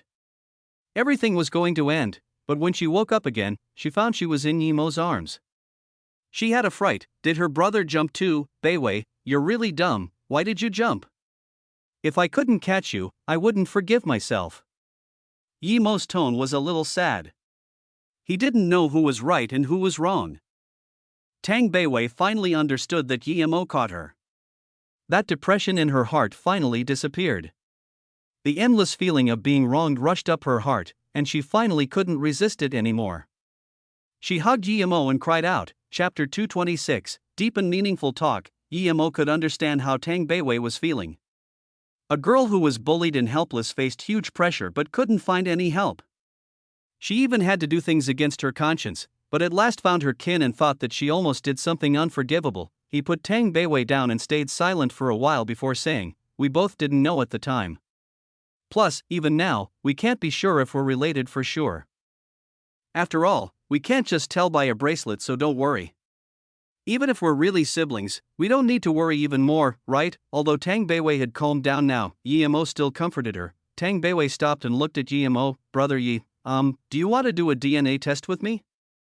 She didn't know what to call Yimo. She felt brother was too sudden, but Yimo wasn't suitable either. Yimo smiled. No need, I don't like that. Real or fake, you will be my sister from now on. I will treat you just like Yi Ling. No matter what happens, just come find me. Remember, I'm your brother. Tang Beiwei seemed a little lost as she wiped her eyes. She wanted to say something but eventually didn't. Was her prayer finally heard by the heavens and did she finally get a big brother? Yimo said he didn't want to do DNA check, but she felt a little lost. She didn't know whether to listen to him or not. Yimo waved his hand and said, I was planning to go Wuliang Mountain a few days later, but since these people keep testing me, if I don't do something, they'll think I'm scared of them. Beiwei, you don't need to go anywhere, follow me and wait till I treat your mother. You know how to treat illness? Tang Beiwei looked at Yimo in surprise. She remembered Yimo using acupuncture in the morning. Before Yimo replied, a voice interrupted them. Didn't think I could meet you here. This is such a coincidence. Master, it's my luck. A Porsche stopped in front of Yimo. As the word sounded, a youth jumped out of the car. Yimo had seen this person before. It was the one who wanted to race him when he was with Jingxi. This youth came and shook Yimo's hands. I'm Xiao Gang, I saw your car skills that day and I'm really amazed. Ugh, is this your girlfriend? She's really pretty. Xiao Gang was very lively. Before Emo even spoke, he already treated Emo as a racing friend. Emo laughed and said, I'm Emo, this is my sister Tang Beiwei, pleasure to meet you. Xiao Gang had this understanding look. His sister didn't have the same last name as him, who would believe you? The sister nowadays were the sisters being f-ked. Hearing Emo say that, he also laughed. So that's it, Brother Yi, I've been trying to find you last time seeing your car skills. I just heard your car went into Yuan, but I really didn't expect to see you here. I'm so lucky. I don't have much hobbies but I love cars. If you brother don't mind, I wish to invite you to food and talk about car skills. Emo smiled and said, that's fine but I don't have time now, I still have important things to do, so let's talk about it next time. If it was a normal person, they would have realized that Emo was not interested, but Xiao Gang just phased and said, no problem, I'm a little famous around here. If you need any help just ask me because I might need your help soon, this is my name card. Xiao Gang passed it to Emo and rubbed his hands. Obviously, he was a little awkward about finding Emo for help. Although he was very energetic and social, it was the first time they met properly, much less Emo didn't really want to talk to him. His words were quite unsuitable, but he had seen Emo's car skills. As long as Emo got in the car, he wouldn't be able to chase up to him at all. Although he didn't know Emo well, he knew he wasn't someone to be shocked by status and money. If that was possible, Emo wouldn't have ignored him last time and drove off. After all, not much people drove limited edition cars like him. As such, in order to be friends with someone like Emo, he needed to lower himself and treat him as equal. Emo took the name card and looked. He knew that this person wasn't as straightforward as he appeared. This person knew this was the best way to communicate with him. This Xiao Gang wasn't an impulsive person but was quite cunning. He knew how to observe and even knew the best means to communicate with people. This was a little interesting, but Emo didn't detest it. Perhaps he really liked cars and wanted to find someone to help him race. No need for help, I'm just missing some money and I'm going back to get some money. If I'm free, I will call you. Emo said that intentionally. He wanted to see how much of a help this Xiao Gang could give him. If it could solve his money difficulties, he didn't mind help Xiao Gang. However, if he was going to be stingy on this, then never mind. Hearing this, Xiao Gang's face was immediately filled with smile. Brother Yi, although it's not something to brag about, but I have some money to spend. How much do you need? Brother Yi? Emo nodded and casually said, I wonder what you would like me to help with. Xiao Gang saw that his plan was seen through and rubbed his hands awkwardly. There's a race at the end of next month. It's very important to me, but I know with my skills, I'm not likely to win. If Emo already knew what it was. He waved his hand and asked, what's the largest prize? The prize is only a little less than 1 million, but we all don't care about the prize money. Instead, something else is awarded with the prize money. Other than this, there are also some conflicts in interest, but Xiao Gang was stuttering. Obviously, some things weren't good to make clear. Emo waved his hand and said, okay, I'll agree to help you get this first. I'm not interested in other things, I need 500k now, I will contact you by the end of the month. Hearing Emo's words, Xiao Gang's face was full of joy and surprise. He quickly stuffed a card in Emo's hands. Password is all 8, there's around 600k in there. I'll be waiting for your call. Then, before Emo could talk, he didn't even ask for Emo's contact number and just went in the car. A rumble echoed out and the car soon disappeared.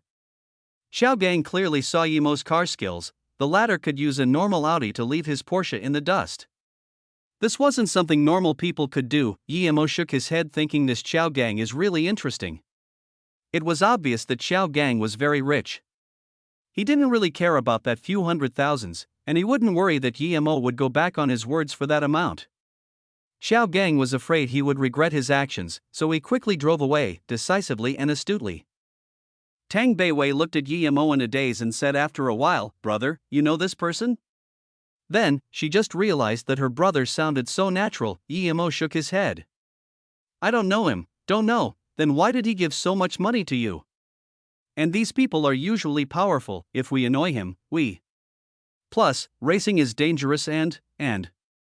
Before Tang Beiwei finished, Emo already knew what she was thinking. Tang Beiwei was living at the bottom and was scared of these young masters the most. Emo caressed her head pitifully and said, "It's okay, if I'm not in need of money shortly, I wouldn't care about a few 100,000. Let's go eat first and talk later."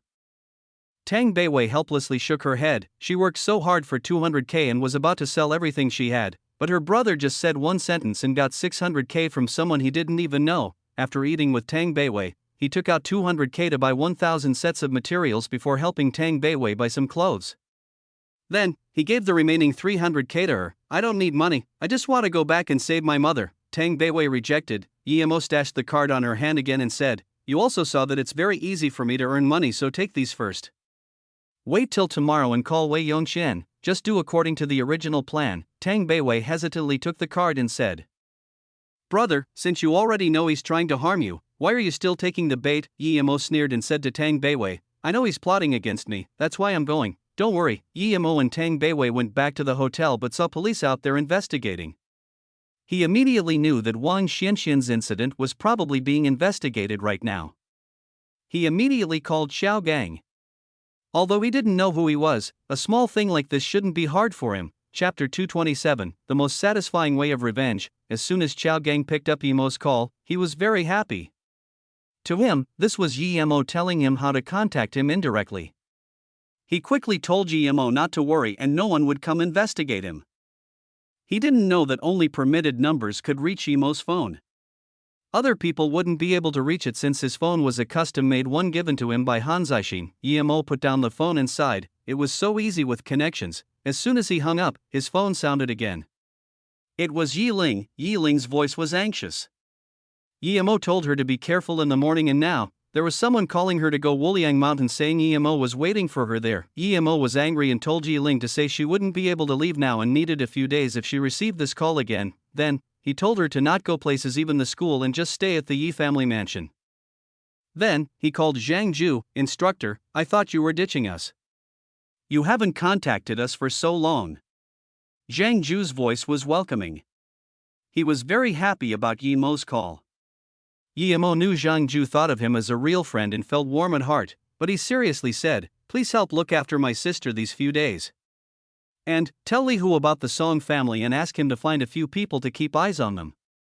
If there's something, call me immediately. Don't worry, instructor, leave it to me." Zhang Ju's affirmative voice sounded. Emo felt slightly relieved and then said, "Brother Zhang, stop calling me instructor. If you think we're friends, then just call me Emo." "Ah, okay, I'll call you young Master Emo from now."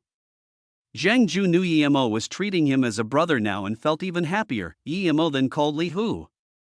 Although he already asked Zhang Ju, he was still afraid something would happen to Yi Ling. Tang Beiwei looked at Emo make all those calls and quietly said after half a beat, "Is Yi Ling your sister? You're really nice to her." She thought of Emo being very harsh to her due to Yi Ling and felt sour. Emo looked at Tang Beiwei and subconsciously smiled while patting her head. "You're also my sister, I will treat you the same. Stop feeling bad over what happened in the morning, that is the first and last time." Just when she was about to tell Emo not to always pat her head, she was a little lost in thought. She finally had a big brother too. She wouldn't need to live like before and be harassed everywhere. Thinking about this, her eyes got red. Everything was like a dream. Was this really a dream? She inched her arm and felt pain. It shouldn't be a dream. "Let's go." "What are you thinking about? Let's go in first." Emo pulled. "Now that we have money, I'll open another room." Tang Beiwei came to her senses. Emo waved his hand. "No need, you are still staying with me tonight, huh?" Tang Beiwei looked at Emo in shock. They didn't know they were siblings yesterday, but now that they did, how can they still live together? Emo pulled Tang Beiwei in. "And when there was no one," he said, "if you changed room tonight, people would know immediately and my plan will fail." "Oh." Tang Beiwei understood but still worriedly said, "Brother, they have a lot of people and their plan is precise. You're just by yourself." Emo had decided to have a carnage. It wasn't suitable to bring Tang Beiwei. "No, I want to go as well. Although I'm a girl, I still know a few moves. I can help you." Tang Beiwei rejected. Emo closed the door and felt warm. Kins were kins indeed. She was still plotting against him yesterday, but now, she was risking her life to help him. However, he wouldn't allow Tang Beiwei to go with him no matter what. Yemo knew that since these people had made up their mind, they were sure they could keep him. It meant that they spent a lot of effort, and if Tang Beiwei went, he wouldn't be able to take care of her. Beiwei, do you think other people could catch you when you fall from tens of meters high? Yemo didn't try to persuade her but used fact to ask. Tang Beiwei phased. Indeed, she still didn't remember how she was caught falling from that high. Anyone wouldn't be able to catch her? She looked at Yemo full of inquisition. Yemo told her straight up because Tang Beiwei was his sister. Because I've learned some Dao magic. Tang Beiwei was more and more confused. She was taught atheism from school, so how did Dao magic come out? Yemo knew it would only get more confusing the more he tried to explain, so he could only say, "You don't need to know about it for now, you will understand in the future. Call Wei Yongqian first and tell him you have succeeded. Ask him what to do next. I need to make some things, don't disturb me for now." Although Tang Beiwei didn't know what that Dao magic was, but she wasn't dumb. No normal person could catch someone falling from tens of meters high. Perhaps she would be a burden to Yemo if she really went. Yemo helped Tang Beiwei make a defensive necklace and started to make more charms. Because he had a lot of materials, Yemo didn't need to worry about wasting material. At 5 p.m., he had made 10 from 30 sets of materials. When Yemo stood up, Tang Beiwei was already waiting for him with 2 boxes of food. Beijing Song family, Dongfangshi, Song Qiming, and Song Hai were still discussing things in a secret room. Other than Dongfangshi, who was calm, both Song Qiming and Song Hai were worried. Yiling said she isn't free tomorrow nor the day after. What is this? Mr. Dongfang, didn't you say Yiling would go as soon as she got news of Yemo? Song Qiming worriedly said. Song Hai interrupted. Could Yiling have reached Yemo and knew that Yemo didn't call her? Dongfangshi was calm and said, "Don't worry about that, Yemo's phone is always off. No one can reach him." "I've done my investigation," Song Hai suddenly said. "How about we try calling him?" Dongfangshi shook his head. "No need, when Yiling said she wasn't free, I already tried Yemo's phone. It can't be reached indeed. We don't need to doubt this. Plus, even if Yiling didn't go, our plan would prevail. How does that work?" Song Qiming asked desperately. Dongfangshi shook his head and said, "You will know when the time is right. Tang Beiwei just called and told me that she had succeeded and asked us what to do next. I've decided to make the plan to tonight," Song Hai said with confusion. "Mr. Dongfang, why bring it forward? Didn't we say tomorrow morning?" Dongfangshi waved his hand and said, "There's already people guarding outside the auction today, so I was just waiting for Yiling to go. However, since she can't and said she didn't have time, we need to be more careful no matter what. Other than Yiling, everyone else is in position. As such, in order to prevent more accidents, we will move tonight. The main thing is Dongfangshi, succeeded." Seeing Song Qiming and Song Hai look at him in confusion, Dongfangshi sneered. "Song family leader, you just need to watch the show. I promise you will get revenge in the most satisfying way. Song Hai and I can go to Wuliang Mountain immediately. I will let Yemo know the consequences of troubling me." Then, Dongfangshi looked at Song Qiming but was full of contempt. When this guy first heard about Tang Jin, he immediately acted as though he cared a lot. People would have thought he was coerced all those years ago, but it had been a few days now and he seemed to have forgotten about it. He didn't even ask about Dongfangshi. It could be seen he was a hypocrite, but this was best. Hearing Dongfangshi's words, Song Qiming was immediately excited. He couldn't wait to see how Dongfangshi was going to torture Yemo. However, he was also scared at the same time. It was too scary getting into enmity with this person. If it wasn't because his status was sensitive, even he wanted to see Yemo's face of despair. After food, Tang Beiwei packed things up and said, "Brother, you didn't sleep last night, I'll sleep on the couch tonight so you can get some good rest." Yemo waved his hand. "No need, I have important business tonight, you sleep at night, don't worry about me." Just when Tang Beiwei wanted to say something, her phone rang. She picked it up, then looked at Yemo and said, "Brother, it's that Wei Yongqian. I called him in the afternoon, and now he's calling me." Yemo immediately said, "Answer it first." "No matter what he says, agree." Tang Beiwei nodded and accepted the call. Yemo walked beside her. "Xiao Tang, a change of plan, the hirer wants to go tonight so you need to bring Yemo to that place tonight. Tomorrow, you can go back to Tandu and stay with your mother. You don't need to worry about everything else." Wei Yongqian's voice sounded. Dongfangshi replied, "Okay, I will take him there immediately." Mechem, I know what to do. Chapter 228, Escape. Yemo took out the defensive necklace and gave it to Tang Beiwei. Put this on you. After I go, close the windows shut and don't open the door until I come back. Since these people plotted to harm him, he couldn't be sure if they would harm Tang Beiwei too. It's such a pretty necklace, brother, is this for me? Tang Beiwei loved the exquisite necklace. She never had any jewelry. This was her first. Yemo was a little guilty. Tang Beiwei didn't even have a proper jewelry on her and used an old second-hand phone. He knew she had been living a hard life these recent years. But he didn't want to say. He just noted that he needed to care about this sister more. Thinking about this, Yemo said, "You mustn't take this off. These are some charms I made. If someone comes in, just throw these at them.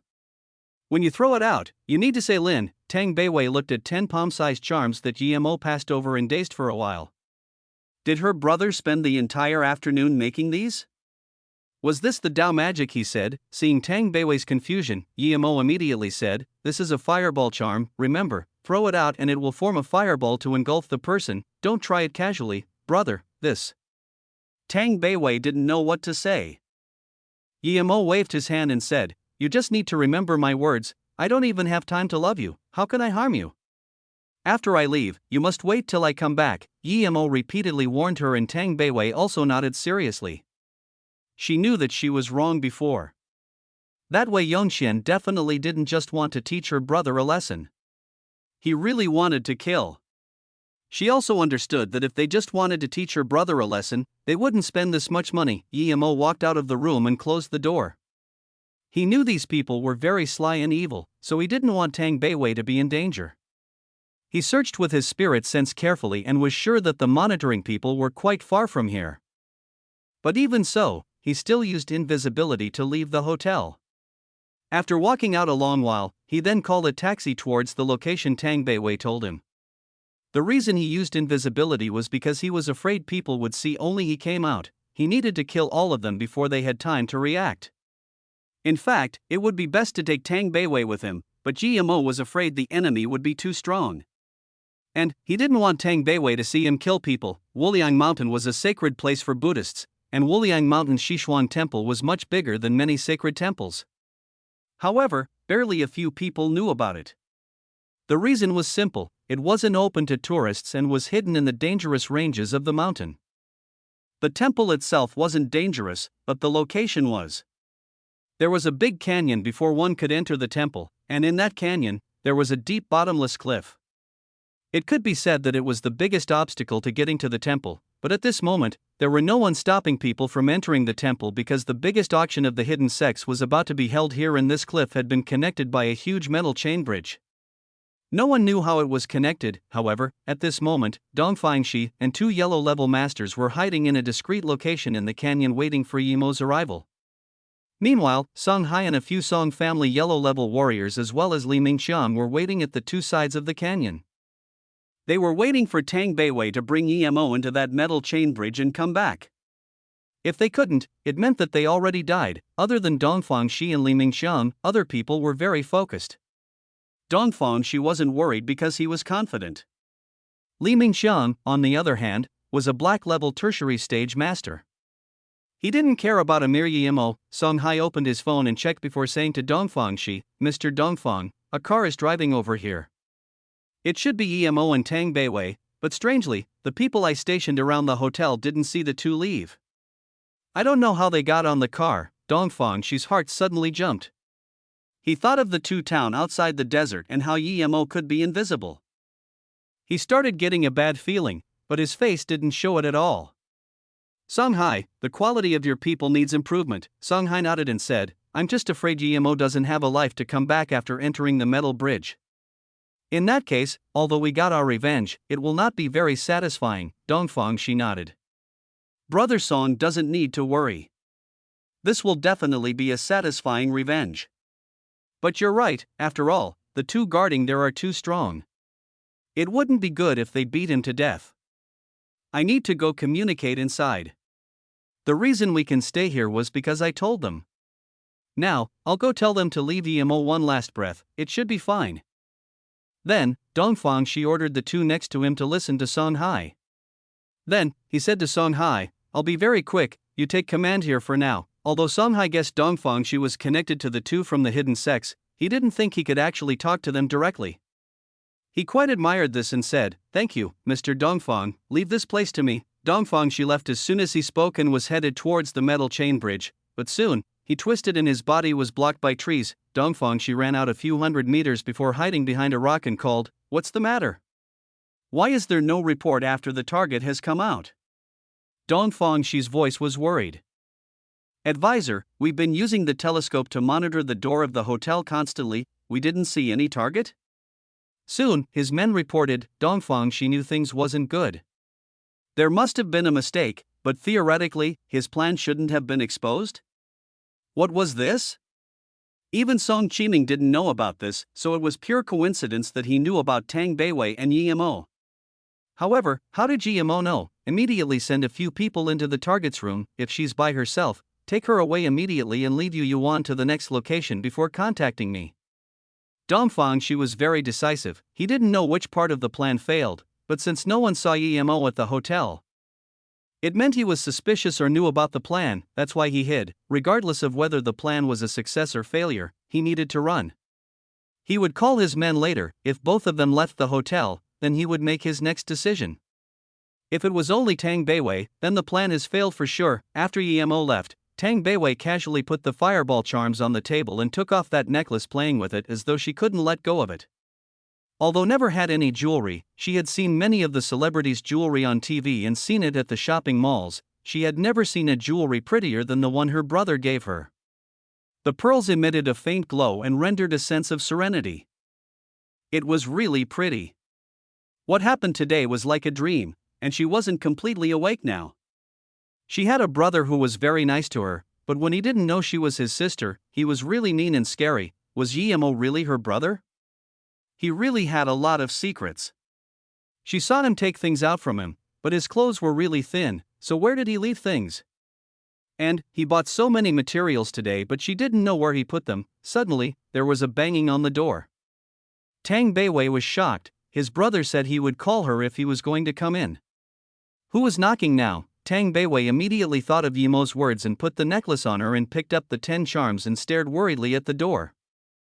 There was another fit of knocking.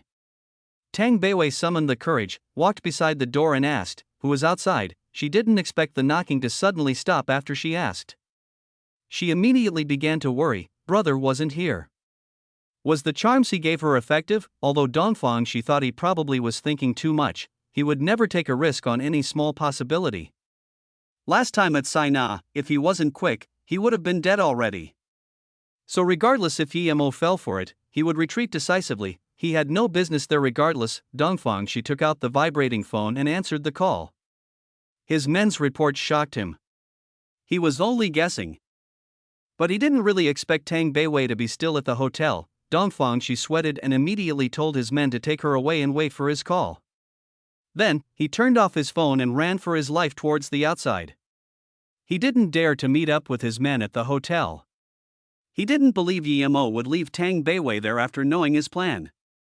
He must have measures. The more he ran, the more he regretted. From now on, no matter what he did, he wouldn't come personally again. Although it was satisfying telling Yimo the truth in front of Yimo and watch him die in rage, nothing was more important than his life. Chapter 229, Carnage. Another bang, and the door was kicked open. A waitress who wanted to stop them was kicked away by the man outside and couldn't get up. Tang Beiwei saw the 3 men charge in and charged towards her the moment they entered. Tang Beiwei's heart shook and took many steps back. The man in front had grabbed towards her. Obviously, he didn't see Tang Beiwei as a threat at all. To him, Tang Beiwei was just a goat ready to be slaughtered. Tang Beiwei, in a fit of worry, threw a few charms at the man and yelled Lin repeatedly. Rumble, a ball of fire engulfed the man, but soon, the flame disappeared and there was just a small pile of ash flying around. Tang Beiwei was shocked and couldn't react at all. What was this? She didn't even feel any heat from that ball of flame, but the man who was surrounded by it disappeared. This was too strange. Was that fireball charm that strong? Wasn't this immortal magic? Who was her brother? She subconsciously looked at the remaining few charms in her hands. the two men behind stopped and looked at the flying ashes in shock. Their minds froze. Burning a person to ash? How could this be? However, they already saw it with their own eyes, so how could it be fake? The two came to their senses after many seconds and looked at the runes in her hands, not daring to take a step forward. They turned to run, until they disappeared. Tang Beiwei finally realized that the fireballs were real and also scarily strong. That temperature was enough to turn people to ash in an instant. Tang Beiwei looked at the door that was kicked to pieces and knew there was no point staying here anymore. She immediately left the hotel and looked at the 7 remaining charms in her hands, thinking that with that, she could go help EMO. She quickly called a taxi to where EMO was going. The scene wasn't bloody before, so Tang Beiwei didn't think much of it, but now that she sat on the car and thought a person burned to ash, she couldn't help but to feel disgusted. "Are you carsick?" the driver asked. A bit." Tang Beiwei made the driver stop as she vomited. EMO got off the car when it couldn't go further. He then went into the forest from the side of the path Tang Beiwei pointed. Yemo's speed was very fast, the same as a car. It was just half an hour and he saw a long canyon just like Tang Beiwei said. Yemo entered immediately and spread out his spirit sense at the same time. Song Hai, from a distance, saw one person entering the canyon. He felt something was wrong and looked at Li Mingqiang and said, "Why is there only one person? Did he notice something so he came by himself?" "You two go ahead and see." Song Hai's last sentence was to the 2 men Dongfang she brought. After the 2 men left, Li Mingqiang sneered. "I knew that Dongfang she wasn't reliable. I would believe the hidden sect people would let him set up ambush here. But I don't believe he can talk to them directly." Song Hai suddenly stood up. "Predecessorly, I think this thing may really be what you said. What should we do now?" Li Mingqiang sneered. "I don't believe that GMO has 3 heads and 6 arms. Regardless of whether he dares to step on the metal chain bridge, I won't be afraid of him. Without Dongfang Shi, can I not avenge my disciple? There's only 8 people, this is disappointing. If you want to take your revenge, then come." As soon as Li Mingqiang spoke, Yemo's voice sounded out. Song Hai's face immediately became pale. He didn't think Yemo could find them and not go onto the metal chain bridge first. They were hiding on the side of the canyon. So how did Yemo find them? But soon, he reacted and said, "Surround him, predecessorly, keep him there and the rest attack him together." The reason Song Hai said this was because he knew if he ordered to retreat, he would be the first to die. The rest of the people were all much stronger than him. Everyone surrounded Yemo. Yemo looked at Song Hai, who was slowly retreating, and sneered. "If you dare to take half a step back, I will kill you first." Song Hai stopped his steps. He didn't know why, but he didn't dare to retreat a bit at all. "Tell me your names." Yemo scanned them. His tone was cold. Li Mingqiang sneered and said, "I'm Li Mingqiang, little bastard, just because you learned some martial arts. You dare to be so cocky and kill my disciple Hu Qiu. I will sacrifice your head to him. You will pay for your insolence." Yemo's eyes immediately went cold. Li Mingqiang was Hu Qiu's master, so he immediately knew it was the Song family. His guess was right. The Song family was really bold. Not only bold, they even thought of such an evil way of revenge. In Yemo's heart now, the Song family was already a pile of dead bones. In that case, die. Yemo casually took out Bianpo's long sword and slashed towards them. He also learnt this from Bianpa. If Bianpa knew that not only was his weapon taken by Yemo but so was his moves after his death, would he crawl out from the ground and cry? Other than Li Mingqiang noticing Yemo suddenly had a sword in his hand, no one else saw the sword. They only saw a ray of white light. Li Mingqiang was also dazed a bit. He clearly saw Yemo was bare-handed, so how did he suddenly have a long sword? PSH. There were blood-spilling sound everywhere. Song Hai realized the 4 yellow-level warriors had become bodies under Yemo's sword light. They couldn't even defend themselves. Although Yemo's attack was a sudden one, he still killed 4 with it. This scared Song Hai so much that his legs started to shake. He really didn't expect Yemo to be this strong. It seemed Dongfang she didn't overestimate him, but instead underestimated him. Song Hai wanted to escape. But his legs shook so much that he couldn't even walk. Li Mingqiang saw Yemo kill 4 with 1 slash and knew he underestimated Yemo. He was definitely stronger than him. Thinking about this, he didn't dare to drift off with his mind. He took out the whip from his waist and surrounded Yemo with the other two yellow-level peak stage fighters. Li Mingxiang's whip shook, becoming a series of whip shadows surrounding Yemo. The two yellow-level masters behind Yemo also attacked Yemo with their curved swords without hesitation. Although Li Mingxiang's whip was countless grades better than that Hu Chou, it was still a far cry from Daoist Xian. Yemo didn't even use Windblade and just brought up his sword. Strike, strike, strike, he slashed out many times. His chi was plenty and had a long sword in his hand, so was so much easier than when he fought Daoist Xian. Li Mingxiang actually blocked 6 strikes from Yemo before there was the sound of his whip breaking. Yemo then broke another curved sword, slicing one of the men Dongfang she brought in half. Fresh blood spewed out, and Yemo took a few steps back to prevent the blood from dripping on his body. Seeing this bloody scene, Songhai's leg curved. He couldn't resist anymore and vomited. He had killed people and interrogated people, but he had never seen such a bloody scene. Luckily, Yemo didn't bring Tang Beiwei here. He stared coldly at Li Mingxiang, who was a little stunned.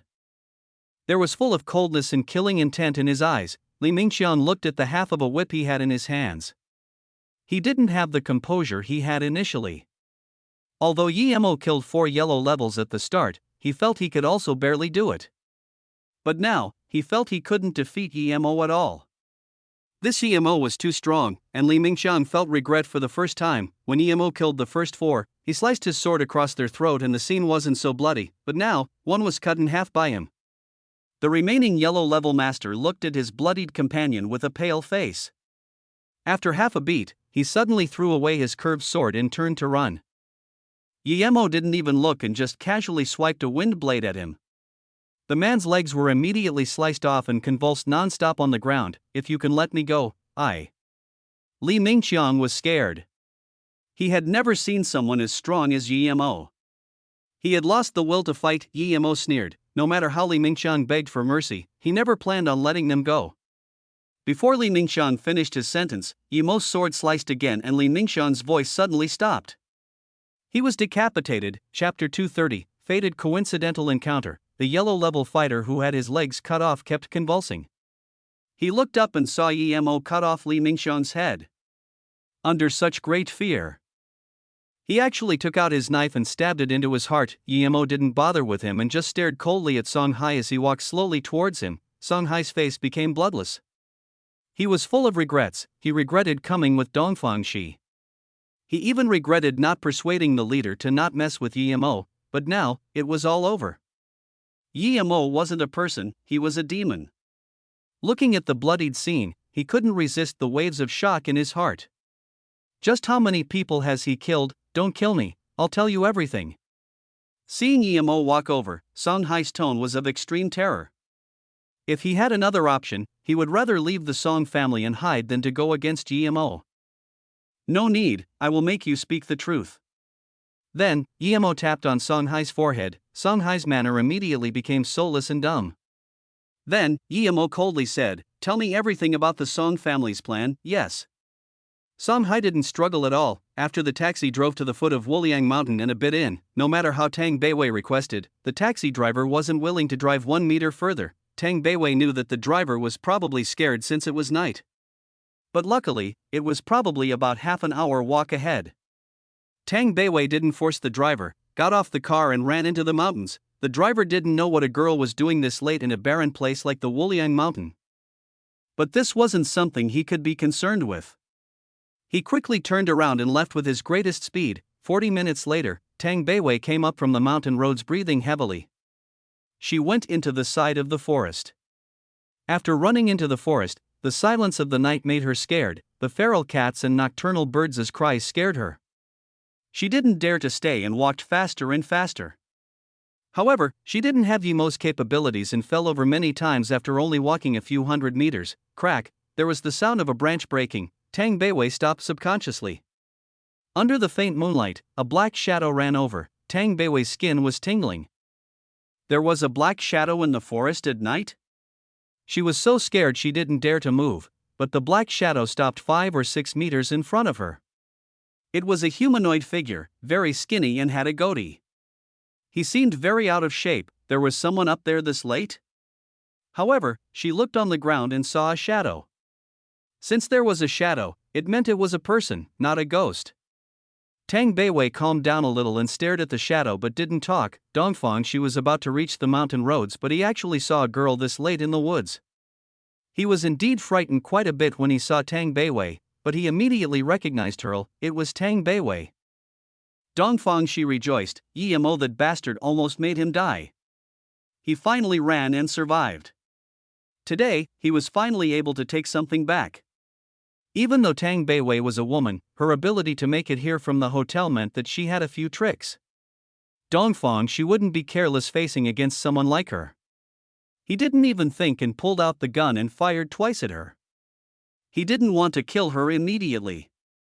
He will torture her to death and let Yimo know what happened to her. Tang Beiwei saw Dongfang Shi and took a breath of relief upon realizing he wasn't a ghost. She was confused why this person was running in the mountains this late at night, but suddenly, Dongfang Shi fired twice at her. Tang Beiwei didn't even have time to react and saw a faint yellow barrier erect in front of her. But immediately, the barrier broke. Just when Tang Beiwei wanted to see what happened, there was another barrier. 5 or 6 broke before 2 bullets fell in front of her. Tang Beiwei finally realized at this moment that the person opened fire. She didn't have time to think how the bullet didn't hit her. She just subconsciously grabbed a rock from the ground and threw it. Dongfang Shi fired twice and knew Tang Beiwei was meat in his hands, but he didn't expect the 2 shots to miss. When he reacted, Tang Beiwei's stone was coming over at a smash. It hit right on Dongfang Shi's face. Dongfang Shi clearly heard his nose break. His eyes were blurred as he raised his gun and fired again while covering his face with his hand. The 3rd shot didn't affect Tang Beiwei at all. However, Tang Beiwei thought of the light before and it came from her necklace. She looked down and saw the glow was dimmer. It wasn't as pretty as when Yimo gave it to her. Tang Beiwei was extremely angry and threw another 2 rocks at Dongfang Shi. At this moment, she had completely forgot she had fireball charms. She was just angry this man broke her necklace. One hit his forehead and another hit his arm. Dongfang Shi yelled and felt viscous blood flow down. The hand holding the gun was hit and the gun flew onto the ground uncontrollably. Tang Beiwei looked at Dongfang Shi, who squatted on the ground and kicked onto his head. The skinny Dongfang Shi was kicked over and struggled to get up. Tang Beiwei picked up the gun and now remembered she had fireball charms. She took out one but shook her head. If she used that, this guy was already a goner. As such, she didn't use one and just beat him down. This way, she managed to save a fireball charm. She felt her necklace again. Tang Beiwei's heart was bleeding. Her brother finally gave her a good necklace, and it was ruined like this by the bastard. So brother's necklace could protect her, otherwise, Tang Beiwei thought of the 2 gunshots and didn't dare to think the consequences. This guy was too bad, she must not let him go. She didn't even know him and he was going to kill her. Tang Beiwei picked up the gun and aimed it at Dongfang Shi, ready to fire. Tang Beiwei never shot a gun before, but she knew it was easy. She only had to pull the trigger. Bang! Tang Beiwei realized her shot went wide. At this moment, Dongfang Shi flipped over and sat up. He also woke up under the gunfire and looked at the pistol in her hands. There was terror in his eyes and he quickly said, "Girl, don't fire. I didn't see clearly just then. I thought it was something else, so I fired." That was a misunderstanding, a complete misunderstanding. Think about it, how would I know there was people here this late at night? Tang Beiwei frowned. Did he really not see it? Seeing Tang Beiwei frown and her gun was slanting down, Dongfang Shi felt relieved and quickly said, "It really is a misunderstanding.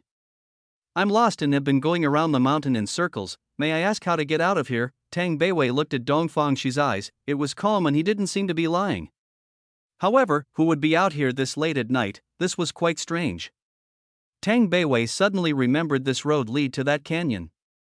Was it someone her brother missed? She subconsciously looked at Dongfang Shi's eyes again. It was too calm. This wasn't right. She learnt acting before. Although it was very easy at that time. Was he not scared of the gun when she was pointing it at him? His eyes should be scared a little, right? However, she didn't see it at all. She then looked at Dongfang Shi's hands. They seemed to be moving slowly as though trying to support himself up, but Tang Beiwei already had the preconceived opinion that he escaped from her brother. She walked a few steps in and pointed the gun at Dongfang Shi's hand and fired. It was this close that Tang Beiwei didn't miss hitting Dongfang Shi right in the arm. Crank, a knife fell to the ground.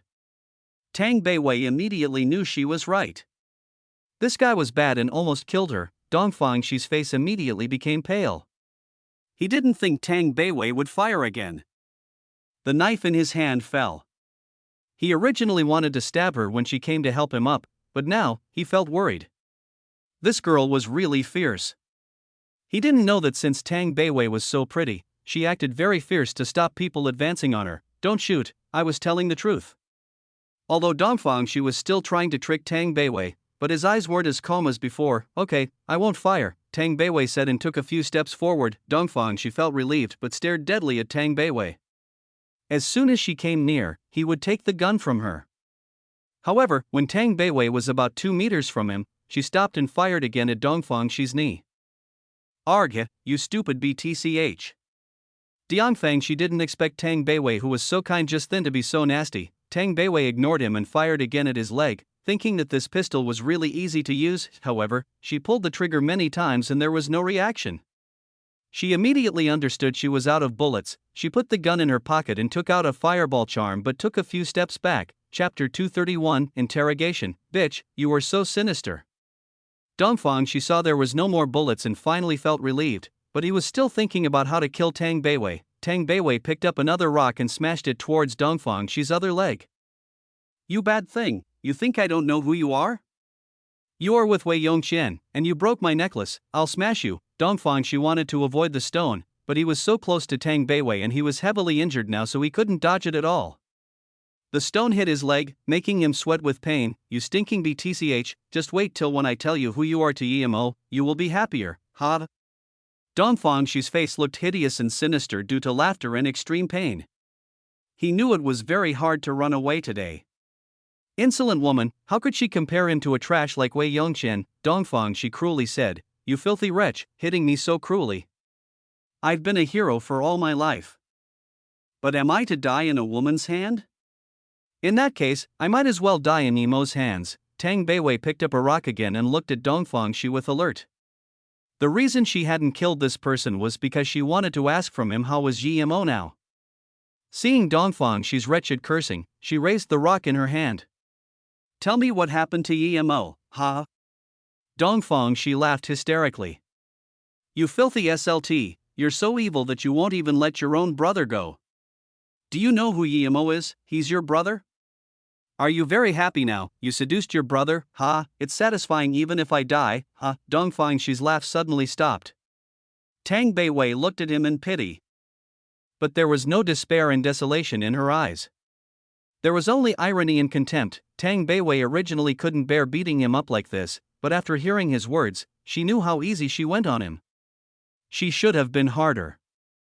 This wasn't a person anymore, it was an animal. You don't believe me? Dongfang, she saw there was nothing on Tang Beiwei's face. He even forgot his pain as a bad feeling came over him. Tang Beiwei looked at him in pity. You want to say I went in bed with my brother and you're happy? Unfortunately, you will be disappointed. My brother knew I was his sister as soon as he saw me. You scum, I really don't know what your parents are like, creating such an anomaly. Dongfang, she was so angry that he actually spat out blood. Before he said anything, Tang Beiwei smashed the stone on his head. Before Dongfang, she lost his consciousness, he heard, idiot, if it wasn't because you let me find my brother, I will burn you to dust immediately. Seeing Dongfang, she was knocked out. Tang Beiwei finally felt relieved. This guy was too evil. So he was the one who thought of this evil plan. She originally thought it was a coincidence that she met with her brother, but it was actually this animal's idea. Luckily, her brother recognized her, otherwise, Tang Beiwei shivered. She didn't dare to keep thinking, it was the first time she was so cruel to someone. But she didn't feel bad at all. Yimo burned Song Hai to dust with a fireball as well as the other bodies. Then, he looked at the end of the canyon. According to Song Hai, there should be a metal chain bridge. Dongfangxi's plan was to trick him in and let him fight with the hidden sect people, Song Qiming, Dongfangxi. Yimo muttered these two names. There was full of killing intent in his eyes. Since they wanted to ambush him, then don't blame him for total annihilation.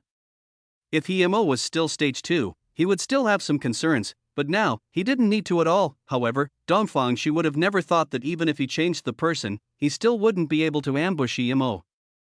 As long as Yemo walked into this canyon, his spirit sense would be able to scan what was on the two sides of the canyon.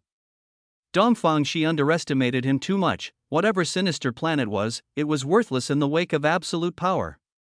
Yemo once again felt that he should increase his power, improve his power. Yemo looked at the end of the canyon. Since there was an auction, should he go in and see? Who knows if there will be something he needs in the hidden sect auction. Last time, he just went to a social night and got a space abyss rock. This auction would definitely be more fruitful. But how was he going to enter? According to Song Hai, the guards were 2 halfway Earth level masters. Then, wouldn't there be people stronger than Earth level there? This wasn't it. Since he was going to buy, he needed money, but he only had tens of thousands left. This wasn't enough for anything. Regardless, he needed to go. Ever since he found the 1,000-year snow lotus seed in face-preserving fruit, he no longer underestimated Earth. Perhaps there was really things he needed. Worst comes to worst, he would go back and make some artifacts and a few face-preserving pills. Today's slaughter was satisfying, but Dongfang Shi ran away. Yemo was very uncomfortable. Dongfang Shi was like a venomous snake. If Dongfang Shi knew Tang Beiwei was his sister and still let her seduce him, then he was too malevolent. He would go back and take away Tang Beiwei first. Yemo didn't choose to go into the canyon. He just walked a few steps and his phone started vibrating. It was Tang Beiwei. Yemo quickly picked up. "Oh, brother, I caught Dongfang Shi. I'm not far from the exit of the road. What do I do?" Tang Beiwei's voice sounded, "What?" She actually caught Dongfang 11. Yemo yelled out in joy, "Don't go, stay there and wait for me. This Dongfang Shi is very useful to me." Hearing this, Tang Beiwei felt as though she ate honey. She could finally help her brother. When Yemo arrived, Dongfang Shi just woke up. He saw Yemo come over and his eyes were faint. He knew he was a goner. "Brother." Tang Beiwei looked at Dongfang Shi nervously. She was scared that with the slightest carelessness, this guy would run away, and because of that, she kept all her attention to him. Yemo walked over, took another mini pistol from Dongfang Shi's leg, and then said, "Beiwei, why did you come here?" "Ha, he still has a gun. I was almost tricked by him." Tang Beiwei looked in shock while Yemo took another gun. She also gave the pistol in her pocket to Yemo. "This guy is very cunning. Luckily, you weren't tricked by him." Yemo then looked at the necklace on Tang Beiwei's chest, which seemed faint. He frowned and said, "He attacked you." Tang Beiwei nodded and told everything that had happened from the hotel till now. Yemo then turned to look at Dongfang Shi with even colder eyes. This guy was like a snake. Luckily, he fell in his hands today, otherwise, he really wouldn't be able to sleep. "Mr. Yi, as long as you let me go, I'm willing to be your servant. You also know that I only tried to fight because we were on different sides. As long as I serve you, I will live by your words." Dongfang Shi was completely full of despair after Yemo took away his gun. Before Yemo spoke, Tang Beiwei quickly said, "Brother, don't trust him. He's purely evil. He opened fire on me as soon as he saw me, and he knew we were siblings but still used such an evil plan." Yemo's eyes grew bleaker. His guess was right.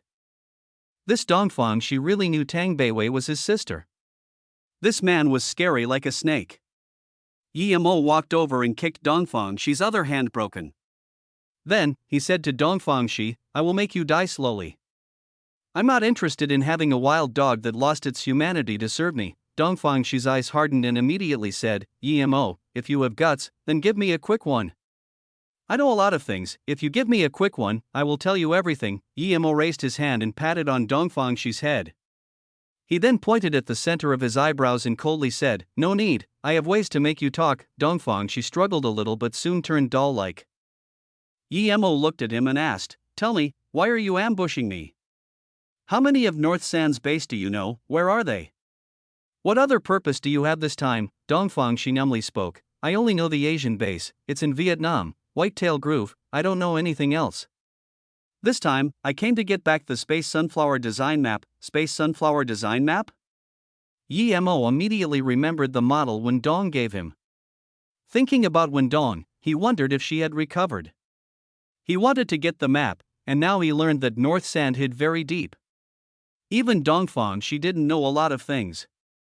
It seemed they were just using each other, but Yemo didn't care. He only needed Dongfang Shi to know the location and he would kill them all. Yi continued asking, "How did you know I was siblings with Tang Beiwei?" Chapter 232, Turmoil. Screech. A sharp sound interrupted Dong Fangshi's reply, and there was struggle in his eyes. He actually woke up and looked at Yi in terror. He started rubbing his teeth against each other as fast as he could. A gush of black blood spilled out from Dong Fangshi's mouth. Yi immediately knew it wasn't good. Dong Fangshi actually woke up at the last minute. This wasn't it, he had poison in his mouth. Just when Yi wanted to save him, Dong Fangshi already died. Even his skin color changed black. Such potent poison, Yi sighed. He had never seen such a poison, and with his current power. And there was no way he could save Dong Fangshi unless he made Lotus Life Pill. Brother, he killed himself? Tang Beiwei also saw that Dong Fangshi had died. Yi nodded and burned Dong Fangshi with a fireball before saying, "It's too easy for him to die like this," but a nocturnal bird interrupted us. "If it wasn't for that bird, I would have known everything else, but that doesn't matter. Brother, you really gave me down magic charms?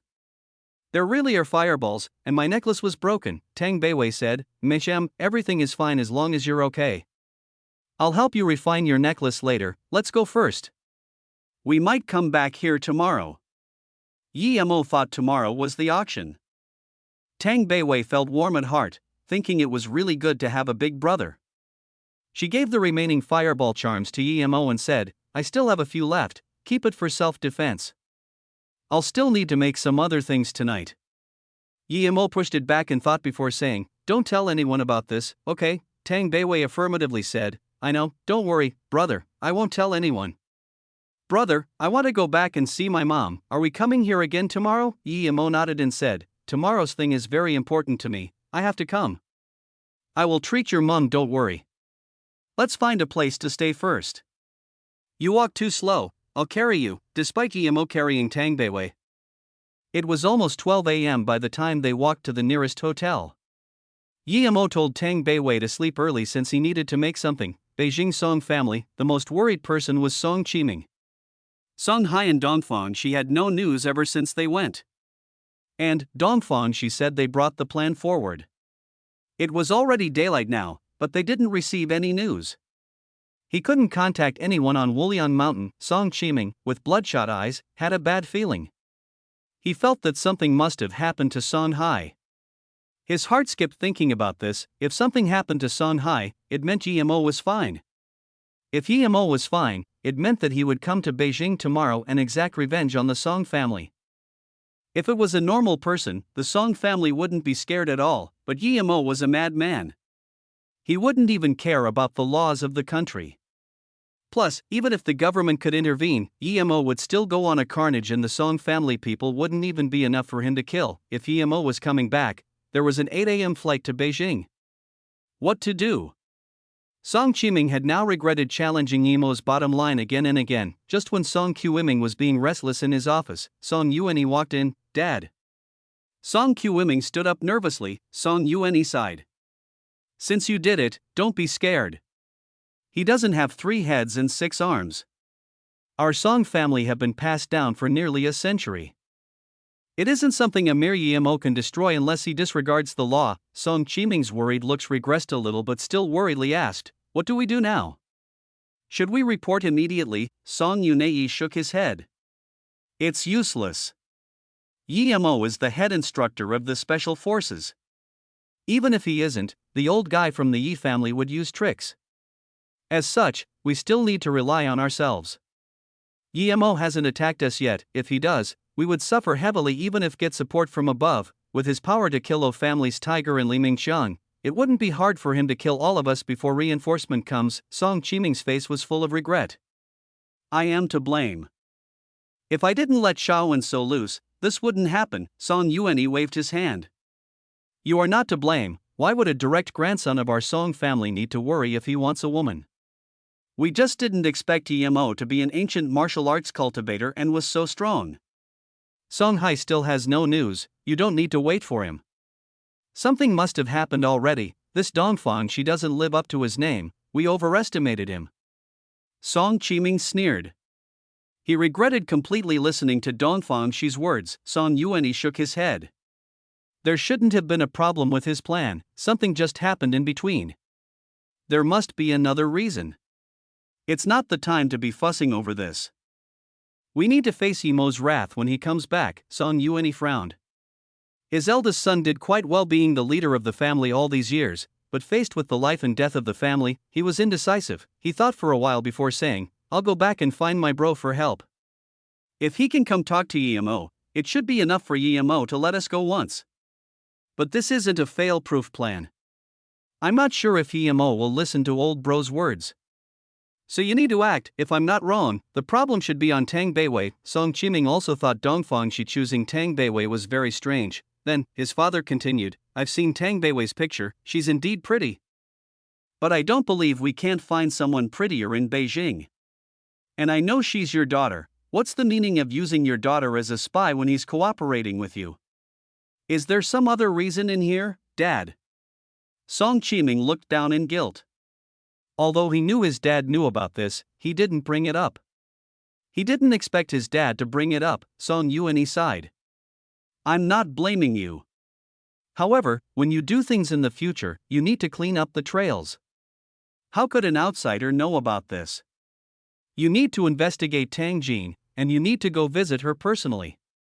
If Tang Beiwei really managed to have something with Yemo, then she would be a breakthrough point. If we want Tang Beiwei's help, you need to do work on Tang Jing. Since that Tang Beiwei could accept this deal for her mother, this means her mother is very important for her, I understand. Song Qiming admired his father's eyes, finding the key point immediately. Song Yuanyi nodded. Most importantly, immediately hold a family meeting. Tell them to disperse. Those who can leave the country, leave tomorrow morning. Those who can't go to the ends of the country. Leave the main members. And, I need to go see Beirong and Ningfujian. Even if we pay a heavy price, we need to overcome this disaster. Song Qiming looked at his father in surprise. He didn't expect the family had to be dispersed in order to overcome this. Hurry up, the other things are outside things. As long as the family doesn't fall, we will get it back. Seeing Song Qiming was still hesitating, Song Yuanyi immediately reproached, Yes, father. Song Qiming knew that as Yemo was getting stronger and stronger, the Song family no longer had the power to fight with him. After a busy night, Yemo finally made 6 face-preserving pills and 3 lotus life pills by 9 a.m. in the morning. Yemo sighed, his power was too low, and he wasted too much material. This was even with the help of Shin Nong Cauldron. If he didn't have this cauldron, he would waste more, brother. Seeing Yemo stand up, Tang Beiwei rushed over. Although she knew Yemo had great metaphysical power, she saw with her own eyes that her brother hadn't slept for a few nights, so she was very worried. Yemo smiled and waved his hand. I'm fine, eat this pill. I've refined your necklace. Wear it. Then, Yemo gave her the face-preserving pill and the necklace. What pill is this? Tang Beiwei took the pill and it smelled very refreshing. It's called face-preserving pill. You won't age after eating it, eat it. Yemo's new appearance was very important to women. Since he had 6 face-preserving pills, he wouldn't be stingy, huh? Tang Beiwei took the pill with shaky hands. She would never believe this before, but now, she trusted Yemo wholeheartedly. A pill that could preserve her looks? The price. She didn't dare to think Yemo knew what Tang Beiwei was thinking and casually said, Eat it, I still have a lot more. Tang Beiwei suddenly felt a warm feeling flow in her heart. Although she wasn't sure Yemo was her brother, but seeing he could give something as valuable as this to her meant that he really treated her as a little sister. Chapter 233, Act of Heroism. Although she knew Yemo wouldn't lie to her, Tang Beiwei was still shocked by the effects of the face-preserving pill.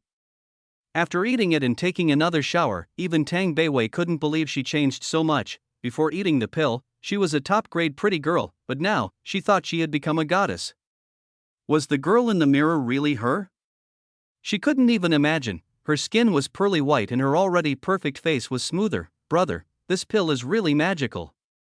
Tang Beiwei ran out and yelled in joy. Yemo smiled and said, Of course, you think it's easy to make? Although it's not very complicated, but one of the materials is very precious. Thank you, brother. Tang Beiwei ran in front of Yemo, then hugged him and kissed him. No girl didn't like beauty. Tang Beiwei was no exception. She was really grateful that her brother gave her that pill. Emo patted Tang Beiwei's head and said, "Beiwei, I need to go in the mountain again. Wait for me here." He wanted to go to the auction but knew he wasn't from the hidden sects and thus wasn't sure if he could go in. It would be inconvenient to bring Tang Beiwei. She nodded and said, "I know, brother, I want to go see mom today." Emo thought it would make Tang Beiwei quite worried for her to wait here by herself, so he took a bottle and gave it to Tang Beiwei. "Give your mother the medicine in this bottle and wait for me to come back and cure her." Tang Beiwei agreed and took the bottle. "I'm at Tan Du Shifan Uni. If you come, just go to the English campus to find me, okay? After I'm done with the things over here, I will go find you. Remember, if that Wei Yongqian does anything to you, just burn him with the fireball. If anything happens, I will take the blame for you," Emo said. Tang Beiwei felt very warm from her brother's concern but was still shocked by Emo's words. No one could escape killing people in the city, but she knew her brother was doing it for her good and didn't argue. Emo sent Tang Beiwei on the taxi before heading back to that canyon. After entering the forest, Emo kept seeing some strange people. They rarely talked to each other. Emo thought these people were probably all going to the auction. He wanted to ask someone around but found everyone was very careful and discreet. Many people used black masks to cover their face. Emo cursed. It was just a mere hidden sect auction, but they made it like the cultivation realm. However, he thought that he was only stage 3, so he also took out a black cloth and covered his face. After entering the canyon, Emo found that most of the people at the auction were yellow and black level. There were a few earth level masters, but compared to black level, there were very little. This made Emo feel relieved. He was only one line from tertiary stage of stage 3 chi gathering. Once he reached that level, he would have the confidence to fight with earth level masters. Just when Emo entered the canyon, he saw a circle of people watching something, so he also squeezed over. When he came in, he saw a familiar person.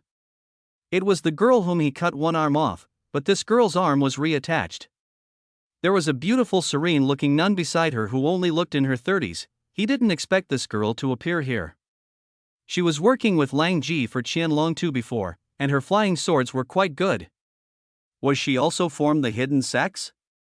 Regardless, Emo had no interest to care. As long as they didn't annoy him, otherwise, he wouldn't be so easy to mess with. Next time, it wouldn't just be an arm but becoming ash. Emo focused his attention in the circle. 2 men were at a standoff. One was yellow level tertiary stage, and the other one was black level tertiary level. Their difference in power was too great. The yellow level person already had a slash mark on his chest, and the blood kept flowing. It was obvious that the two were fighting. "Su Ping, you're just a solitary ghost, how dare you fight over things with me? You ran last time, but if you don't hand it this time, this place will be your burial ground." The black level man sneered. Su Ping wiped the blood from his mouth and said, "You're so shameless, just because you're from Broken Fist Hall. You think you can do whatever you want? I found the red meteor first, and I got it first. What right do you have to take it?" Shameless, everyone had understood now. It was definitely because the Broken Fist Hall man wanted someone else's thing and wanted to rob it from him. No one would believe that a yellow level fighter would try to rob from a black level warrior. Emo heard the name Broken Fist Hall and frowned. This name was so familiar. At this moment, the black level tertiary stage man walked forward and punched Su Ping on the chest. Su Ping spat out more blood. A bag had fallen into the Broken Fist Hall's man's hands from his chest, although everyone witnessed this happen. No one wanted to go up and say something fair. Emo scanned the thing in the bag and was shocked. That wasn't some red meteor, but instead it was a star jade. Star jade was very rare even in the cultivation realm. That was something strong people fought over. It could be used to make extreme-grade spirit artifacts. Star jade was very hard to form. It was formed from meteor that had undergone countless modifications by spacetime. The redder the star jade was, the higher the grade was. This jade was already red, meaning that it was very high quality. Emo's eyes went cold. He had to get this star jade no matter what. With that, his flying sword could be forged. But what excuse was he going to make to rob this? Looking at Su Ping on the ground, Emo thought and walked out. He helped Su Ping up and gave him a medical pill, saying, Friend, eat this first. I don't believe there is no justice in this world. Su Ping took the pill and looked gratefully at Yimo. Thanks, brother, I'm Su Ping. But you have no business here, move aside. That man is Zheng Qingze, he's from the Broken Fist Hall. It was obvious that Su Ping was implying Yimo couldn't mess with the Broken Fist Hall. Yimo smiled. No matter how strong the sect was, he wouldn't pass the Star Jade. If he could use the Star Jade to make his flying sword, he would be able to kill Earth-level masters. He didn't believe a mere Broken Fist Hall was full of Earth-level masters.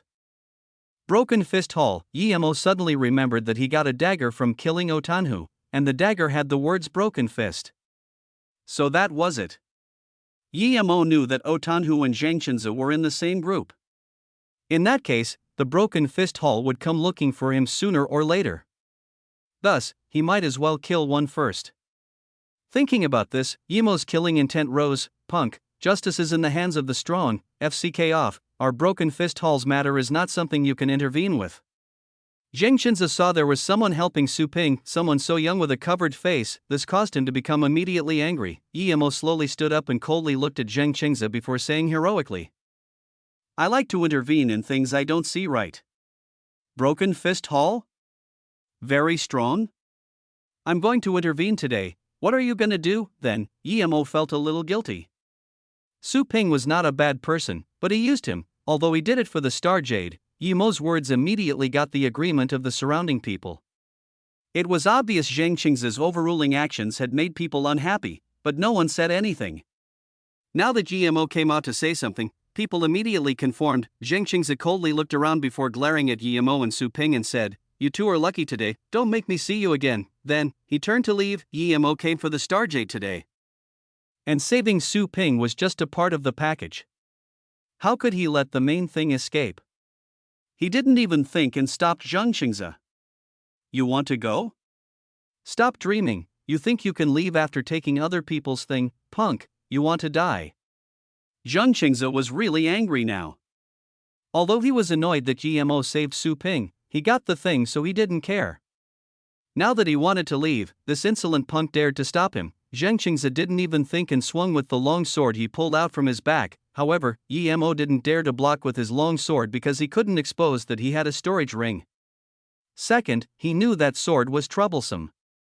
If people knew Bianpo's sword was on him, he would be the primary suspect. Without a weapon to use, Yimo wanted a flying sword even more. In a moment's time, Zheng Qingze's sword was already in from of Yimo.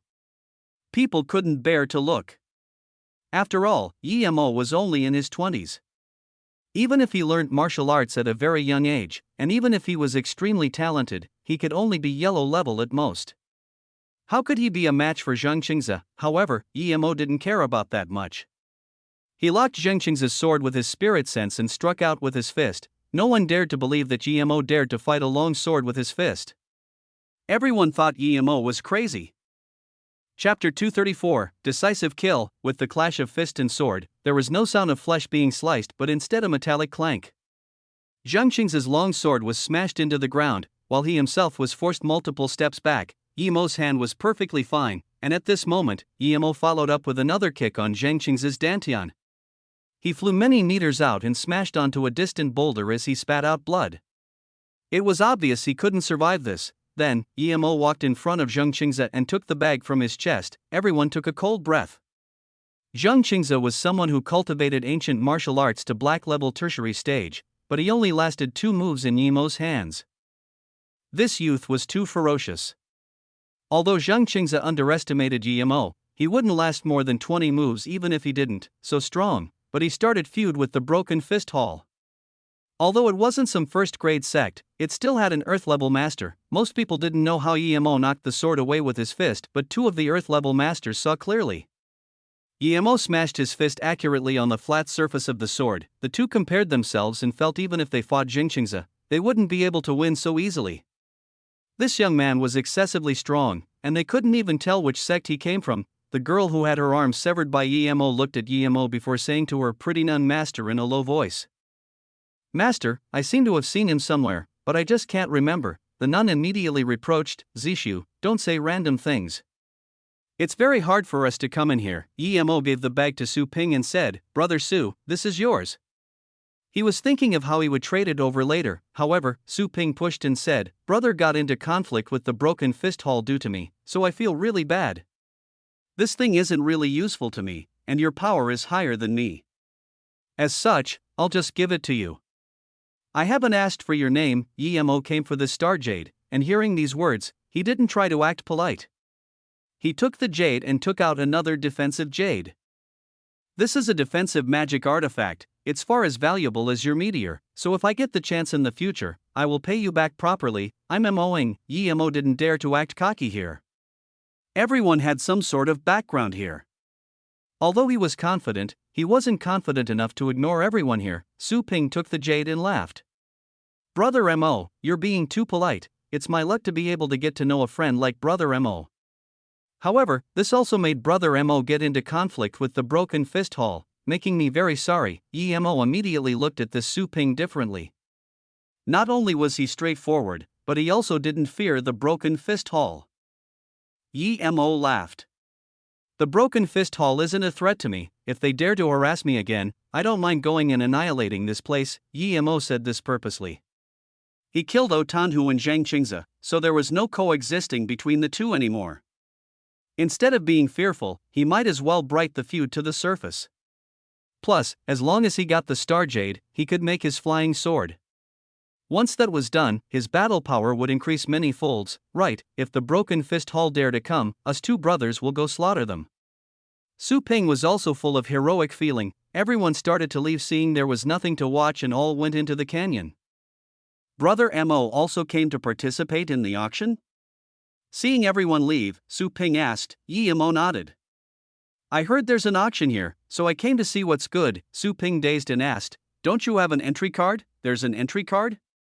Mo heard this for the first time and asked. Su Ping took out a jade card and said, "Of course, I also spent a lot of effort to get this." Mo took the card and looked. He thought he also had this card. He searched this from Yu Lian. The number was 37, while Su Ping's card had 101. Is it this sort of jade card?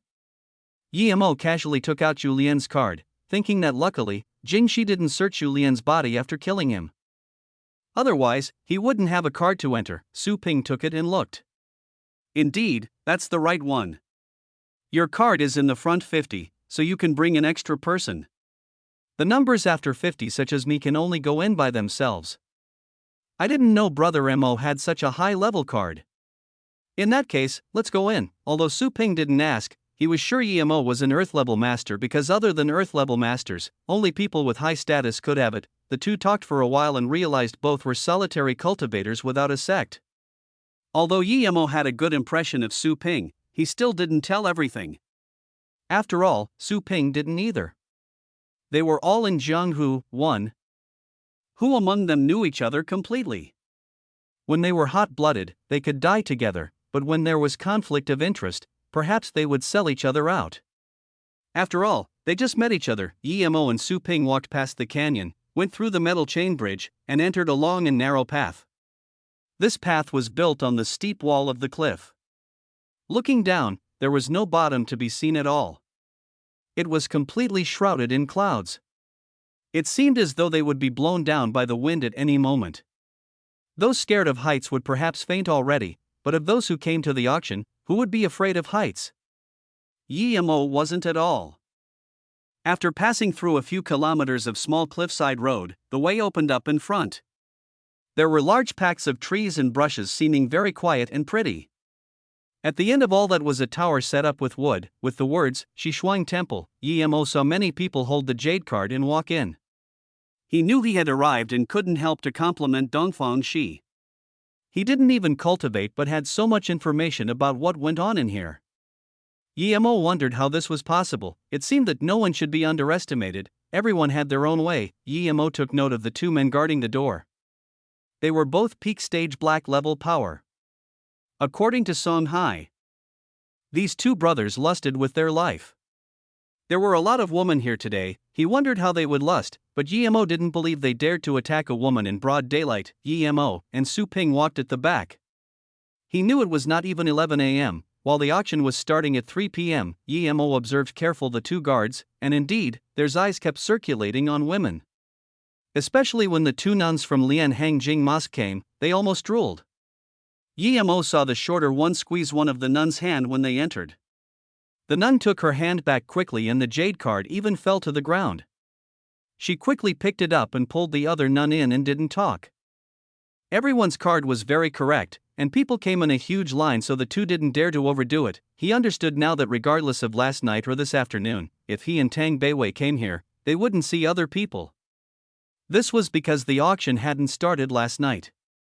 Regardless, with the lust of those two, he would be stopped for sure. These two were indeed not good. Yemo immediately knew if he and Tang Beiwei were stopped, they were going to have conflict 100%. Dongfangxi's plan was really malevolent. Luckily, he killed Dongfangxi. Otherwise, he really wouldn't be able to rest easy. This man kept using evil and insidious plans. It was Yemo and Su Ping's turn. Yemo handed his card in and so did Su Ping. The man on the left with the eagle nose felt strange that Yemo didn't bring anyone but had a card within 50. Normally, those people with a card within 50 would bring someone in.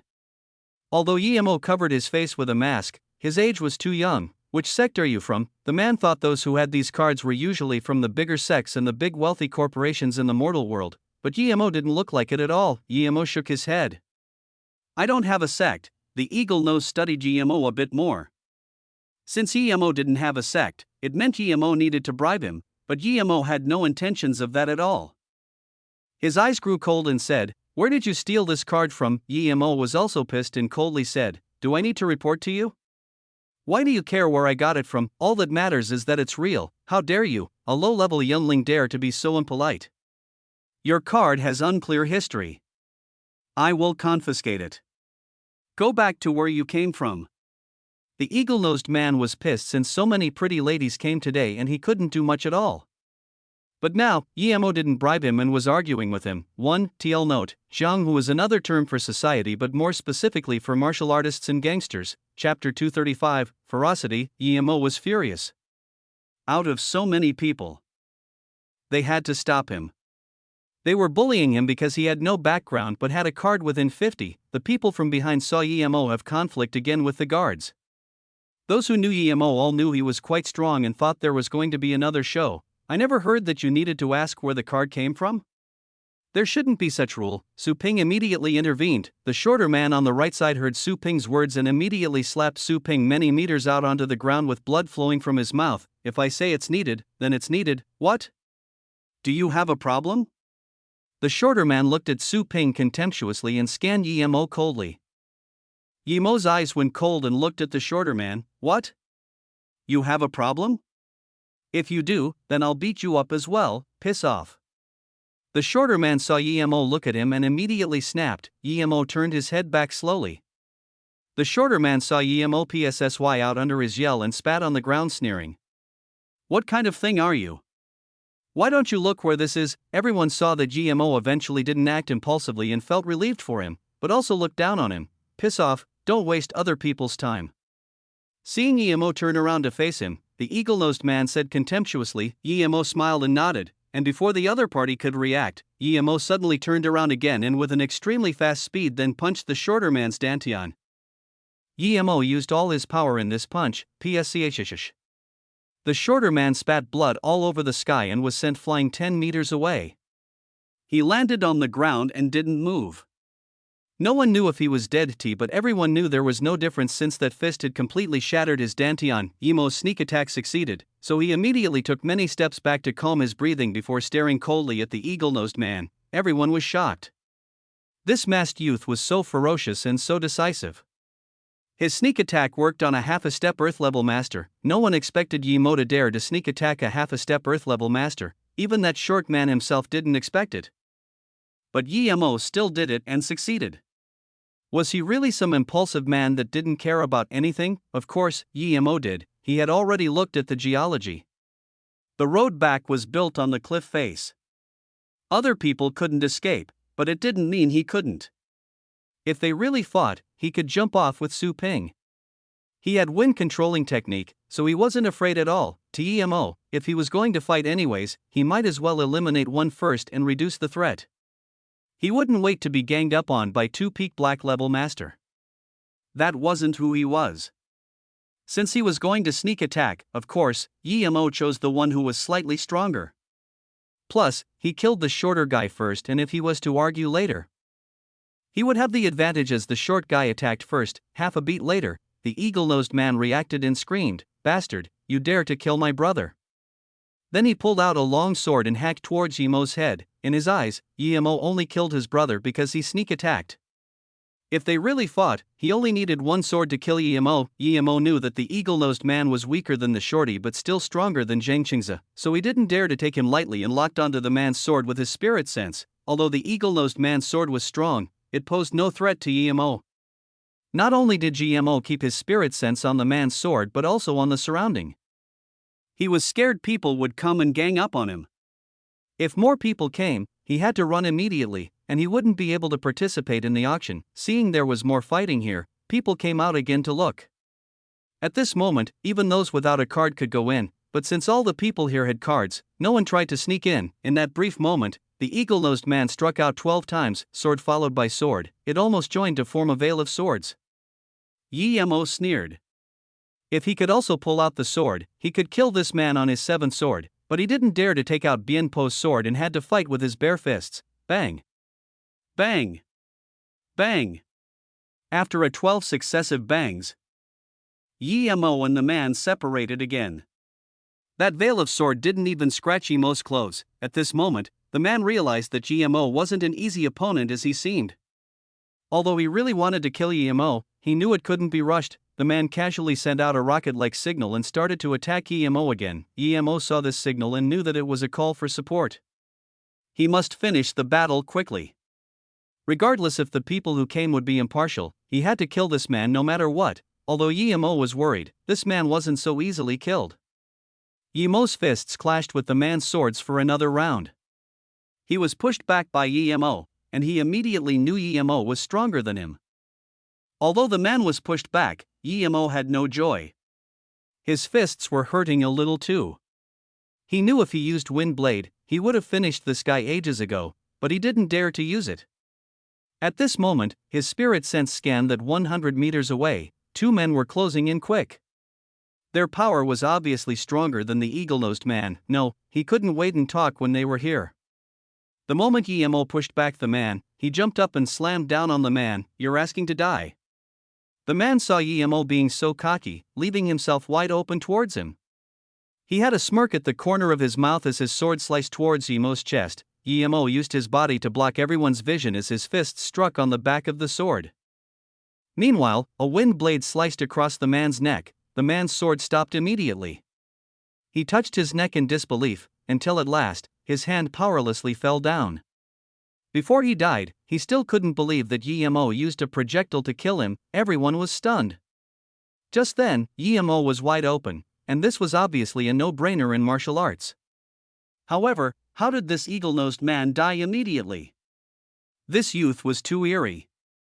Many people were warning their younger members to avoid this man if they see him in the future. At this moment, Yemo landed while the 2 gray-clothed men came by Yemo's heart skipped. Any of them was much stronger than the eagle-nosed man. He was no match for them. Thinking about this, Yemo subconsciously took a few steps back and moved close to Su Ping. As soon as things weren't right, he would grab Su Ping and run. "How dare you kill the guards of our Shishuang temple auction? Who are you?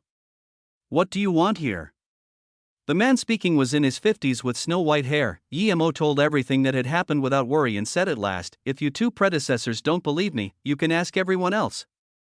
And, I saw the 2 harass the 2 sisters from Lian Hangjing Mosque. It could be seen these 2 aren't good people." The white-haired man looked at the crowd and casually asked. Although no one came out to give evidence. When the man asked, the crowd decided to speak the truth. "Sure Xiong, it seems this young man's right. The Gu brothers are being rude and causing trouble, stopping the guests. This is not tolerated. I felt it wasn't good when we chose these 2 for the guards," the other middle-aged man immediately said. The white-haired man sighed and said, "This isn't something we can decide, we will drop it for now." Then, the white-haired man said to Yemo, "You 2 go in first, you must not cause any more trouble. We can't decide on this, you may choose to leave, I won't stop you." Yemo knew these 2 brothers had background support, but he didn't mind. Since he came, he would go in. Thinking about this, He saluted with his fists and said, "Thank you, two predecessors." Then, Yemo pulled Su Ping in. Everyone saw Yemo come over and all made way.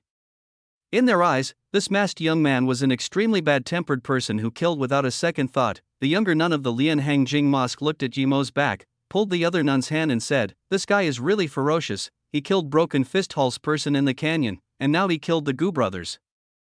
But even so, he helped you get revenge. Should we go thank him later?" The other nun immediately said, "Sure may you err, you are too naive. Do you think he was killing for us? Didn't you see he only killed after the shorty hit his friend? And he used us." When he spoke, it was as though he couldn't resist seeing us being bullied, but he's actually using as an excuse to justify his killing. We mustn't talk to him. "Oh, I understand, Shurjia, why are the people outside all so bad?" You are none said with a pouted mouth. Chapter 236, Auction by Request. Of course, Yemo didn't know he was labeled as malicious by the two nuns. His first objective was to gather enough funding. He didn't have much money on him, and he only had the magic artifacts and the pills he made last night. The Shishuang temple was very spacious. Yemo looked around casually and there was 50 acres of land and the scene was good.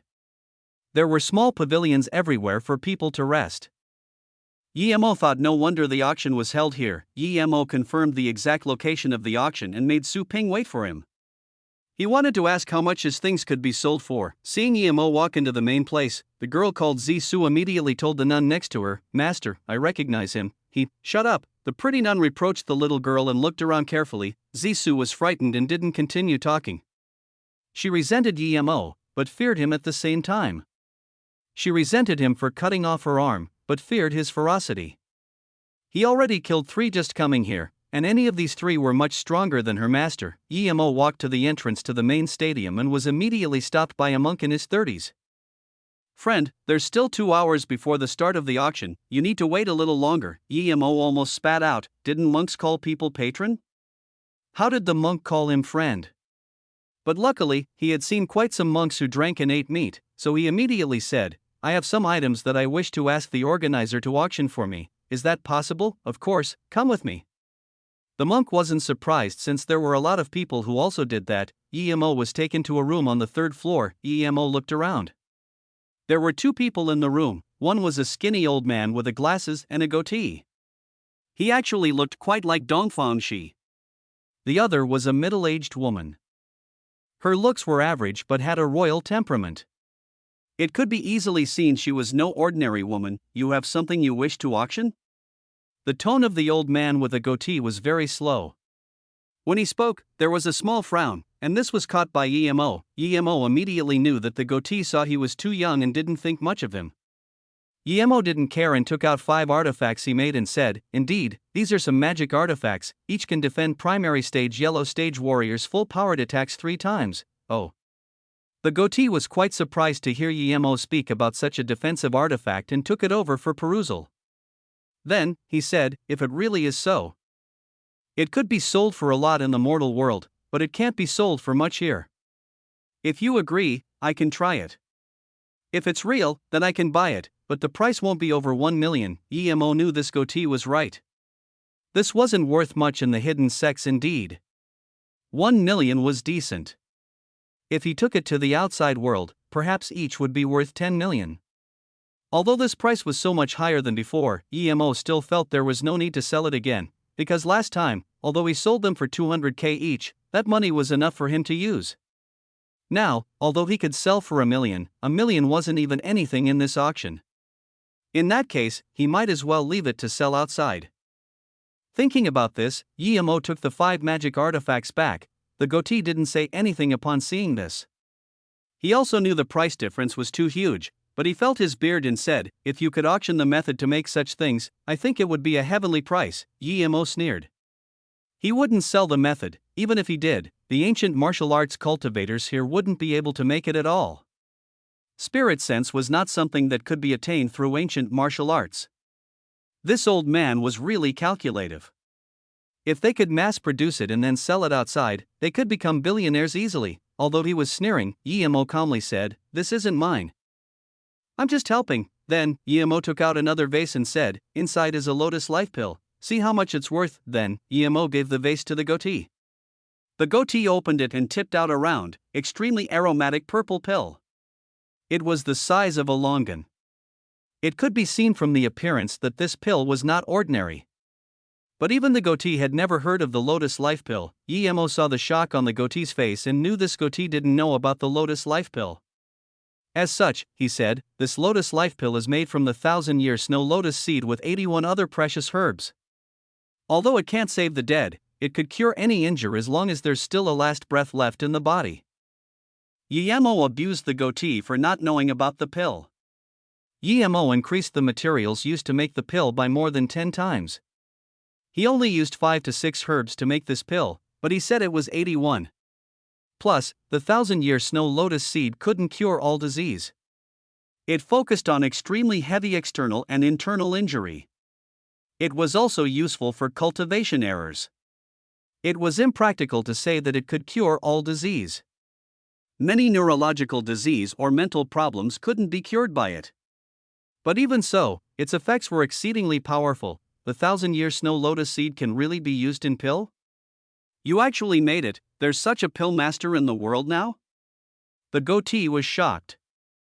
Even the middle-aged woman was shocked. The effects Emo said was too potent. Emo smiled and put the pill in the bottle and said, "What I said is all true. Can this pill be auctioned?" The goatee immediately replied, "Yes, it can, but you have to promise your pill is real. If it's fake," Emo sneered. Of course, he knew what the goatee wanted to say, so he immediately replied, "If you don't trust me, then you can say a guest said so, and you won't be responsible." The reason Emo said that was if the goatee didn't know if the pill was real or fake and opposed its auction, then he would lose a lot. He didn't believe that with so many masters here, not one could recognize whether the pill was genuine. "Okay, we will auction your Lotus Life Pill, but we will take 5% of the earnings," the goatee immediately said. "Sure," Emo immediately agreed. 5% commission was much better than all those taxes outside. "Do you have anything else?" The goatee saw that all that Emo took out was good stuff, and thus, he had more expectations. Emo took out another bottle and gave it to the goatee. "Take a look at this." The goatee opened the bottle. It was another pill, which was crystal clear and had a pleasant aroma. It was easily seen that it was no ordinary pill. However, the goatee felt embarrassed because he didn't know it again. He was an appraiser, but he couldn't appraise the items many times in a row. Emo looked and knew this old man was clueless again, so he had to explain, "This is a face-preserving pill. No matter who eats it, they will gain eternal youth." "What?" This time, not only the goatee was shocked, but so was that middle-aged woman. Face-preserving pill was only in the legends. Who knew if there was such a thing in the world? Seeing the goatee's handshake, Emo quickly put the pill back in the bottle. This hillbilly, if he shook his hands too much, he might drop the pill on the ground. Half a beat later, the goatee woke up and looked at Emo. "Brother, you can't bullshit. If this is real, do you know how much implications it will cause? This will be an uproar because this pill is invaluable." The middle-aged woman also stared anxiously at Emo because she wasn't sure if Emo was being genuine. Emo smiled and said, "Of course this is real. I will be at the auction. You can sell this first, and the buyer can test it on the spot. If it's fake, you can sell me out." Although he said that, Emo became wary.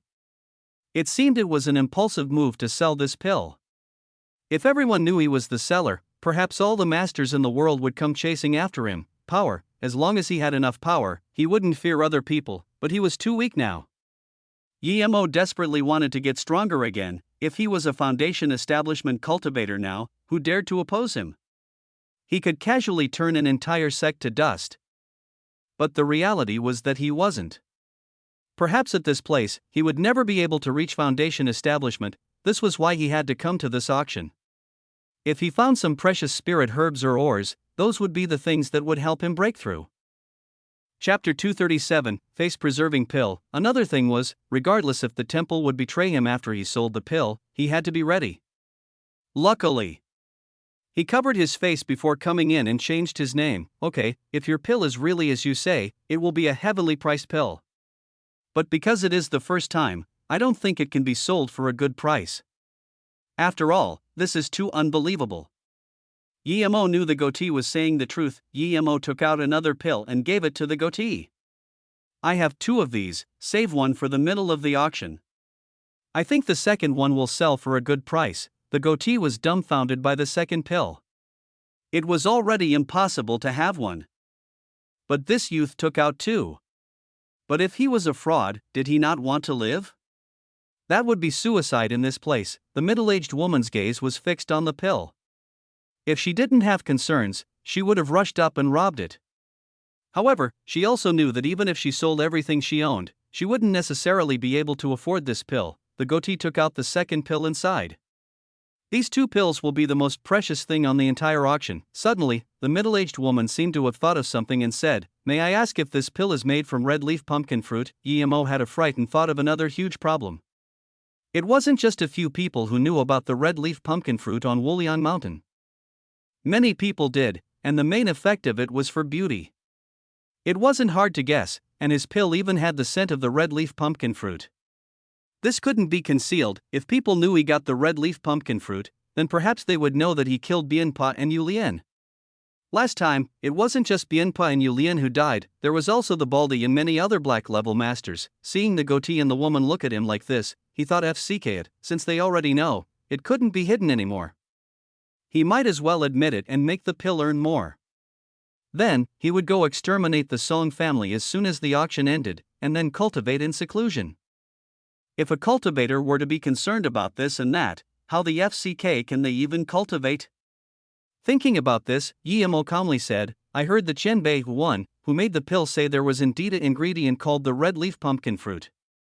You can say it at the auction." Even the goatee knew this face-preserving pill was 90% real, much less the woman. An hour or so later, Emo and the goatee did the procedures and Emo came out to find Su Ping.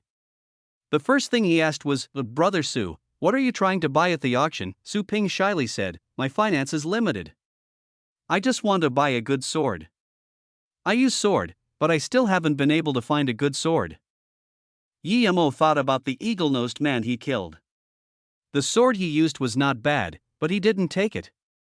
It could be said the killing was unprovoked, but if he were to take someone's thing, then there would be doubts about his actions. Although Bianpo's sword was very good, Emo didn't even dare to take it out for auction. If he gave it to Su Ping now, it would harm him. Thinking after a while, Emo said, "Brother Su, if you trust me, you should leave here immediately and go as far as possible. A year later, you can come and find me in Beijing. I promise I will get you a good sword." Emo originally wanted Su Ping to go to Ninghai next year to teach the Taekwondo guy a lesson. But he thought if he were to tell Su Ping he was Shiring, then his identity would be exposed. He should wait till he was stronger before telling Su Ping who he was. "What's the matter, Brother Mo?" Su Ping nervously asked. He knew Emo was much stronger than him, but even Emo was worried. This meant that the problem wasn't small. Emo didn't hide it from him and said, "I believe there will be a hunt for me after the auction. I have faith in escaping, but if they don't catch me, you might be in danger." Brother Su, hearing Emo's words, Su Ping immediately said, "Okay, I will leave immediately. Brother Mo, be careful. If the Broken Fist Hall people dare to do anything to you, I will bring someone down even if I die." Emo felt touched. They just met after all. Although they quite liked each other, he helped Su Ping partially due to ulterior motives, but now, Su Ping listened to him without a second thought, making Emo feel Su Ping was someone worth becoming friends with. When Su Ping left, the auction had started. Many people started going in. Although Emo had a black cover on his face, he wasn't outstanding as he wasn't the only one. Emo scanned with his spirit sense. The highest level people were earth level, but most people were yellow level and black level. Suddenly, Emo noticed someone familiar. It was Li Qiuyang. He saw him once at Beijing and knew he was from the Li family. However, Emo knew that Li Qiuyang wasn't exactly an outstanding member of the younger generation of the Li family. How could he come in? Emo looked carefully again and found that although he looked very like Li Qiuyang, they weren't the same person. It should be someone related to Li Qiuyang. He didn't expect the background support of the Li family to be so huge. They were even related to the hidden sections. Emo was astonished. There weren't much people at the auction, only about 500. Su Ping was able to get a number in the 100s, meaning his luck was quite good. The top 50 each had a small room. Emo was 37 and also got a room. The auctioneer was an old man in his 50s. Yemo looked at this old man and knew that the latter was much stronger than all the people he had fought. The old man walked onto the stage, then he paused before saying in a loud voice, "I'm Shi Wushan, I've been invited to be the auctioneer for this hidden sect auction. Everyone knows that although we have an auction every 5 years, there are treasures coming out each time. I would like to represent the Shishuang Temple and the sellers to thank the many guests for coming as well as the friends from the mortal world." "Okay, let's begin the auction." Yemo heard the words and thought, were there people from the mortal world? What power factions were they? Even the Yi family and Song family couldn't come. Those who could be here definitely had power. Did that Li Qiaoyan looking man represent the Li family? But the Li family wasn't the number one family. It seemed there were people from other families here, but perhaps Git covered their face like him. Shi Wushan's interrupted Yemo's thoughts. The first item is definitely something that will shock your mind. I don't dare to say there won't be something more precious than this in the future, but it is, for sure, the most precious thing we've ever had. Then, he took out a jade vase and said, "This is a face-preserving pill. After consumption, it will grant eternal youth. It can even extend life by a decade. This is made with red leaf pumpkin fruit as the main ingredient with tens of other precious herbs. The starting price is 1 million each time. The increment must be no lower than 100k. Yemo thought they actually changed his porcelain vase into a jade vase. It seemed these people really know how to do business, huh? Despite so, there was immediately rustling below. After all, this effect was too potent, no one dared to imagine such a thing even existed. After the boisterous rant, there was silence. No one called a price. Yemo's heart sunk. Did no one believe it? Shi Wushan coughed. Calm down everyone, if people don't believe it after buying it, you may consume it now. We have someone here who will be responsible. Brother Shi, according to you, you say this pill is made from red leaf pumpkin fruit and many people have heard about it being in the Wuliang mountain not longer ago. However, an elder of our Dian Song has gone missing in Wuliang mountain. Shi brother, please tell me who sent this for auction. We Dian Song will be very grateful. A man in his 40s stood up. Yemo immediately looked at this guy and thought, so they came. This person was black level middle stage and looked like he was from Diansong. However, he didn't know what Shi Wushan would say. Although he was sure the temple wouldn't disclose his information, he was still concerned. Shi Wushan laughed. We are just responsible for auction, we don't ask about anything else. If someone asks such questions again, we will view it as a challenge to our auction. Okay, now people can start calling prices. Then, Shi Wushan's strong qi burst out. It could be seen that his power was so much stronger than that man from Diansong. That Diansong man's face was green with anger, but he eventually didn't say anything and sat down. Yemo felt very satisfied. The Diansong people were so arrogant. If he was stage 5 or 6 qi gathering, perhaps he would stand up and say, "It's me, so what?" After a while, no one called a price. Yemo felt annoyed. Were these people short of even 1 million?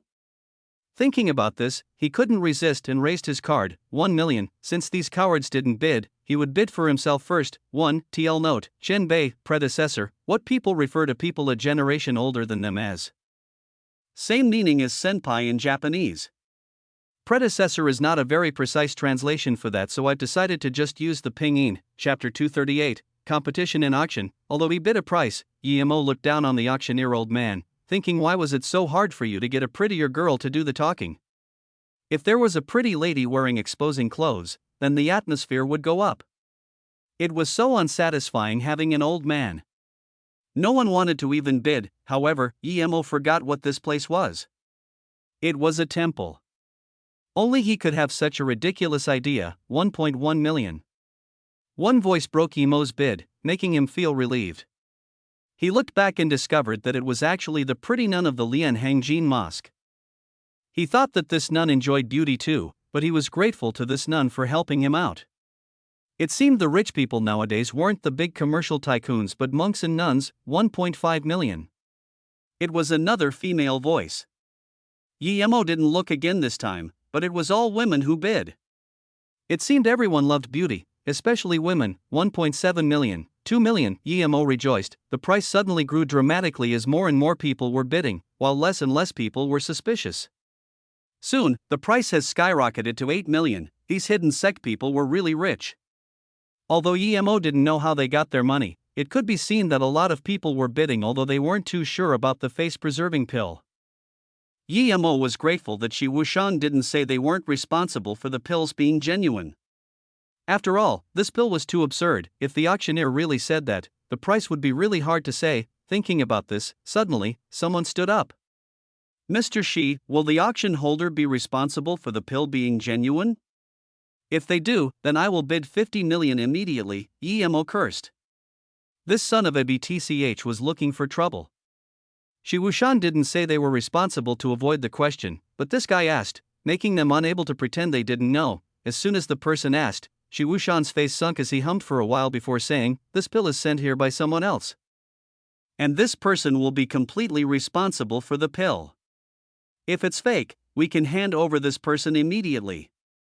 We won't be responsible for the pill being fake." Although Shi Wushan was modest with his wording, no one bid for the pill anymore, and it stopped at 9 million. Although everyone had money, this was the first item, and no one knew if it was real. Once this was bought, it would affect the auction if one were to try it on the spot. If they tried it afterwards, who knew if the seller would run away with the money? Most importantly, no one wanted to get into conflict with the auction holder. Otherwise, they wouldn't let them in on the next auction. Emo was annoyed. This Shi Wushan was an idiot. He should have just said that if the buyer realized the pill was fake, then they could give immediate refund. Emo was very annoyed, but he couldn't stand up and say that. "May I ask Shen Beishi, if the pill I buy is fake, can I get refund?" A voice asked the words Emo wanted to say.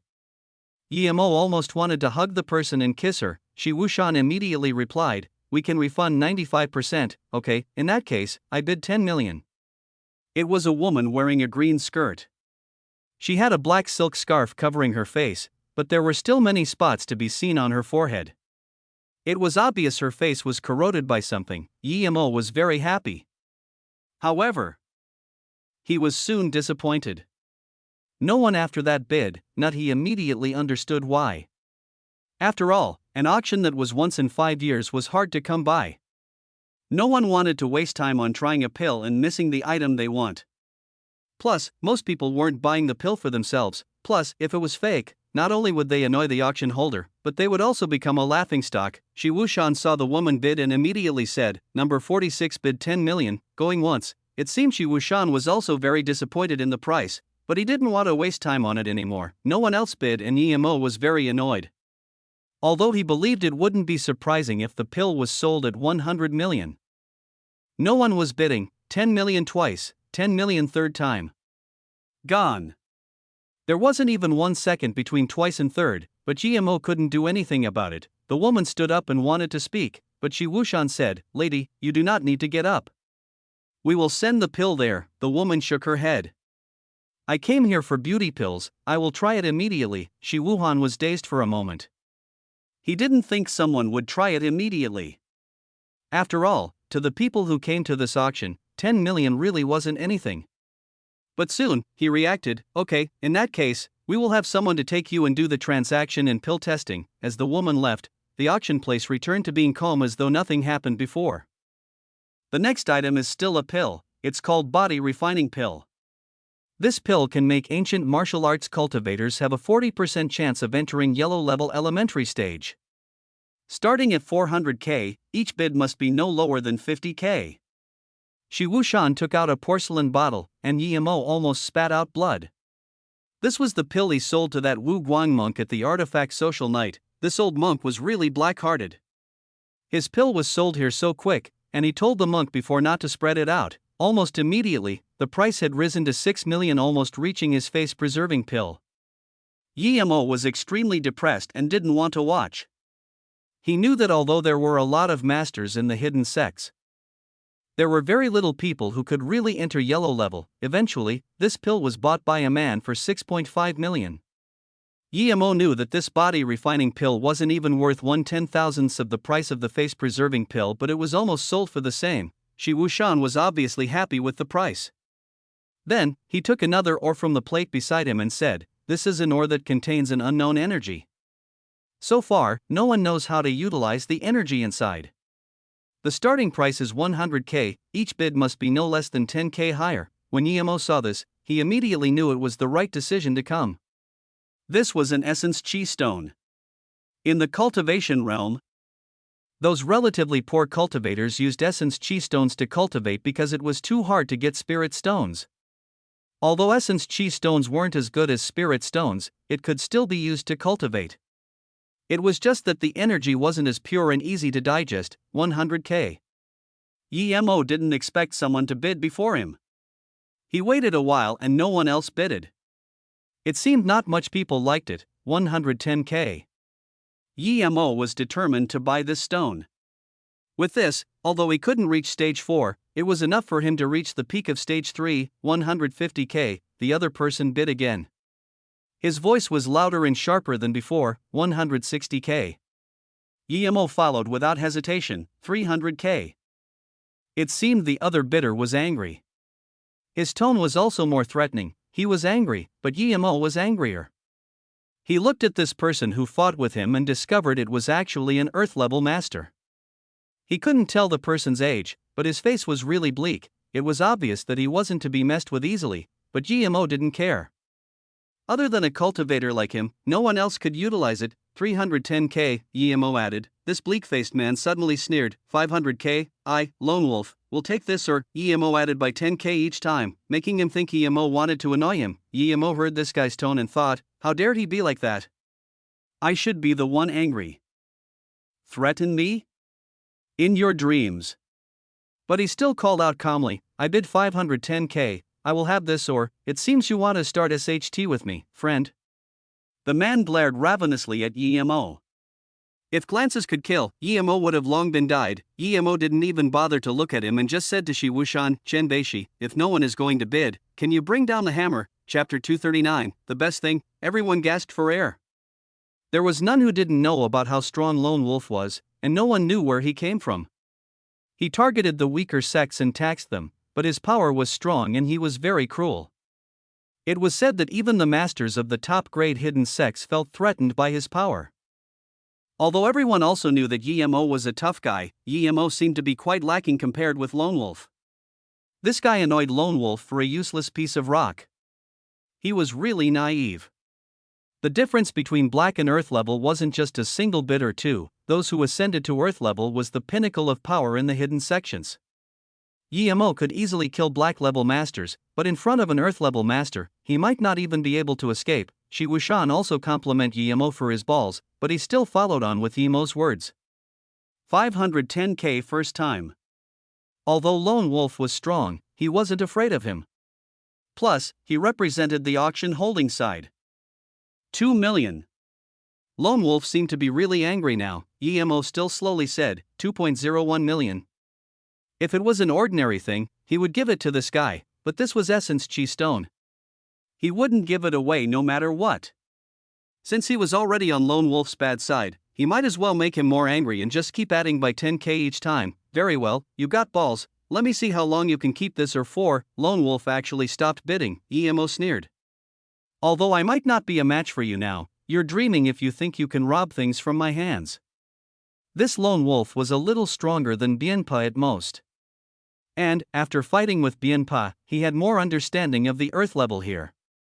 It was indeed much stronger than Black level, but that was not a reason he would give up on the Essence Chi Stone just because Lone Wolf was Earth level. Plus, he also got stronger too. A lady with a green skirt walked in from the back, breaking the aggressive atmosphere in the room. When people saw this lady, they were dumbfounded. This lady was the person who bought the face-preserving pill, and now, her face was smooth and silky, completely different from all those spots and craters before.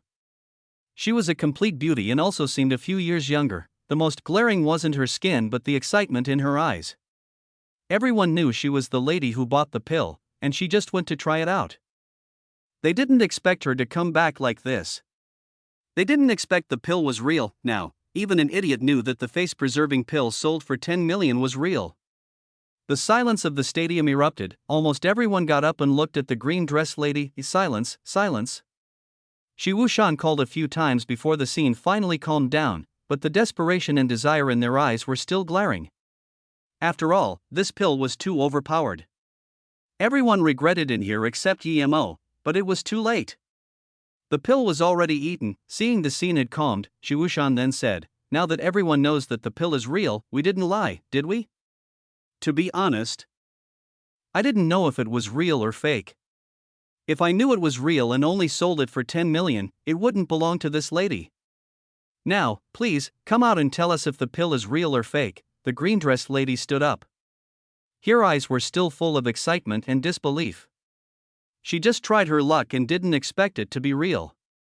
She was rather satisfied with this auction. Now that she needed to stand up and talk, she stood up immediately and said, "I'm sure this pill is real, it's real. Would this be staged?" There were already whispers on the side. "Bullshit, I know that woman, she's the Black Widow of the Hongwu Hall. She had a crater face, and now she transformed into this."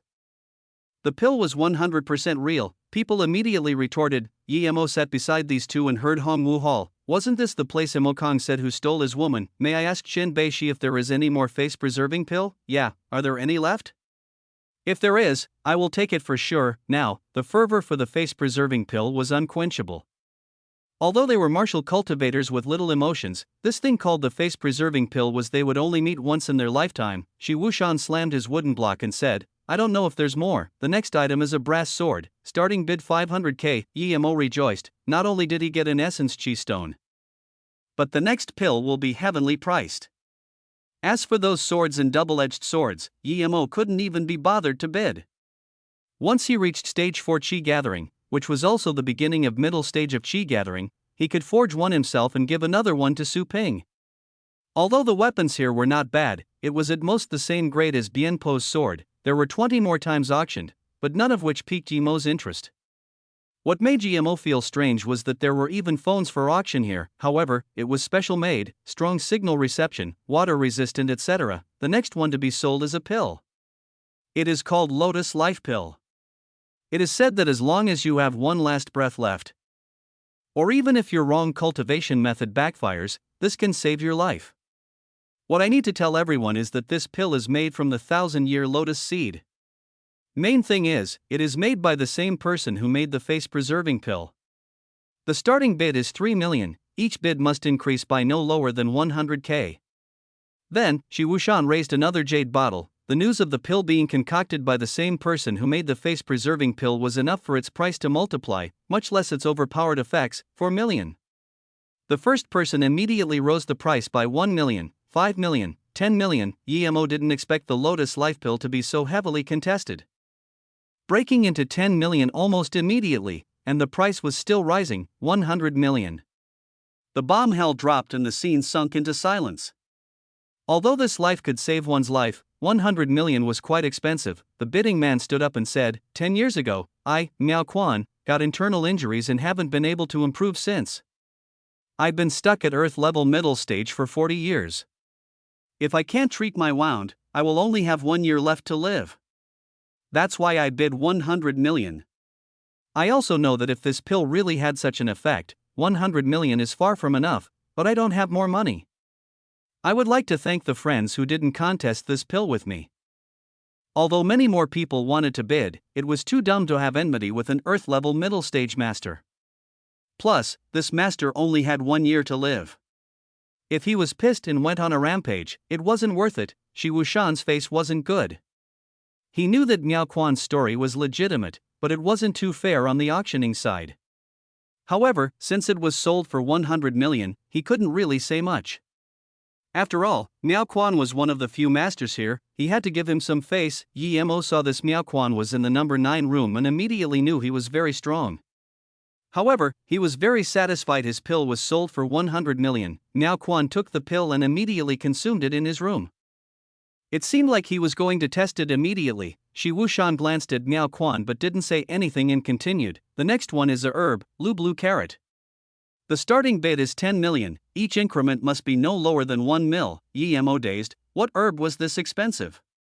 He had never heard of the Lu Blue Carrot. However, Shi Wuxian didn't even introduce the properties of this herb. This old man really wasn't suited to be holding an auction. He really didn't know what the auction holder was thinking. However, to Yemo's surprise, no one even asked about what it was. People immediately started to bid.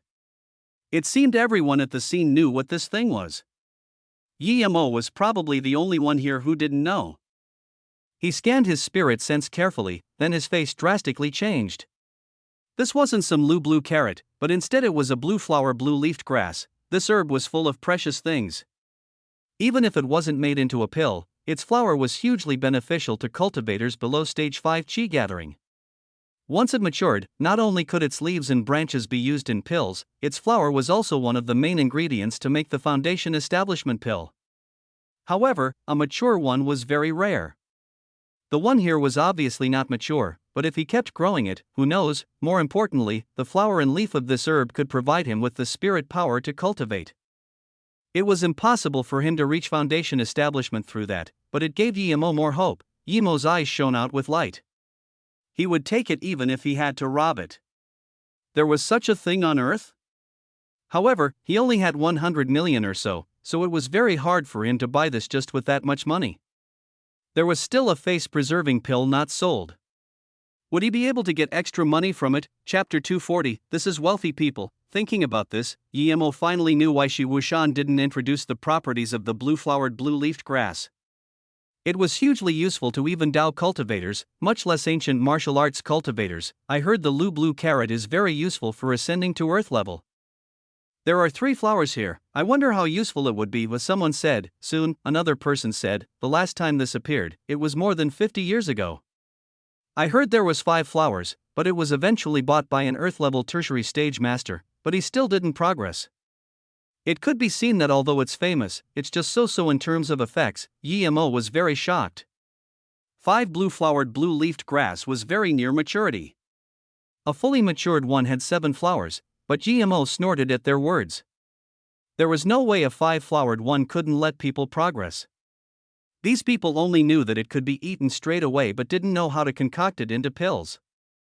Although direct consumption wasn't bad, its effects were far inferior when made into a pill. If he got his hands on the herb, he could make it into a pill immediately. Its effects were more than 100 times stronger than eating it straight away. These people were too ignorant, but Yimo thought ignorance was good. If these people really knew how precious this herb was, they probably wouldn't be selling it. 20 million. People already started bidding. 30 million, 50 mil, the price skyrocketed. Although they didn't know the herb could be made into a pill that could allow someone to break through earth level or a higher level, the flower could still allow a black level to break through into earth level. And perhaps even let an earth level get a little stronger. This was enough for everyone to bid on it. When Yimo had reacted, the price has skyrocketed to 200 million. This was completely over his bottom line. His assets combined was only 100 million, 300 million. One old man just added 100 million. Yimo thought, all the wealthy people were here indeed, 500 million. The price rose again, but by 200 million this time. Till now, Yimo finally realized how rich people could be. His Lotus Life pill only sold for 100 million, but this auction was only halfway. The most precious item hasn't even come out yet, and an item's price had already risen to 500 million. Yimo didn't know where these people got their money from. But he knew this was far from their bottom line. The price paused for a little at 500 million. Yimo was calculating his assets. He had 100 million now, and later on, that Lotus Life pill should sell for at least 200 million. This already amounted to 300 million, and he still had 5. So even if it was sold for 100 million each, that would be 500 million, 800 million. Yimo calculated and bidded, 800 first time. Shi Wuxian knew the herb was very precious. 800 million was not a low price, but this was far from the final price. Humph. A sneer sounded. Yimo immediately knew this was directed to him. This person was so strong, but he really didn't want to give up like this. However, if he was to offend this person as well, he would be offending too much people at this auction. One lone wolf, he wasn't afraid. However, if there was someone stronger than lone wolf as well, he would really be in danger. 1 billion. This old man sneered but didn't stop bidding. Yimo felt depressed. These bastards stayed in the hidden sects all day long. Where did they get all this money from? 1 billion, who in China could just casually take out 1 billion cash now? Even if it was Bill Gates, his wealth were in stocks.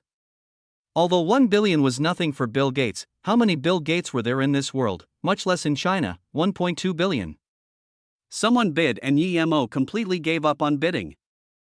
This was too much for him, 1.5 billion. The old man's tone was very uncomfortable and added 300 million, 2 billion. The other bidder was relentless too. Old bastard Xia, you're really going to fight with me over this? This price had exceeded the worth of the flower itself. The other bidder heard someone call out his name. He sneered and pulled down his face cover. Zhang Zhiwei, I, said Zheji, must have this blue carrot, please give me some face. Zhang Zhiwei seemed to know it was implausible to fight over this with the Xia family just with his power. Although he felt depressed, he had no choice but to sit down. Eventually, this was bought away by the Xia family for 2 billion. Yemo wasn't satisfied, but he had no choice either. He was thinking if this old bastard Xia was from the Xia family Emokan talked about. If he was, then he would find them and steal the herb if he had to. The next item made GMO understand what precious really meant. It was an earth-level cultivation method, and it was sold for 5 billion. Another Tai God sword, which was said to be used by an ancient deity Lu Dongbing, was sold for 4 billion. There were even luminous pearls sold here, also more than 2 billion. At this moment, GMO sighed. His 100 million wasn't enough for spare change for these guys. Yemo finally understood what wealthy people were like. He sighed. Perhaps he was one of the poorest here. Even those few nuns were richer than him. Yemo didn't know that these billions were the year's worth of savings for these sections. Money really wasn't anything for these hidden sections. Even if they had to take out all the money, it would be fine as long as they bought something useful. It was really easy to earn money for these hidden sects, but these precious herbs and items depended on fortune and luck. Ha ha ha, my internal injuries are gone. Magnificent pill, magnificent pill. Miao Quan suddenly stood up and said in excitement. The people sunk into silence again. A lot of people knew about Miao Quan's injuries, but they didn't really expect a lotus life pill to be able to cure him. People started to regret again. They thought it was bad luck missing the first pill, but they missed the second pill too. Both of the buyers used it on the spot and proved its worth. The next item is the most precious item. This item has been auctioned before. You might have guessed it already. Indeed, it is the face-preserving pill. This is the second one in the auction. Starting bid is 100 mil, each increment. Before Shi Wushan finished, the stadium was already in pandemonium. After seeing the unbelievable effects of the first and second pill, everyone was excited for this. No one wanted to miss this last chance. At the end of the auction, the climax had come. However, many people's pockets were empty since they had used all their money. Although they knew this pill was unequaled, they had no money to compete for it. However, Yemo was uninterested. Even if this pill was sold for a heavenly price, he didn't care that much. He didn't want money, but the blue-flowered blue-leafed grass, 200 million. The first to bid was that old bastard Xia. Hearing him bid, Yemo had an idea and stood up immediately. Everyone saw Yemo stand up and was confused. Yemo walked out of his room and wanted to go in, but people stopped Yemo immediately. Sir, you are not allowed inside during the auction. You may go out if you want. Let him come in. Yemo wanted to say he wanted to find the goatee old man, but goatee old man saw him and let him come in.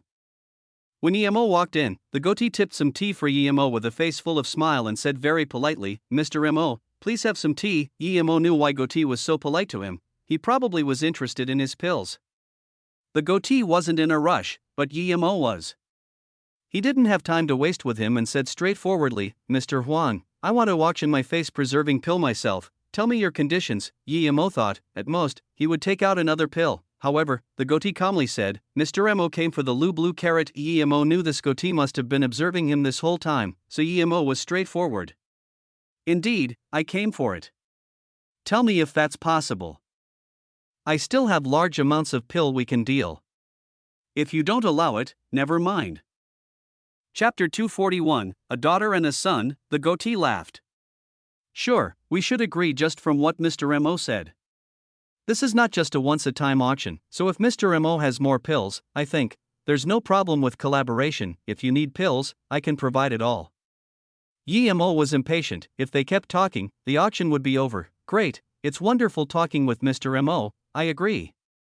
After the auction, you can come check out all together, then, we can discuss further collaboration. The goatee saw Yemo's impatience and said immediately, Yemo sneered, discuss my ass. After the auction, he would play missing immediately. He still had 100 million in the auction holder's hands. But he wouldn't be dumb enough to take that 100 million. If he got the blue-flowered blue-leafed grass, he would immediately escape. He could tell that this goatee wasn't a good person. 1.1 billion. The price had skyrocketed. Shi Wushan suddenly said, "Calm down, everyone." Due to the owner of the pill's request, he wished to be in this auction himself. "Now, we will hand it over to the owner of the pill." The scene calmed down but was soon boisterous again.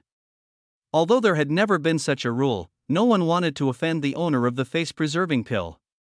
If he could take out 2 face-preserving pills, who knew if he could take out more? Plus, if they annoyed the owner, then the owner just wouldn't sell it to them. Then what can they do? Although Yemo really wanted the blue-flowered blue-leafed grass, he didn't dare to be too confident. He wore black clothes and pants, covering himself tightly, and even wore shades. He was afraid people would recognize him. If they did, he would be a goner. "Now, the last face-preserving pill will be sold by me. The current price is 1.1 billion. Is there any higher price?" Although Yemo changed his voice, some people immediately realized something. The black-clothed woman in room 32 immediately frowned and said to herself, "This guy is so similar to that Dehu. But how can that be? If she took off her mask, Yemo would immediately recognize her to be Jingxi." "I bid 1.3 billion. As soon as this voice sounded, Yemo was excited. He was waiting for this man to bid. Since he bid, Yemo didn't wait for other bids and said, "If it's Mr. Xia, I have a suggestion. If Mr. Xia can take out your blue carrot, this face-preserving pill is yours. The reason I came to do the auction myself is because I'm interested in your blue carrot, Mr. Xia." Yemo told the truth because even if he didn't, other people would know, so he might as well say it. But as soon as he said this, the scene erupted. This was because Yemo ended people's hopes of buying the face-preserving pill. However, Yemo wasn't worried at all and immediately said, "Everyone please calm down. If anyone makes a hustle, our sect will blacklist you, never to be allowed to buy more face-preserving pills and other pills." "What, there's more?" someone asked immediately. "Of course, our sect is a large set. Since we had pushed out 2, there would definitely be more. These 2 are just a test for the market." Yemo blatantly lied. No one knew if the face-preserving pill could grant eternal youth, but it was sure able to make someone prettier. Just due to this, it was worth that much. "When's the next time?" people could wait and asked. Yemo slowly said, "When our next batch comes out, we will send out invitations to the world asking everyone to gather again." The Xia family man was a bit hesitant. If there wasn't the next batch, perhaps he would agree. However, if this face-preserving pill was mass-produced, then this trade would be not worth for him. Due to Yemo's words, the auction place calmed down again. No one wanted to offend a big sect who could produce the face-preserving pill. If they really pissed Yemo off, then they would be blacklisted. Plus, they had more than just one type of pill. After a while, the Xia old man said, "A trade is possible, but I need 2 flowers on the blue carrot. If that's not possible, then I would have to reject." The scene rumbled again. The most valuable part of the carrot was the 3 flowers. This guy took 2, then, it wouldn't even worth that much. However, Yemo had a fit of excitement. To him, the flower was not bad, but in his hands, he could make it grow 3 more flowers. Even if he couldn't, the root and leaves were good ingredients too. That's fine. Yemo suppressed his excitement and agreed. The crowd was shocked, but Yemo quickly exchanged items with the Xia man and retreated. "Mr. Remo, please sit for a while. After I finish dealing with the other customers, we can discuss our collaboration." The goatee was more and more polite to Yemo, but the glare in his eyes couldn't escape Yemo's spirit sense. This guy was interested in his recipe. It seemed that he didn't just want a collaboration, but instead wanted to devour him whole. As expected, under adequate interest, anyone could be betrayed. However, he was confident that he had never taken off his mask in front of the goatee, so it would be hard for the goatee to recognize him. Seeing Yemo nod, the goatee walked out and Yemo stuffed the blue-flowered blue-leafed grass in his ring. Then he followed with an invisibility technique. The goatee walked out, closed the door, and locked it from the outside. Then, he made a gesture to the 2 guards. It was obvious that he wanted to lock Yemo in. When Yemo walked out of the auction site, many people left continuously. He knew that as soon as he appeared, at least 2 people would follow him. One was the lone wolf, and another was that Zhang Zhihui. Yemo took off the black clothes and continued to walk out of the Xishuang temple door while invisible. Amongst so many masters, he didn't dare to use qi, but he could still power walk. What GMO felt surprised was that after he left, he didn't find Lone Wolf and Zhang Jihu to stop him. In fact, he didn't see these two guys at all. However, he didn't care. He walked a bit and started to hide. He would wait for all these people to leave before leaving, because his invisibility technique couldn't last for too long. If he was seen on the road, he would be dead, and, facing so many masters and top Earth-level masters, he wasn't sure if his invisibility could trick these people. Master. When Zissou walked out with her master, the shock was still on her face. She was flabbergasted by the face-preserving pill Emo took out. It was quite hard for their semi-hidden sect to come to this auction, but GMO could do something so astonishing, and she dared to find retribution on him. The nun beside Zissou said, "We'll talk when we get back." Before Zissou could reply, a woman in black veil stopped them. "Two friends, please." Zissou shook, but the pretty nun saluted a nod and calmly said, "Da friend, please." The black woman laughed and said, "I want to ask you guys about someone. It's that young man with the black veil. You guys probably know him." Zissou's face went pale. She couldn't understand how this woman knew they knew Emo. The gorgeous nun's face was also pale. She didn't want to mess with Emo, but someone came to ask who Emo was. The first moment Zissou said she had an impression of this person, she knew this person was quite possibly Emo who killed Qianlong Tu by himself. She didn't even want to mess with such a person. "It seems you know, then please tell me," the black-clothed woman slowly said, but casually raised her leg and kicked a huge boulder beside her to pieces. The gorgeous nun's face grew worse. With such an ability, this woman was at least Earth level. She was only black level tertiary stage, so she could be easily killed by this black-clothed woman. "I heard this little girl say in Shishuang Temple she knows who that person is. I don't believe I heard wrong." The black-clothed woman's voice grew cold. At this moment, the gorgeous nun calmed herself down, looked at Zissou and sighed. "I can tell Qianbei, but this is only our guess. If we tell Qianbei, please have mercy on us. Don't worry, hurry up and say it." The black-clothed woman seemed to be impatient. "Zissou, tell her," the gorgeous nun helplessly said to her disciple. Zissou also knew she caused this trouble and said, "He's Emo, Emo." The woman obviously didn't know who Emo was, since she already said it. Zissou had no more concerns and explained, "He's from the Yi family in Beijing. His father is Yi Wentian, he's Yi Beirong's grandson. He killed Qianlong Tu, Yi Wentian's son? How was a mere member of a big family this strong? Did he go into some hidden sect?" The black-clothed woman frowned. The way she looked at Zissou grew cold. The gorgeous nun quickly said, "No." Zissou suffered in his hand. "I investigated Emo. He isn't Yi Wentian's real son. He was picked up by Yi Wentian near Luohong Temple 22 years ago." The black-clothed woman dazed for a moment and started to laugh at the sky. "Ha ha, 22 years ago, another child was found at Luohong Temple. The heavens are helping me, sure Jia. I didn't expect both of your children to be found by me. Ha ha ha ha. I was thinking where the other bastard child of yours went." Chapter 242, Ambush. "What's your name?" The black-clothed woman suddenly stopped laughing and looked at the nun and her disciple coldly. "Wanbei, one, is Huiyan. This is my disciple, Zissou." There was despair in the gorgeous nun's eyes. She knew this woman probably wouldn't let them go. "Ami tuafo." Suddenly, a deep and long chant sounded. The black-clothed woman's face changed. She sneered. "Since the old monk came, I'll let you guys go this time. If someone else gets word of this, you guys won't need to exist." Then, the black-clothed woman turned and left. Seeing this, the nun bowed and thanked towards the direction the sound came from and then dragged her disciple away. Shishuang Temple. The room Emo just left now had 5 people inside: the goatee, Shi Wushan, the woman Emo when he handed the items in for auction, a man about the same age as Shi Wushan, and a grey-clothed person sitting in the back whose age couldn't be discerned. "Si Xiangyu, are we just going to let him go like that?" Shi Wushan said to that man who was about his same age. The man smiled. "Go?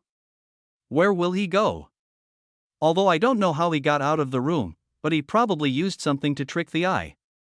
Huang Wen hadn't cultivated ancient martial arts, so it's natural that he was tricked. However, he underestimates our space association too much if he thinks he can just leave like this."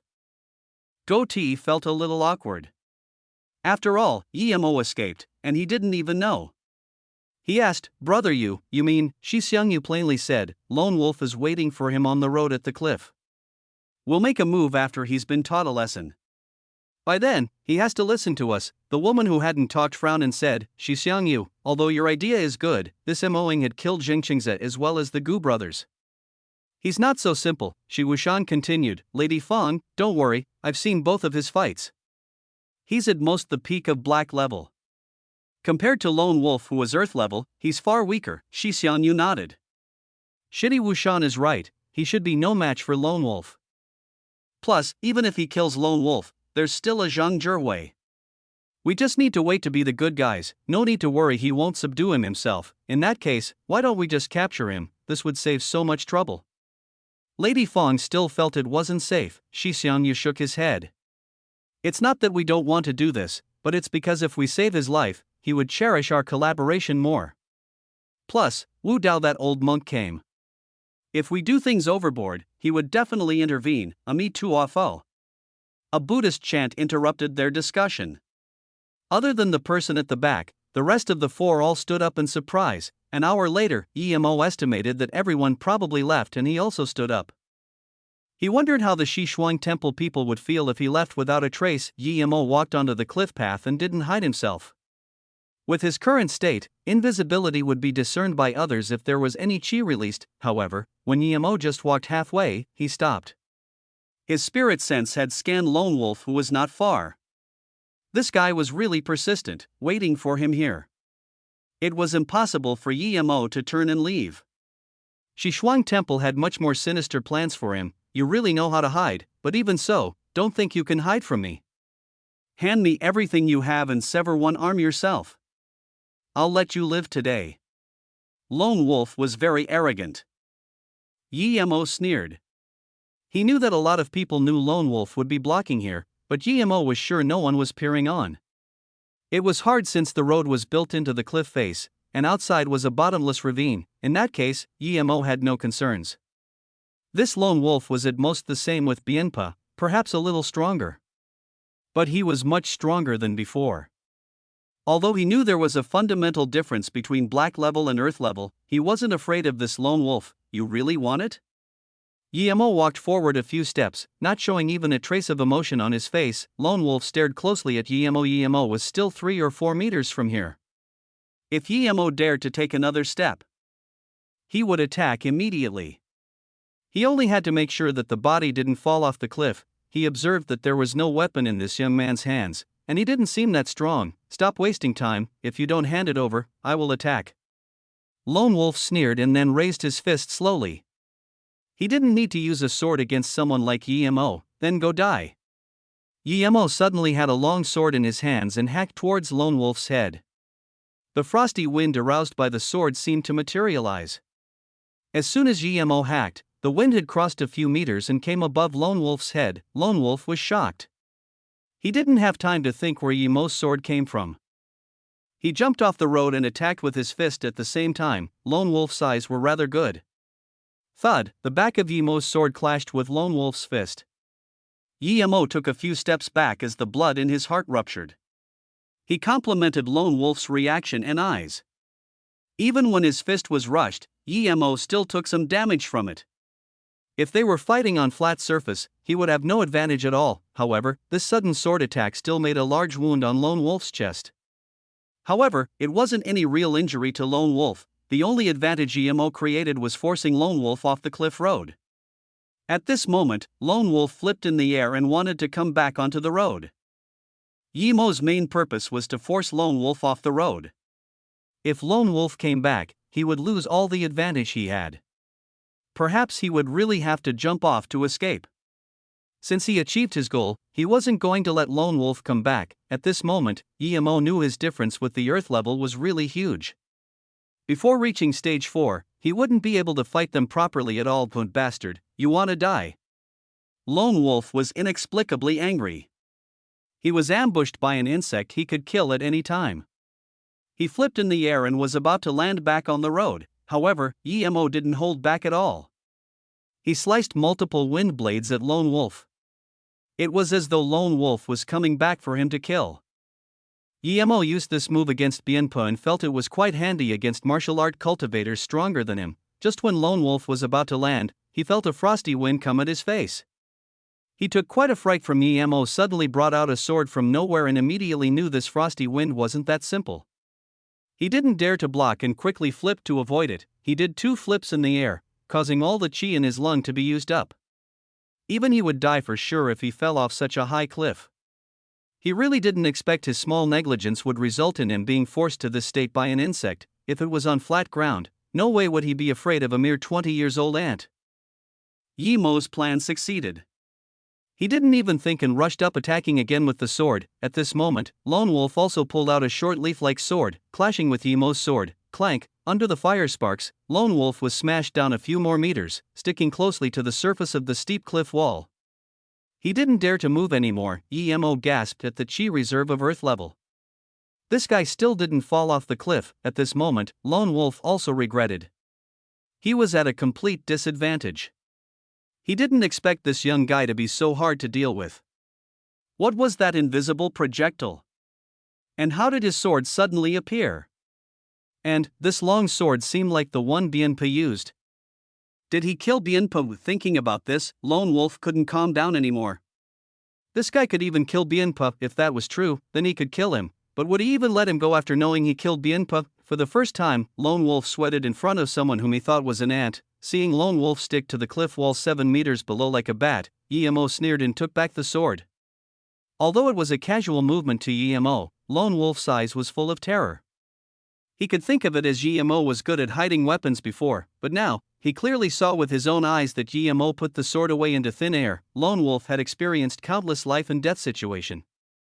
Although he underestimated Emo at the start and chose the wrong ambush point, he had woken up to the situation he was in now. Friend, it's my fault. I'm willing to give everything I have and swear not to disclose what happened today nor trouble you. Lone Wolf quickly begged for mercy. Emo sneered. You're too naive. Since I attacked, I don't have the habit of showing mercy. 1. TL note. Wanbei, the opposite to Chinbei. It's what the younger generation refer to themselves as. Chapter 243. How is this possible? Lone Wolf suddenly sneered. So what can you do to me now? Lone Wolf wished that Emo would go find something to throw at him.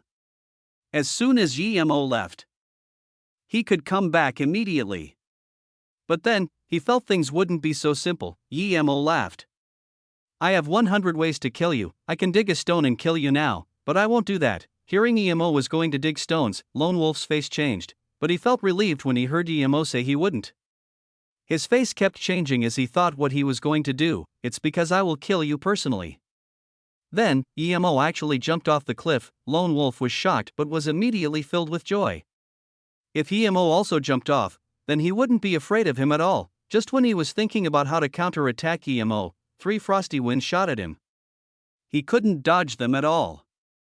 If it was on flat ground, he could still dodge, but on this slippery cliff face, he could only dodge the 2 aimed towards his head. He couldn't dodge the one at his chest. However, he thought that even if he took this blow, he would still drag Emo down, but Lone Wolf immediately felt this coldness from his back. He subconsciously looked, but his wool was starting to get fuzzy. How is this possible? As soon as this thought dissipated, the lower half of his body fell into the cliff. At this moment, Emo grabbed onto Lone Wolf's sword and used wind controlling technique to come back to the road. Lone Wolf was nowhere to be seen anymore. He played with the sword and felt it wasn't bad. If he couldn't make a better one, perhaps it was good to give Su Ping this one. He got this one from Lone Wolf and didn't need to hide it. After all, a lot of people knew Lone Wolf was waiting for him here. If Lone Wolf died, everyone would know it was him. Plus, Emo also heard that this Lone Wolf was a solitary person. He had no sex, so Emo didn't need to worry. He put the sword on his back and then continued walking along the path. His was very careful and kept his spirit sense on high alert. He killed Lone Wolf, but if he was right, that Zhang Zhihui probably wouldn't let him go. After all, too many people knew the Lu Blue Carrot was in his hands. Emo thought right. As soon as he walked out of this cliff path to the metal chain bridge, he saw Zhang Zhihui. And he wasn't by himself, there were people everywhere. It seemed these people weren't just here for the show but wanted to get something amidst the chaos. Zhang Zhihui carried an ancient-looking double-edged sword on his back. His hair was white, but Emo knew he was much stronger than Lone Wolf. Zhang Zhihui saw Emo and was dazed, but he saw the sword on Emo's back and quickly reacted, saying, I would have thought it would be Lone Wolf, but you actually killed him. Since you can kill Lone Wolf, I won't be harsh on you, hand the Lu blue carrot and leave. Where did you put it? Zhang Zhihui suddenly realized that other than a sword, there didn't seem to be anything else on Yimo. Yimo scanned around and then looked coldly at Zhang Zhihui before plainly saying, "You are Zhang Zhihui." Zhang Zhihui's face sunk. "How dare you, young brat? Zhang Zhihui is not something you can call." From his perspective, he was far stronger than Yimo and generations was highly regarded in the hidden sections. A younger generation had to refer to him as Qianbei. "You old bastard, you're really shameless, aren't you? You wanna rob me, so what kind of higher generation bullshit are you acting up to?" Yimo was furious. This old thing was quite old and wanted to rob him but expected him to be polite to him. Disgusting, Zhang Zhihui's face went black. He was already at the peak of Earth level middle stage. And he could enter tertiary stage at any time. Even the old man from Xia family dared to suppress him with money but not really start feud with him. This youth ate the balls of a tiger and dared to curse him like this. After all, although he didn't come out often, when he did, who dared not to call him Qianbei Zhang? If he wasn't about to break through middle stage, he really wouldn't be bothered to fight a Xiaobei for a Lu blue carrot. Zhang Zhihui, whose face was extremely angry, pulled out his long double-edged sword.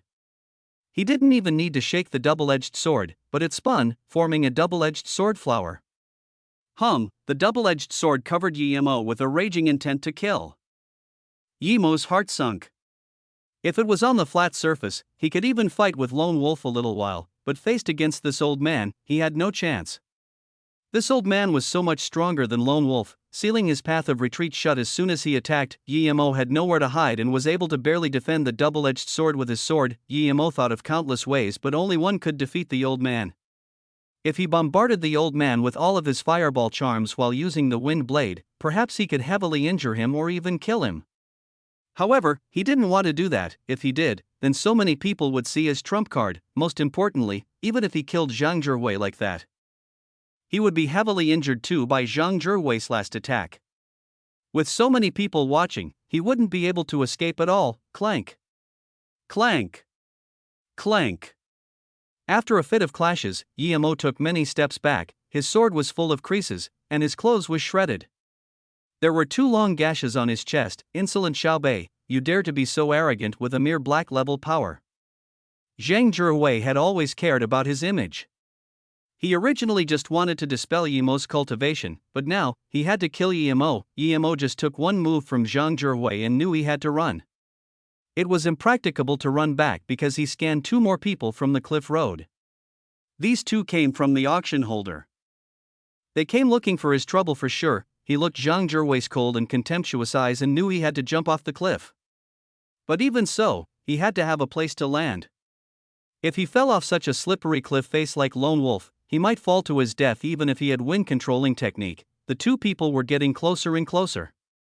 Yimo didn't know if Zhang Zhihui intentionally forced him back so the 2 people from behind could corner him, but he had listed this Zhang Zhihui in his must-kill list.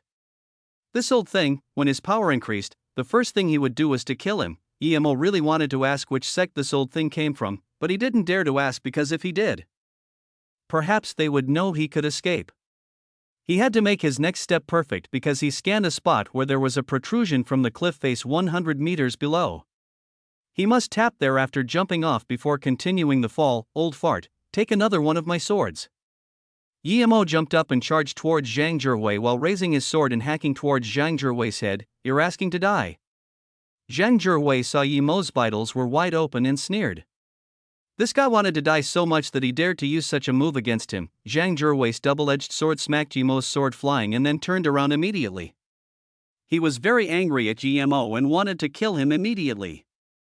Everyone seemed to know what would happen to Yimo next and didn't want to look. Yimo would land after his attack was blocked by Zhang Zhihui.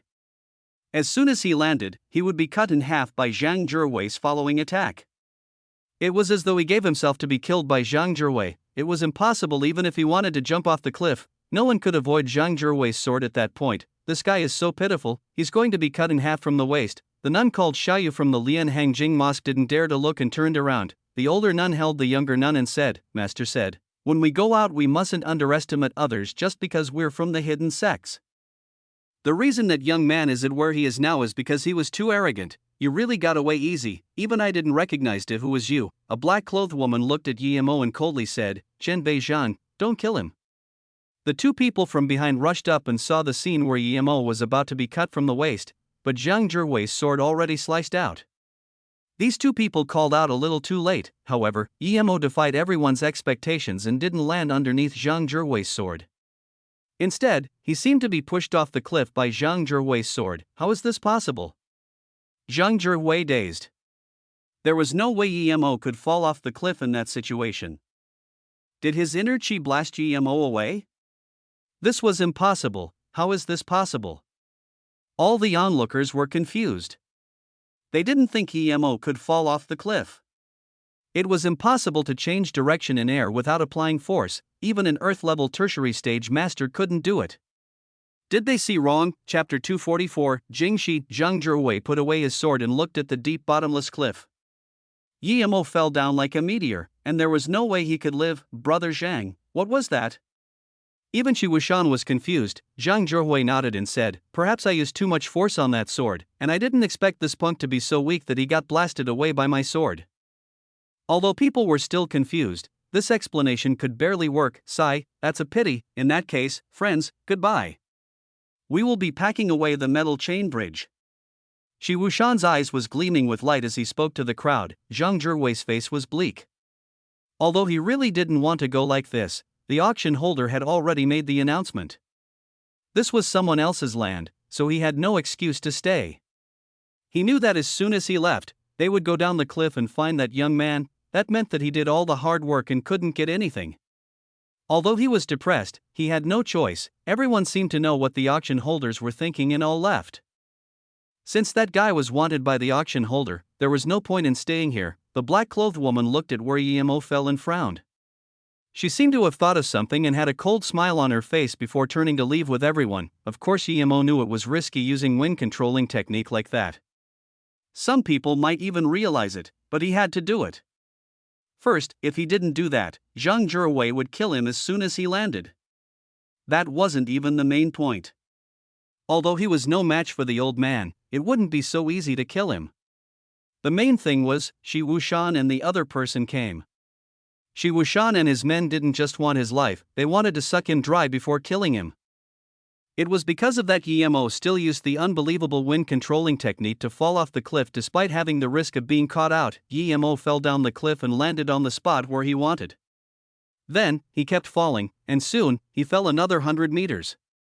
After falling a few times rapidly, even he couldn't handle it, but luckily, he finally fell to the bottom after 1,000 meters or so. The bottom of this cliff was completely different to the bottom of the cliff at Shinnongjia. There was mist everywhere, but it didn't disperse. It stuck to the bottom of the cliff. Yemo could see animal bones scattered everywhere. There were even some human skulls. Yemo didn't want to stay for a moment longer at the bottom of such a cliff. Yemo came to the other side quickly, but he didn't go up. If he went up now, perhaps he would be caught by the old guy Zhang Zhiwei just in time. He had to go immediately. He looked at the sword and had an idea. He casually dumped it nearby. Then, Yemo resisted the disgust and kept jumping ahead at the bottom of the cliff. He knew that those old men would come here soon as well. These people thought he was a treasure cove, so he didn't dare to stay for a moment. Although his power wasn't as strong as Zhang Zhiwei, his escaping means made him not fear even the top masters here. He had wind-controlling technique and cloud shadow step. This place was crooked and uneven, but it was the same as any highway or road to Yemo. 2 hours later, Yemo found that there was no way forward. There was another cliff wall in front of him. If he had to go forward, he would have to turn, but he didn't want to. Who knew where he would turn to? Perhaps he would go back to the Shishuang temple. He had to go up from here. Yemo didn't hesitate and started to jump up from the cliff face. Although it was a few hundred meters tall, it was no challenge for Yemo. With the help of wind-controlling technique, he got back to the top very quickly. As soon as Yemo landed on the top, a figure flew by and landed not far in front of him. You're very fast. I didn't think you would be here as soon as I arrived. It was a woman covered completely in black. Yemo heard the voice and knew who she was. It was Jingshi. It's you? Yemo's heart sunk. How did Jingxi know he was going to appear here? Jingxi sneered. If you don't want to be surrounded here, then follow me. Then, she turned as though she knew Yemo would follow. Yemo had no choice indeed. He knew that if he stayed here, he would be in danger. Since Jingxi knew he would come up from here, perhaps other people would know too. Jingxi's speed was very fast. She didn't seem to worry Yemo wouldn't be able to keep up. 2 hours later, it was near noon. Jingxi brought Yemo left and right until they arrived at the stadium where Yemo followed her before. Yemo knew that it was a metal chain going down from here and past that would be the Serenity Gate. He didn't know why Jingxi brought him here. No matter what, Yemo wasn't scared. He was now facing Jingxi by himself, but he still had so many means that he hadn't used. He believed Jing 11 couldn't play any tricks in front of him. Jingxi took off the black veil, showing her gorgeous face. She seemed to smile at Yemo and said, "Brother Dehu, you really appear and disappear out of nowhere." Yemo knew he was recognized and also pulled off his face cover as he blandly said, "I don't dare to be called brother. Don't make me regurgitate the food I ate yesterday." He didn't care at this moment anymore. "Are you very curious about how I found you?" Jingxi said and didn't wait for Yemo to reply before saying, "Not only me, but perhaps even that old guy Shi Wushan knows you're alive." Yemo sneered. Shi Wushan was going to search the bottom for sure. It was no surprise he would know he was alive. However, this woman was scary. She actually knew where to wait for him. Jingxi's face went cold. "I thought you were dead before. You acted quite well, making me sad for a while. I didn't expect your Qinggong to be so strong. Even a top-level Qinggong master would be no match for you. You really give me surprises. It's the first time I've seen such a Qinggong master." TL note, Qinggong, the art of running around and jumping. Essentially, it's similar to acrobatics, making your body more elegant and seemingly lighter as you jump around and run. After pausing for a moment, Jingxi continued, "Since you can be fine falling from Liangnon Cliff, then you wouldn't die from a fall at Shishuan Temple. You think only I recognized you when you turned in the air." Yemo sneered and sat down. "If there's something you want to say, then be straightforward." "I haven't eaten since last night. After you're done, I'm going to eat."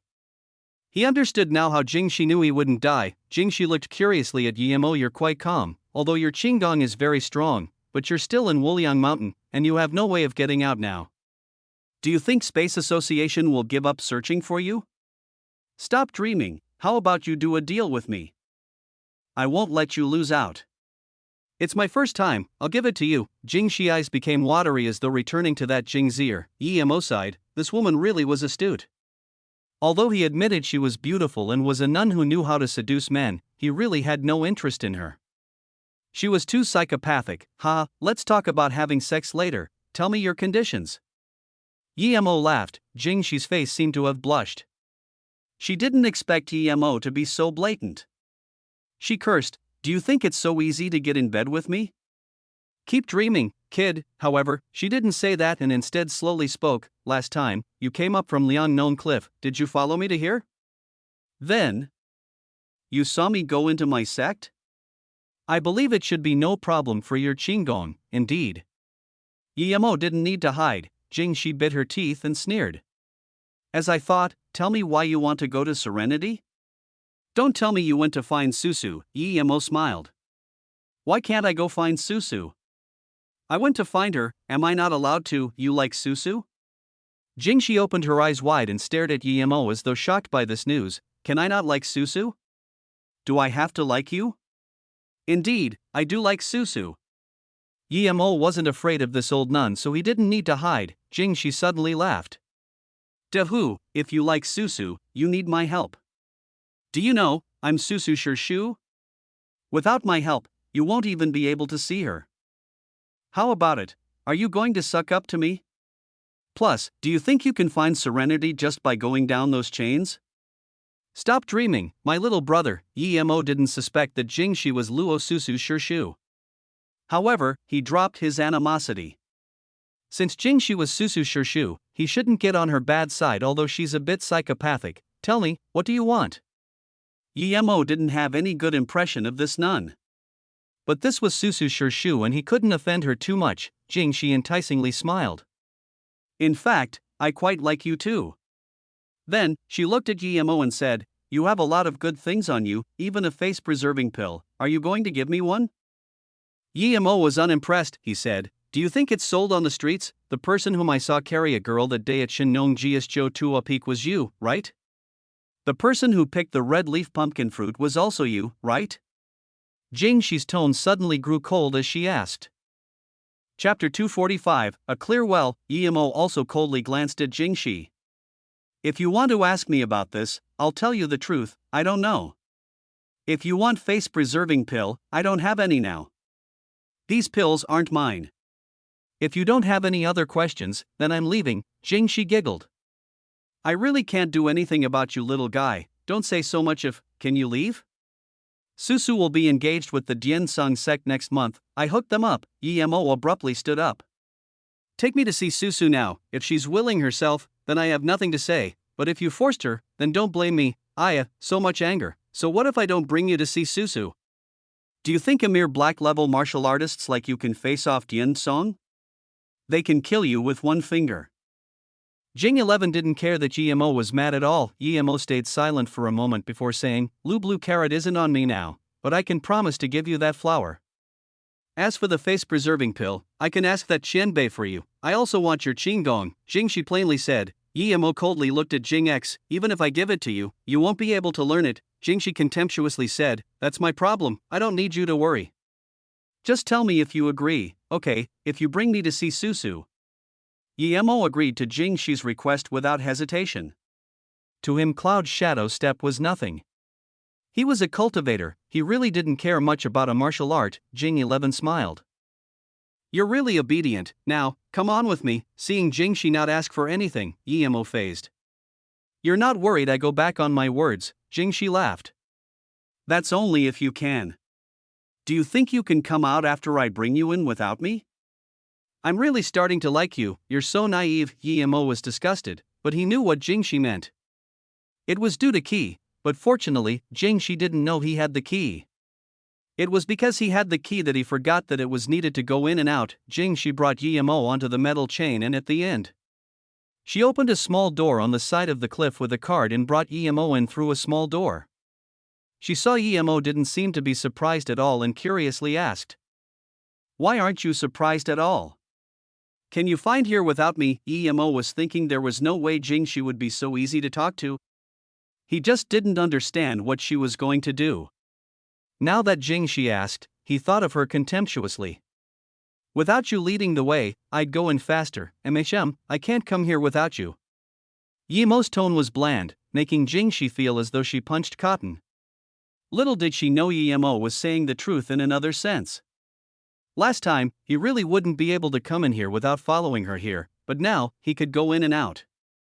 Jing Shi had no business about that. The metal chain bridge had been retrieved, but at this moment, Shi Wushan and Shi Xiangyu stood here with a very bad face. Had he been eaten by a huge snake? Lady Fong sat on the side. Shi Wushan frowned. "It shouldn't be. I feel that Mo Ying's last attack is a bit strange, and the place he fell was also very strange. I suspect he fell off on purpose. If that's the case, then he wouldn't be eaten by a snake. Plus, there are no big snakes nearby. And, we didn't find his sword either.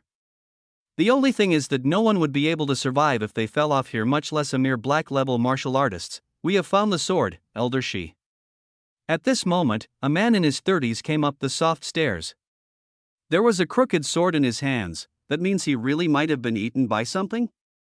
Shi Wushan looked at the sword and suspiciously inquired. Shi Xiangyu, who hadn't talked, bleakly said, "Regardless of whether he's alive or dead, we must find him. This person has such overwhelmingly powerful pills. Even the method of concocting them is worth a fortune. If we can get these, our space organization will be unrivaled." Sure Shu. When Jing Shi brought Yemo into the door of Serenity, two small nuns guarding the entrance came up and greeted respectfully. The two nuns saw Yemo behind Jing Shi and were very surprised. An older-looking nun came here and also looked at Yemo in shock before asking, "Shimi Jing Shi, this is..." Jing Shi bowed a little and said, "Shiji Jing Xian, he's Moing. He came to look for Susu." Jing Xian frowned. "Shimi Jing Shi, our sect has never let outsiders in, especially a male." Yemo scanned his spirit sense over this patch of houses and didn't find Luo Susu.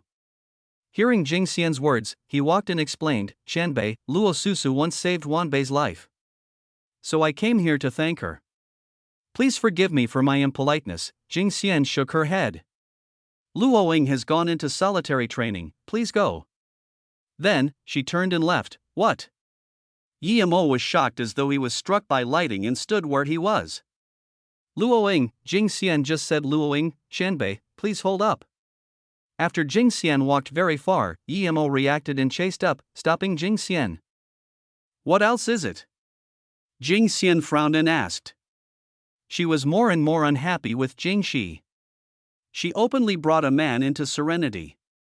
This was intolerable, but she also knew Jing Shi didn't even care about her, the leader of the sect. Qianbei, what was that about? You called her Luo Ying?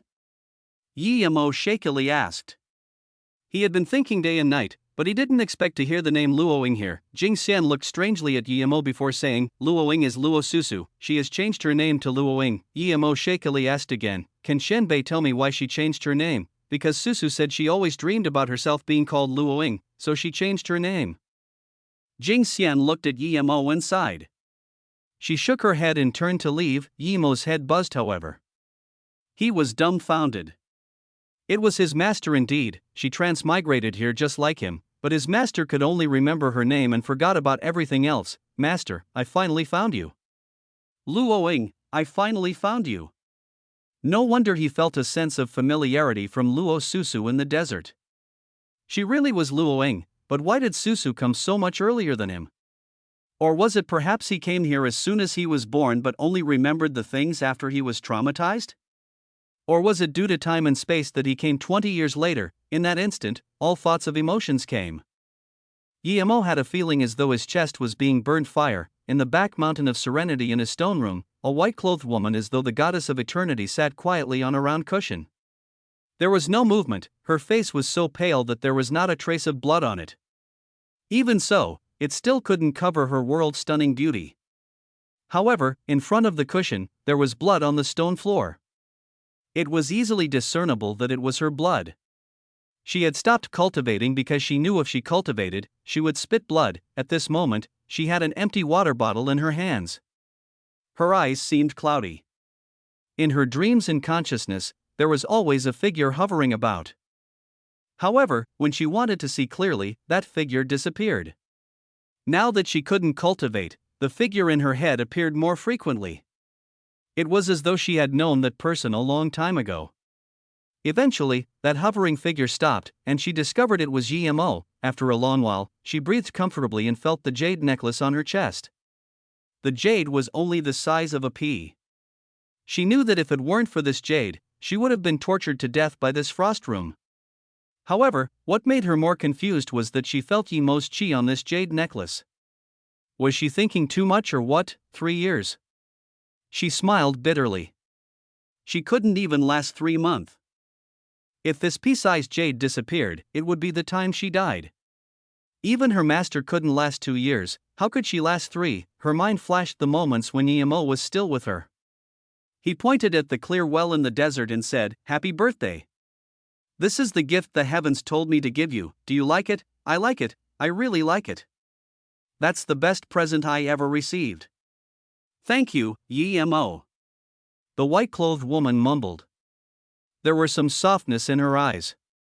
Since she was about to die, why bother forcing herself not to think about it? She felt the dried-up blood on the cushion. There was his blood there too. Suddenly, she had a strong desire to see Yi Mo. She wanted to ask if Yi Mo was that figure in her dreams, but she knew that even if she saw Yi Mo, she couldn't ask such words, and Yi Mo wouldn't know either. She longed for Yi Mo to bring her to see that clear well again. Some people are just destined to be remembered forever. Even reincarnation wouldn't be able to wipe away that memory. Chapter 246, Heartbreaking Feeling, Susu. The door to the stone room was opened and Jing Shi walked in. Luo Ying slowly looked up, confused. Her food and water was sent here once a week, and the one to send it shouldn't be Jing Shi Shu herself. Why did she come today? Luo Ying knew Jing Shi Shu didn't like her, seeing Luo Ying just look at her once and had no reaction. Jing Shi smiled and said, "Do you know who came to see you today? He says he's called Yi Mo and he says he likes you a lot." But Luo Ying's eyes shook and suddenly stood up. but she wobbled before looking at Jingxi and shakily asked him, how could he be here? What happened to him? Jingxi's face suddenly went cold. Didn't you say you're not lusting the mortal world? No wonder you kept rejecting when Dian San's Bian Chao came to propose. It's because you have a man, you're quite bold. Luo Ying wobbled, but she bit her lips and didn't say anything. She was only thinking about that figure. She thought she would forget about it after coming back, but she knew she was wrong. Not only was that figure becoming clearer and clearer, it even kept appearing in the depth of her dreams and memory. Jingxi only needed to look at Luo Ying's state to know Luo Ying had feelings for Yimo. There was a fit of discomfort in her heart. Although she had no interest in Yimo, she still felt very uncomfortable seeing the two like this. Jingxi stole her man and Yimo didn't even look properly at her but publicly said he liked Luo Susu. If she liked Yimo too, she wouldn't be able to win against Luo Susu. Both of this mother and daughter was bad, they both like stealing men. Even though I don't like Yimo, I will still make both of you receive the heaviest punishment. Thinking about this, there was a cold smile on Jingxi's lips. Susu, don't worry, I will let you see your man later, but before that, don't be disappointed. Jingxi suddenly patted the stone wall tens of times. A window appeared on the stone wall, but it was very small. From this window, a practicing ground 100 meters away could be seen, and even the greeting hall and VIP rooms. Jingxi opened the window and left. Luo Ying dazedly looked at Jingxi's back before turning back to look through the window. Her heart was chaotic. She didn't know what would happen to Yimo. If Jingxi Shu got angry, Yimo wouldn't be able to leave for sure. Yimo was shocked into a state of chaos by Luo Ying's news. When he woke up, he just saw a small fresh-looking nun standing in front of him. The nun saw that Yimo woke up and quickly said, Xiong, the leader told me to send you away from Serenity. Before she finished, Yimo immediately interrupted her. Tell your leader, I will take Luo Ying away today, no one can stop me. At this moment, there was only Luo Ying in his heart. Even if he destroyed Serenity, he would still take away Luo Ying. No one can stop his determination. Dian Xiao, a mere hidden sect person, dared to think about his master. He truly didn't want to live anymore. In the eyes of a Dao cultivator, no matter how strong Dian San was, he wouldn't think much of it. Luo Ying, as long as he still had one breath left, no one can touch her. Xiong. This pretty nun saw Yimo was being unreasonable and called out again with difficulty, Go back, let me handle this. Jingxi arrived in time. Her words made the small pretty nun feel relieved. She bowed and said, Yes, sure. Yimo looked coldly at Jingxi. Take me to see Luo Ying. I agree to all of your conditions, Jingxi expressionlessly said. Come with me first. Jingxi brought Yimo into the last room in the patch of houses and then closed the door. She sighed and turned around slowly while walking away. Yimo saw Jingxi close the door and noticed a burning incense in the room. The smell was a bit strange. He frowned and wanted to say something, but Jingxi took off her outer layer of clothes, revealing her snow-white skin and underclothes. The red band around her stomach and chest was exceedingly vibrant. Jingxi, after taking off part of her clothes, seemed sexier in the room with the aroma of the incense. Yimo couldn't understand what this nun was trying to do, but as soon as he thought of the nun's intentions and words, he wasn't aroused the slightest bit. You bad boy. Jingxi actually went up and hugged Yimo. Yimo's head buzzed. The body of a voluptuous woman enveloped him, not to mention this woman was a nun, a very pretty and holy-looking one at that. He clearly didn't have any feelings for this woman, but there was a desire rising from the bottom of his heart. Feeling Yimo's change, Jingxi stuck more closely to Yimo. She originally just wanted to put up an act for Luo Ying to see, but the man she liked was just like that, unable to resist her temptations. She wanted to make Luo Ying disappointed, despaired, hurt, and then mock her in front of her. However, Jingxi didn't really intend to let Yimo cross the line. She had her ego, but when she hugged Yimo, the manliness smell of Yimo as well as the aphrodisiac incense she lit made her feel wet. She overestimated herself or underestimated that incense. She could no longer resist the lust she had hidden for 40 years. She really wanted now, very desperately. Jing 11 breathed heavily, her eyes were cloudy and she couldn't resist to stretch out her tongue to find Yimo's lips. Her hands were reaching towards Yimo's chest while murmuring, Yimo, hurry up and have me, I want. Yimo, who was burnt by lust and even pulled down Jingxi's bra, suddenly had a fright. This woman knew he was called Yimo, meaning she knew who he was, but she pretended she didn't know. Then, he looked at that incense and immediately knew it was an aphrodisiac incense. What did this woman want to do? Yemo calmed down, thinking that was close. He almost fell for it. But he didn't know Jingxi fell for it herself as well. When Luoying saw Yemo through the window, she suddenly wanted to cry. She remembered last time in the desert when those bugs were about to engulf her. It was Yemo who came and carried her away. Then, she remembered when Yemo couldn't escape the bugs, he would rather throw away the life-saving bag than dump her, and before he was about to die, he even slit wrist and let her drink his blood. Did he come here today to bring her away? Did he bring her to see that clear well? However, the next scene made her feel like her heart was being sliced. She couldn't understand why she had such feeling. Yemo never gave her any promise, nor did she to Yemo, but when she saw Yemo hug that woman, the way the two were acting, she couldn't prevent herself from crying. She felt her chest was shattered, and all her power was leaving her. She didn't want to look at him, but she couldn't stop herself. She remembered Jingxi's parting words, "But before you see each other, don't be disappointed." Was she disappointed? Why did he come and find her but act like that with Jingxi Shu? Why? Luoying knew Jingxi intentionally seduced Yemo, but Yemo's reaction made her feel very bad. No matter how loose Jingxi was, she couldn't accept Yemo being loose with Jingxi together. She felt like she remembered Yemo from her past life. The image of Yemo in her mind was from past life, so she couldn't accept seeing Yemo and Jingxi like this.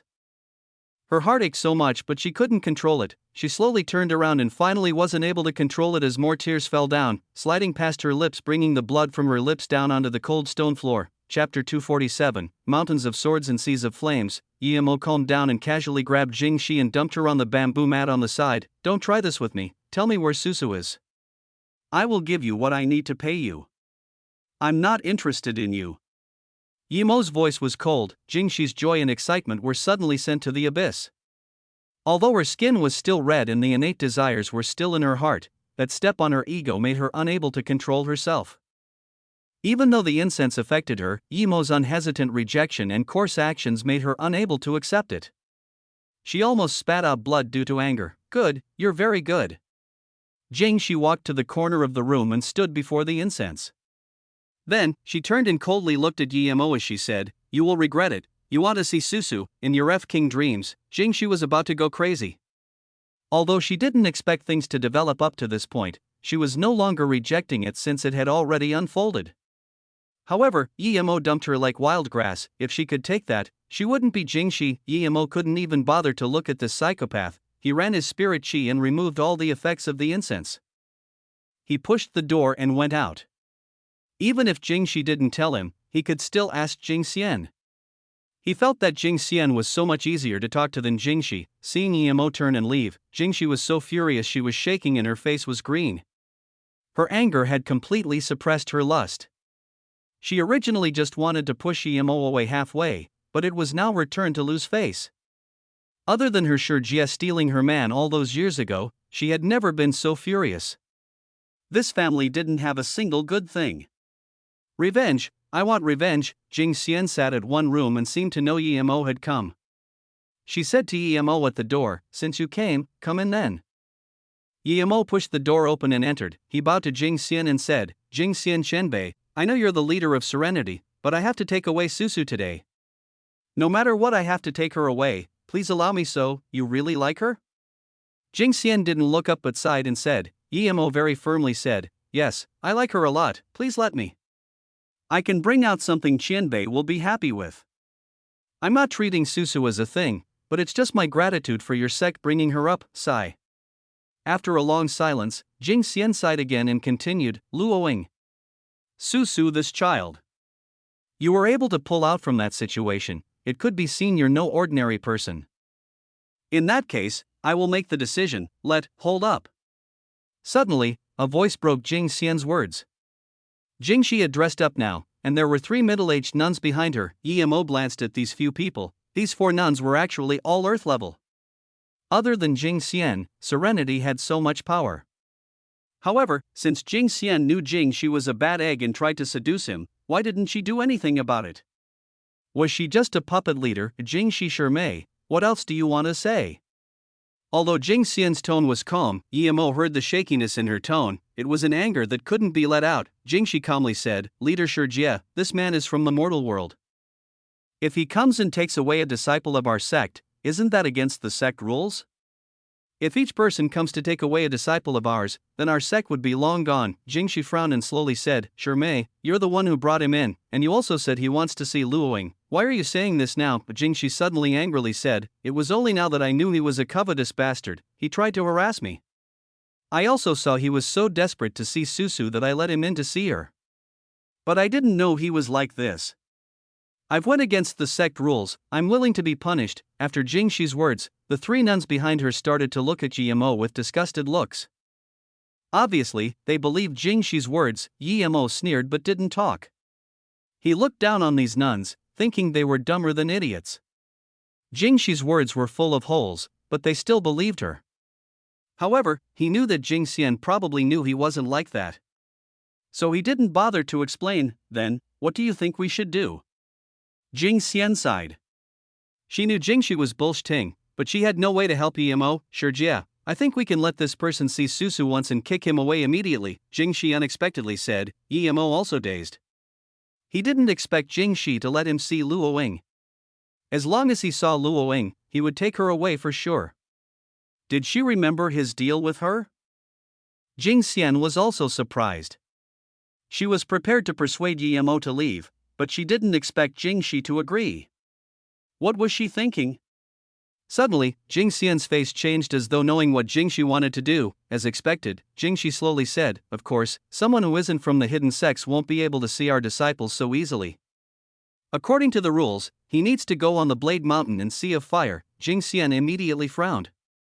Before Yimo could speak, she said, Luoying is still in solitary training. I think you should leave first and come back after 2 years. 2 years?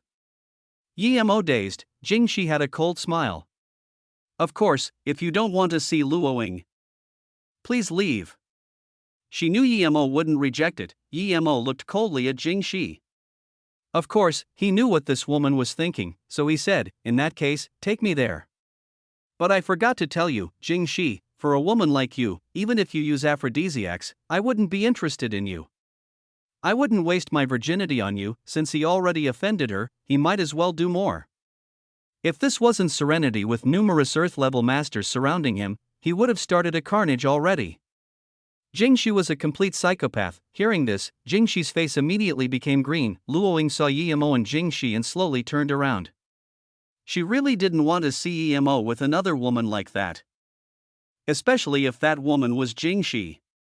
Her master died indirectly in her hands. However, Luoying still couldn't resist her urge to see Yimo. Even though she turned around, she still couldn't resist her desperation and hope. She wanted to see if Yimo was the same person in her dreams, and she also wanted to see if Yimo would come to take her away. However, he had already done that. Would she let him take her away? She finally couldn't resist it and turned around again. The room was now empty, so where did Yimo go? Luoying suddenly started to worry. She suddenly felt it was better for Yimo to hug Jingshi than suddenly disappear in front of her eyes. She rushed to the window and looked around. There was no sign of Yimo. She began to worry more and more. She knew Yimo was quite strong, but perhaps Jingshi Shirshu only needed one hand to kill him. Did Yimo reject Jingshi Shirshu, making her angry and to the point where she killed Yimo? Luoying suddenly started to blame herself. She even hoped Yimo didn't reject Jingshi and didn't make Jingshi angry. Yimo must have been forced in that situation. How could he be a match for Jingshi? She really shouldn't have been sad for that.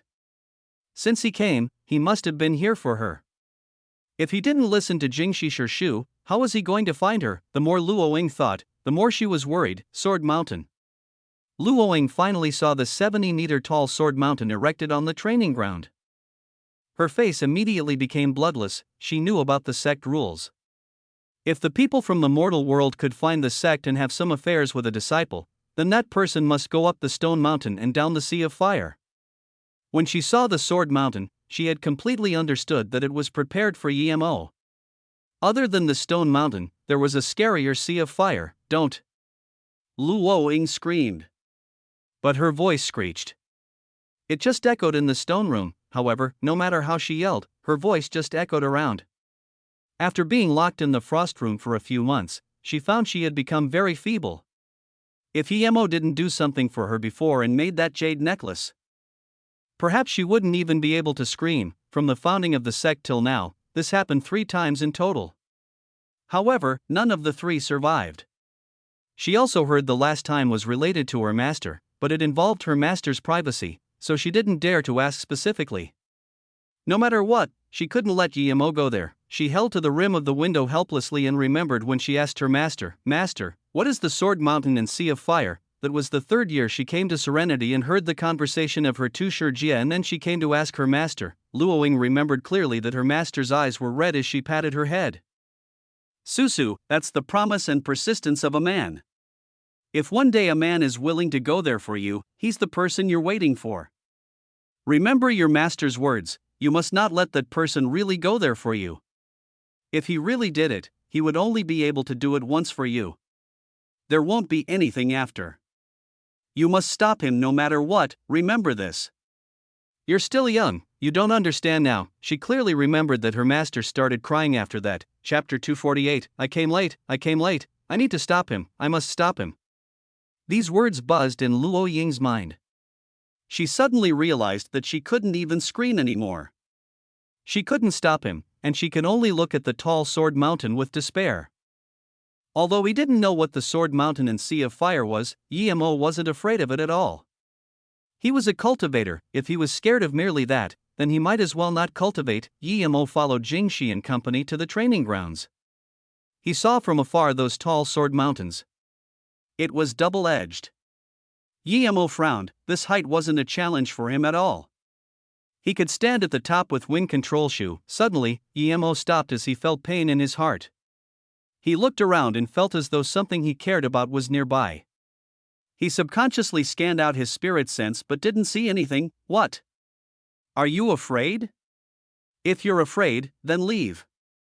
It wasn't Jingxi talking this time, but instead a nun beside her. Her face was very dark, and her looks very ugly too.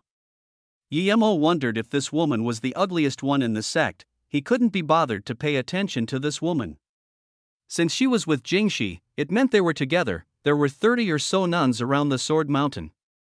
Probably all the nuns in Serenity came.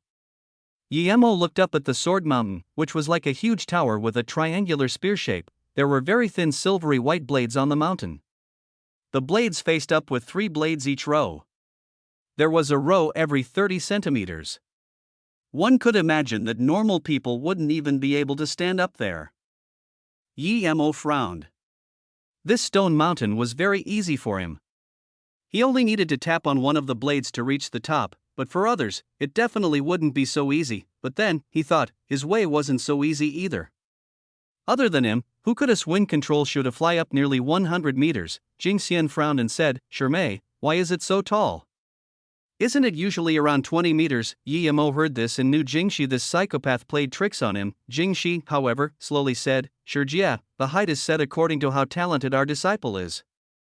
Susu is the genius of our sect, so I used this one according to the rules. Then, Jing 11 turned to Yemo and said, you can give up now. But if you don't, you must climb up to the top barefoot. Then climb down from the other side. There are 3 blades on each step, you must step on one of it at least. If you miss a step or a blade, then it doesn't count. Yemo sneered, even his face changed. With his wind control shoe, he can go up step by step. Although it wasn't good for him, it was no big deal. However, he couldn't go too fast because if he did, Jingxi would definitely find another excuse. The main reason his face changed was for Jingxi to see. Although this didn't benefit him, it didn't threaten him. Jingxi saw Yemo's face change and sneered. Since you came and insulted me, keep insulting me. Even if you want to go, I will still kill you. Jingxian also saw Yemo's face wasn't good, so she wanted to advise him. However, Yemo came over and said, Jingxian Chenbei, please help me record the entire process. Then, he took out his phone and gave it to Jingxian. He was afraid Jingxi would do something. Although he wasn't afraid of the Sword Mountain, he was suppressing his anger. He still wasn't strong enough. If he was stage 4 or 5 now, he would just apprehend Jingxi and make her hand Luoing over. He wouldn't need to climb some bullshit Sword Mountain. Yemo took off his shoes and stood on the first step without hesitation. Blood immediately started to trickle. A few less bold nuns immediately screamed and covered their eyes. Jingxi sneered and told a nun, "Bring Susu here." She had this satisfaction of revenge in her heart. She would let Susu see the person she loved in such a state. Yimo also sneered. With his power, his foot wouldn't bleed on the first step. No matter how strong the blade was, it needed to be after at least tens of meters before that happened, or maybe even not.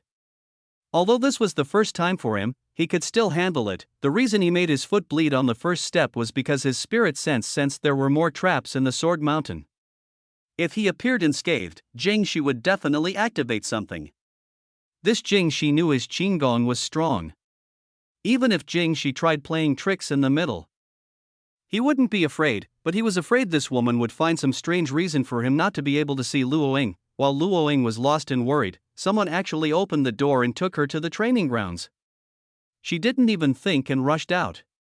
When Luoying came to the scene, Yimo was already more than 100 stairs up at around 40 meters. Yimo inundated the bottom of his feet with qi. Although his wind control shoe was strong, it wasn't easy going up step by step slowly like this. After more than 10 meters, Yimo found a way. Although it was tiring, but after he focused his qi at the bottom of his feet and paired it with wind control shoe, he had a way to finish this unscathed. It was because he knew there were more traps in here that he kept his spirit sense locked tightly on Jingxi. Every 10 meters, he would make himself bleed. When Jingxi saw the blood, she was ecstatic and sneered. She overestimated this punk. Bleeding on the first step, he wouldn't be able to last till the end, and this was just Sword Mountain. There was a scarier sea of fire. She didn't believe Yimo would be able to finish. Jing Xan, I've finally got some revenge. Luoying came to the mountain with a pale face. She immediately saw the blood on the floor, causing her mind to turn blank. She wanted to scream, but she quickly held her mouth, afraid that she would affect Yimo. Susu, this friend is really good to you. He dares to walk the Sword Mountain for you. Although sure Shu is doing this for your well-being, but...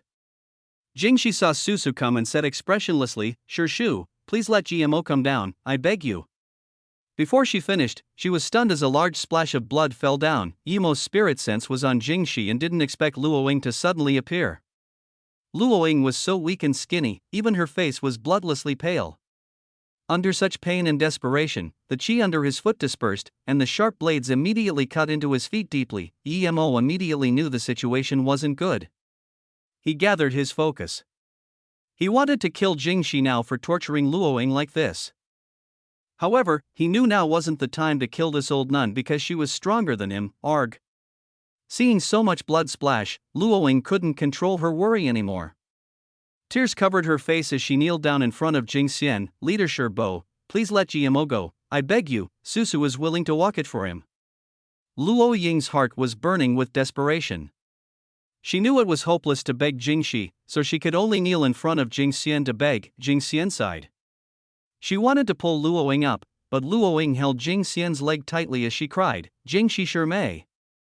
Jingxian just said 4 words when Jingxi said very politely, "Sure yeah, if we break the rules of our sect, then how are we going to survive?" And in the back mountain, after saying these 2 words back mountain, Jingxi suddenly stopped and Jingxian's face changed drastically, but she didn't dare to say anything anymore. Yimo's heart felt warm seeing Luoying kneel down to beg for him, but seeing Luoying so sad made him feel worse. The bottom of his feet was sliced deeper, but he soon calmed down. He gathered his qi at the bottom of his foot and walked even faster. "Susu, stand up and wait for me, I will take you away." Yimo's calm voice sounded by Luo Susu's ear. Luo Susu stood up in joy, her eyes filled with Yimo. Yimo really was here to take her away. Did he remember something in his dreams just like her? Why did he sound so natural and unquestionable when he said he was going to take her away? Seeing Luoying stand up and seeming to forget about her existence, Jingxi's eyes went cold. "You filthy pair, I won't let you live well." Thinking about this, Jingxi got down from the other side. Everyone was shocked. They had never seen someone walk the Sword Mountain so easily. Even Jingxian was shocked. She never expected this young man to really walk the Sword Mountain step by step. Luoying's eyes were always on Yimo. The closer she was to Yimo, the more she felt Yimo as the person of her dreams. At this moment, Yimo came down and she immediately ran over hugging him. Other than tears, She didn't know what to say. If she was suspicious before, she wasn't suspicious at all after seeing that Yimo was willing to walk the Sword Mountain for her. Sword Mountain, she suddenly remembered and squatted down quickly. Yimo, your feet. Yimo carried up Luoying and looked at her carefully. Sorry, master, I came late. Chapter 249, Meeting. Luoying's face blushed a little after being carried up by Yimo. She quickly said, Put me down, they're all watching. Yimo's heart was about to explode with joy seeing his master again. The recent discomfort had all dissipated. He even put aside his hatred for Jingxi. Although he was excited, he listened to Luoying and put her down. Luoying looked up and saw Yimo just look at her. Her pale face grew more lively. Yimo had already grabbed Luoying's wrist and passed Qi in to treat her. Humph, being so intimate already. Luoying, a few months ago, you were still arguing, what about now? Jingxi's cold voice sounded. Hearing this voice, the rudiness of Luoying's face disappeared. Yimo turned around and coldly looked at Jingxi. Jing 11, don't think I would let this go. What you did to Luoying, I will get back from you many times. How dare you be so arrogant in serenity? Who do you think are? You think you're so great for walking the Sword Mountain?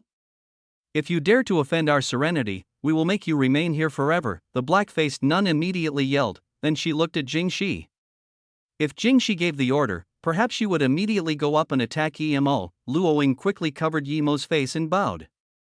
Jingwen Shu, Yimo just came here and don't know a lot of things. Please forgive him. The black-faced nun didn't even look at Luoying and just waited for Jingxi's order. Yimo was alert.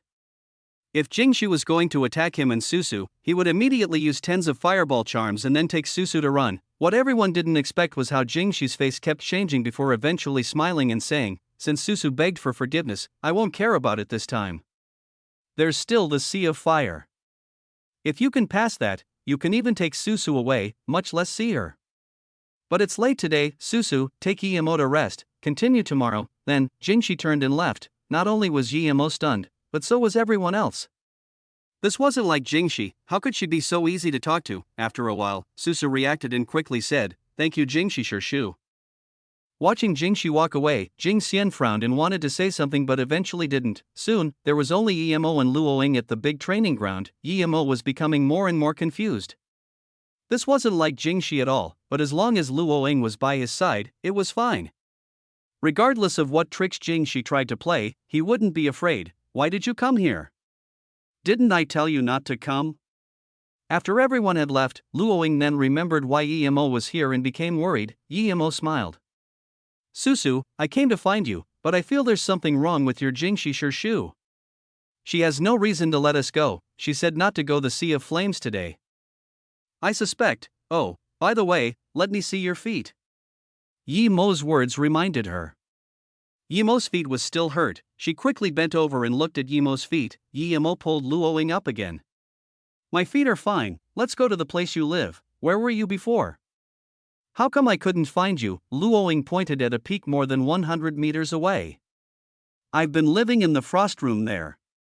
Jingxi Shu made me stay 3 years in there for punishment. Tell me why. 3 years in a frost room? Yimo was immediately furious. Only a few months had passed, yet Luoying was tortured like this. If it was 3 years, that would surely take her life. Jingxi, you old nun. No wonder he wasn't able to find Susu. The place Luoying pointed at was just out of his spirit sense range. Feeling Yimo's anger, Luoying quickly pulled Yimo and said, Yimo, I'm fine now, let the past go. I'm very happy that you can come to see me. Susu, tell me, why is Jingxi targeting you? Yimo was very unhappy. Although he was determined to take Luoying away, he couldn't stay calm about Jing 11 torturing Luoying like this. Luoying felt warm. This was the first time she felt such warmness after her master died. She looked up at Yimo and said, Because my heart isn't calm and I can't cultivate. So, your heart isn't calm and you can't cultivate? Yimo repeated. Although he didn't know what it meant. He said, Since you can't then don't, I will give you the way to cultivate. It's much better than the garbage of serenity. The things my master taught me isn't garbage. I don't like you talking about my master like that. Then, Luoying turned and left. Yimo helplessly smiled.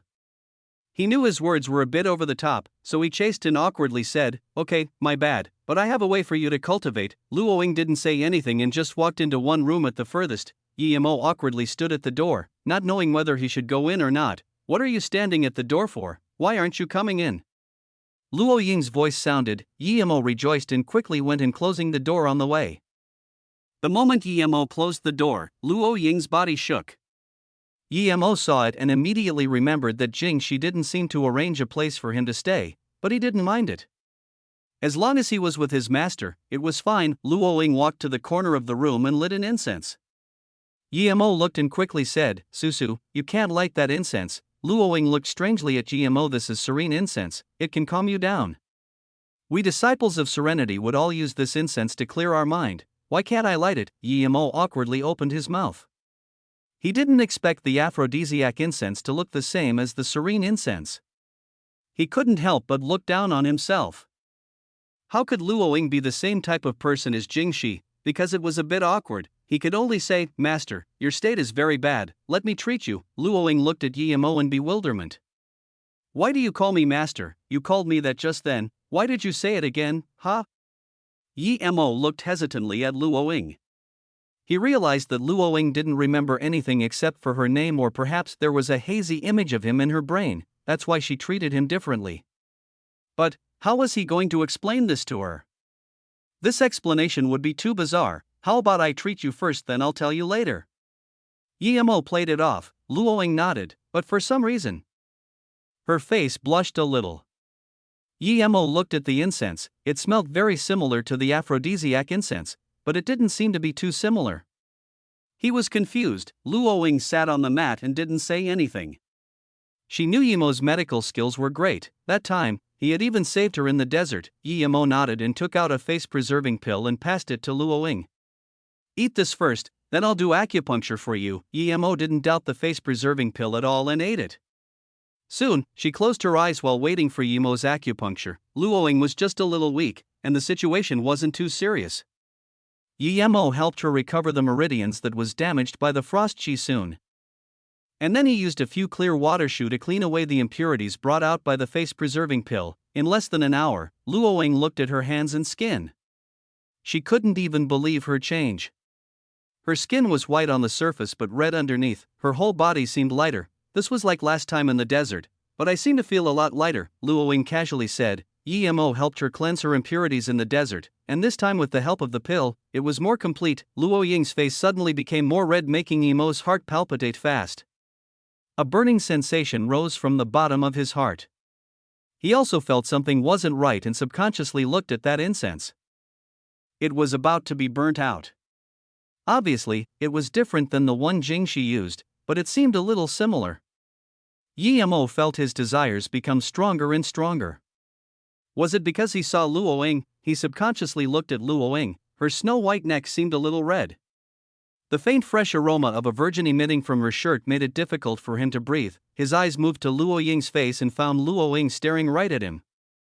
Her face was more vibrant than ever. There was a softness in her eyes that was about to melt him, but her out-of-this-world beauty made Yimo have the thought of not daring to desecrate her. "Susu." Yimo called out with difficulty. He felt his throat was very dry. Seeing Yimo like this, Luo Ying shyly smiled. This smile made all the flowers in the world lose their color and made the world brighten up. Luo Ying slowly moved closer and rested on his chest. That faint aroma made Yimo unbearable to resist, and he subconsciously looked at Luo Ying and kissed her lips. Seeing Yimo try to kiss her, Luo Ying's already shy face became even more vibrant.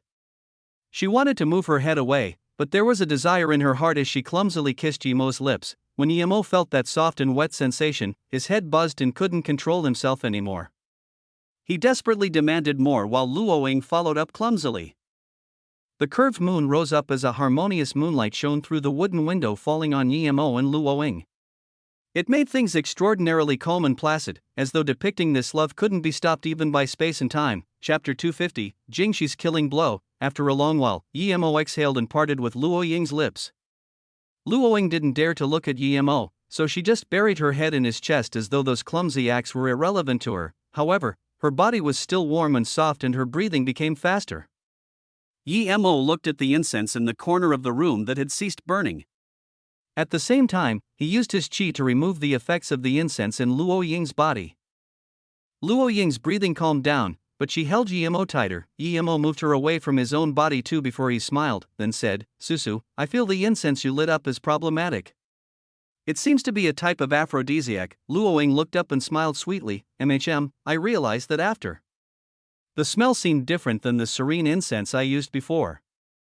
I don't know who changed it." She also realized that there was something wrong with the incense after she felt the sudden flare in her desires. Although she longed to see Yimo, she wouldn't be like this as soon as they met. Yimo felt dazed, but he soon struggled and said, "Well, luckily I smelled it before and knew how to remove it." Otherwise, Luo Ying lay in Yimo's arms.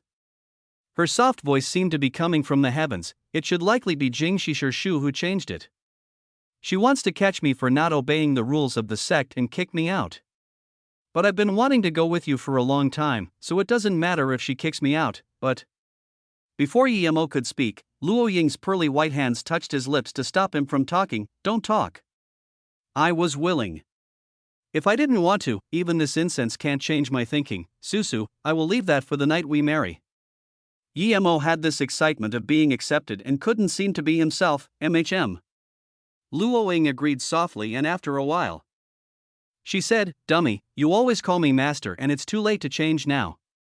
I always dream of you, it is as though I knew you from my last life." "Are you always like this, too?" Yimo became dazed for a moment.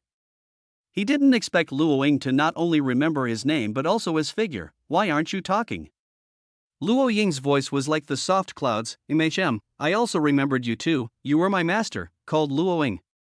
"A long time ago, I called you master and you called me Yimo heir." Afterwards, Yimo seemed to be lost in thought, and when he woke up, he found that Luo Ying was asleep. Yimo caressed Luo Ying's hair and murmured, "Master, you've protected me for a lifetime. Now let me protect you in this life." Yimo carefully took off the little bit of the remaining jade of her necklace and looked at it for a while. He didn't expect the magic artifact he made to be in Luo Ying's possession and was protecting her. He took it away and used that black jade from last time to make another necklace for her before carefully putting it on for her. Then, he embraced her and slowly fell asleep. The ray of dawn shone through the mist into the room. Luo Ying opened her eyes. She looked at Yimo as she embraced him. Her heart was calm. If she couldn't cultivate, then let it be. "You're awake?" Yimo saw Luo Ying wake up. He thought he was dreaming. The Luo Ying he'd been thinking of for countless days and nights was finally in his arms. He really was afraid that this was a dream. However, the morning sunlight told him it wasn't. It was real. He had missed the opportunity once and he wouldn't miss it the second time. Go out for a moment. I need to take a shower and change clothes." Luo Ying stood up. Yimo was still stunned. Last night he didn't notice, but now he knew how stunningly beautiful Luo Ying was. Luo Ying looked at Yimo's dumbfounded face and smiled. Just when she wanted to talk, Jingxi's cold voice sounded at the door. "What, did you not have enough sex last night? Yimo, come out. I need to talk to Susu." Yimo opened the door and looked coldly at Jingxi. "Piss off. Susu doesn't like talking to you. You don't have the right." Jingxi's face went green and glanced coldly at Yimo, but she said to Luo Ying, "Susu, I need to talk to you." Luo Ying stood up calmly and walked beside Yimo saying, "Let her in and wait for me outside. Don't worry, I will listen to you. After today, I will go with you." However, Yimo didn't really trust Jingxi. But since Luo Ying said that, he could only let Jingxi come in while he stood outside the yard restlessly. He felt that Jingxi's purpose wasn't so simple, but he really couldn't understand what she wanted to say to Luo Ying. Jingxi closed the door and subconsciously looked at the incense cauldron. The incense was burnt. She had a smirk on her mouth. "He actually gave you a face-preserving pill?" Jingxi came in and immediately saw the difference on Luo Ying. The jealousy in her heart was raging like fire. Luo Ying subconsciously asked, "That was a face-preserving pill, Susu? Last night must have been very good. You had a face-preserving pill and a man to accompany you. Of course, it would be much better than obeying the rules of the sect." Jingxi set aside her burning jealousy and tried her best to ridicule her. Susu smiled plainly. "Yes, Jingxi Shu. Although I don't know why you're targeting my master and me, I'm no longer the Susu before. You don't need to waste your time. I will leave with Yimo, so say what you want.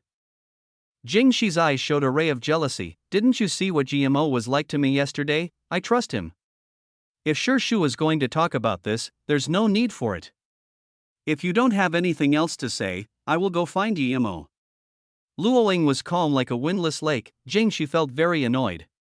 She wanted to make Luoying and Yimo sad, but everything she did made her look like a clown. Luoying didn't seem to feel bad at all. Did you know that Yimo is going down the Sea of Fire today? Do you think he can come out? There was an increasing mockery in Jing Shi's tone. She wanted to see Susu once again beg to her like yesterday to let Yimo go. Then, she would humiliate her. However, Luoying still replied calmly, I know. If he can't come out, I will go with him. Shu, if you don't have anything else to say, please leave, you. Jing Shi was shaking in anger. She didn't expect Luoying to not be begging her. Although she still wouldn't let the two go even if Luoying begged her, she wanted to see Luoying's despair after her begging. Luoying looked calmly at Jing Shi and didn't say anything. She knew this Shu was trying to mentally break her and make her feel bad. Then, Jing Shi would gain satisfaction. After talking with Yimo last night, she no longer wanted to stay here anymore. But did you know that you and Yimo are siblings? Jing Shi's voice seemed to come from hell. It was eerily frightening. Luoying wobbled and her face immediately became pale. What are you talking about? Jing Shi seemed very happy with Luoying's change of expression and laughed before saying coldly, you must think that I'm tricking you. More than 20 years ago, your mother dumped you and your brother at Luohong Temple. Then, you were chosen by Ning Zhengfei and Lan Yu, but GMO was taken in by Yan Wentian and his wife. 5 years later, your mother tried to get you to come to Serenity. She thought I didn't know, but I saw everything in my eyes. It was because she stole my man that I hate her to the end of time. You are just like your mother, a filthy bitch. You won't even let your brother go. Ha ha ha! Luoying immediately spat out a mouthful of blood and fell to the mat shakily. Yimo heard Jing Shi's hysterical laughter, so he charged in without thinking. Seeing Luoying's state, he was so scared his soul nearly left him. He quickly helped Luoying up. Susu, what happened to you? At the same time, he sent in his chi to calm Luoying's chaotic chi. Jing Shi, you bitch, what did you do to Susu? Yimo couldn't care about anything else. He gathered all his chi and punched Jing Shi. Jing Shi didn't expect that Yimo would attack so suddenly. She hurried to defend, but this fist was fully powered with anger, and in such a hurry, Jing Shi wasn't able to completely negate the force of the punch. Thud! Jing Shi was smashed into the wall, causing her to cough out blood. She looked coldly at Yimo but actually didn't attack. She turned to leave. Yimo even wanted to chase up but was pulled by Susu. Don't chase her. You're no match for her right now. Remember, if one day you can beat her, help me kill her, Yimo stilled. Of course, he was going to kill Jing Shi, but he had never heard Susu say she wanted to kill someone before. It could be seen how infuriated she was at Jing Shi. Mor, I'll still call you that. Although Luoying calmed down her chi with Yimo's treatment, her face was still pale. I want to ask you something. Is your father Yi Wentian? Luoying's eyes became hopeful. Yimo nodded and said, yeah, but I'm probably not from the Yi family. Although my surname is Yi, I'm not from the Yi family of Beijing. Yimo said this because his last name was Yi in his past life. Hearing Yimo's words, Luoying's face grew worse. She gasped, do you know where you came from? Yimo looked curiously at Luoying and shook his head. I don't know. I just know I was picked up from the streets. From where? Luoying looked worried. From Luohong Temple. I still have a sister. What's wrong, Susu? Before Yimo finished his words, Luoying spat out blood again. Yimo quickly fed her a lotus life pill while using his chi to calm her body down.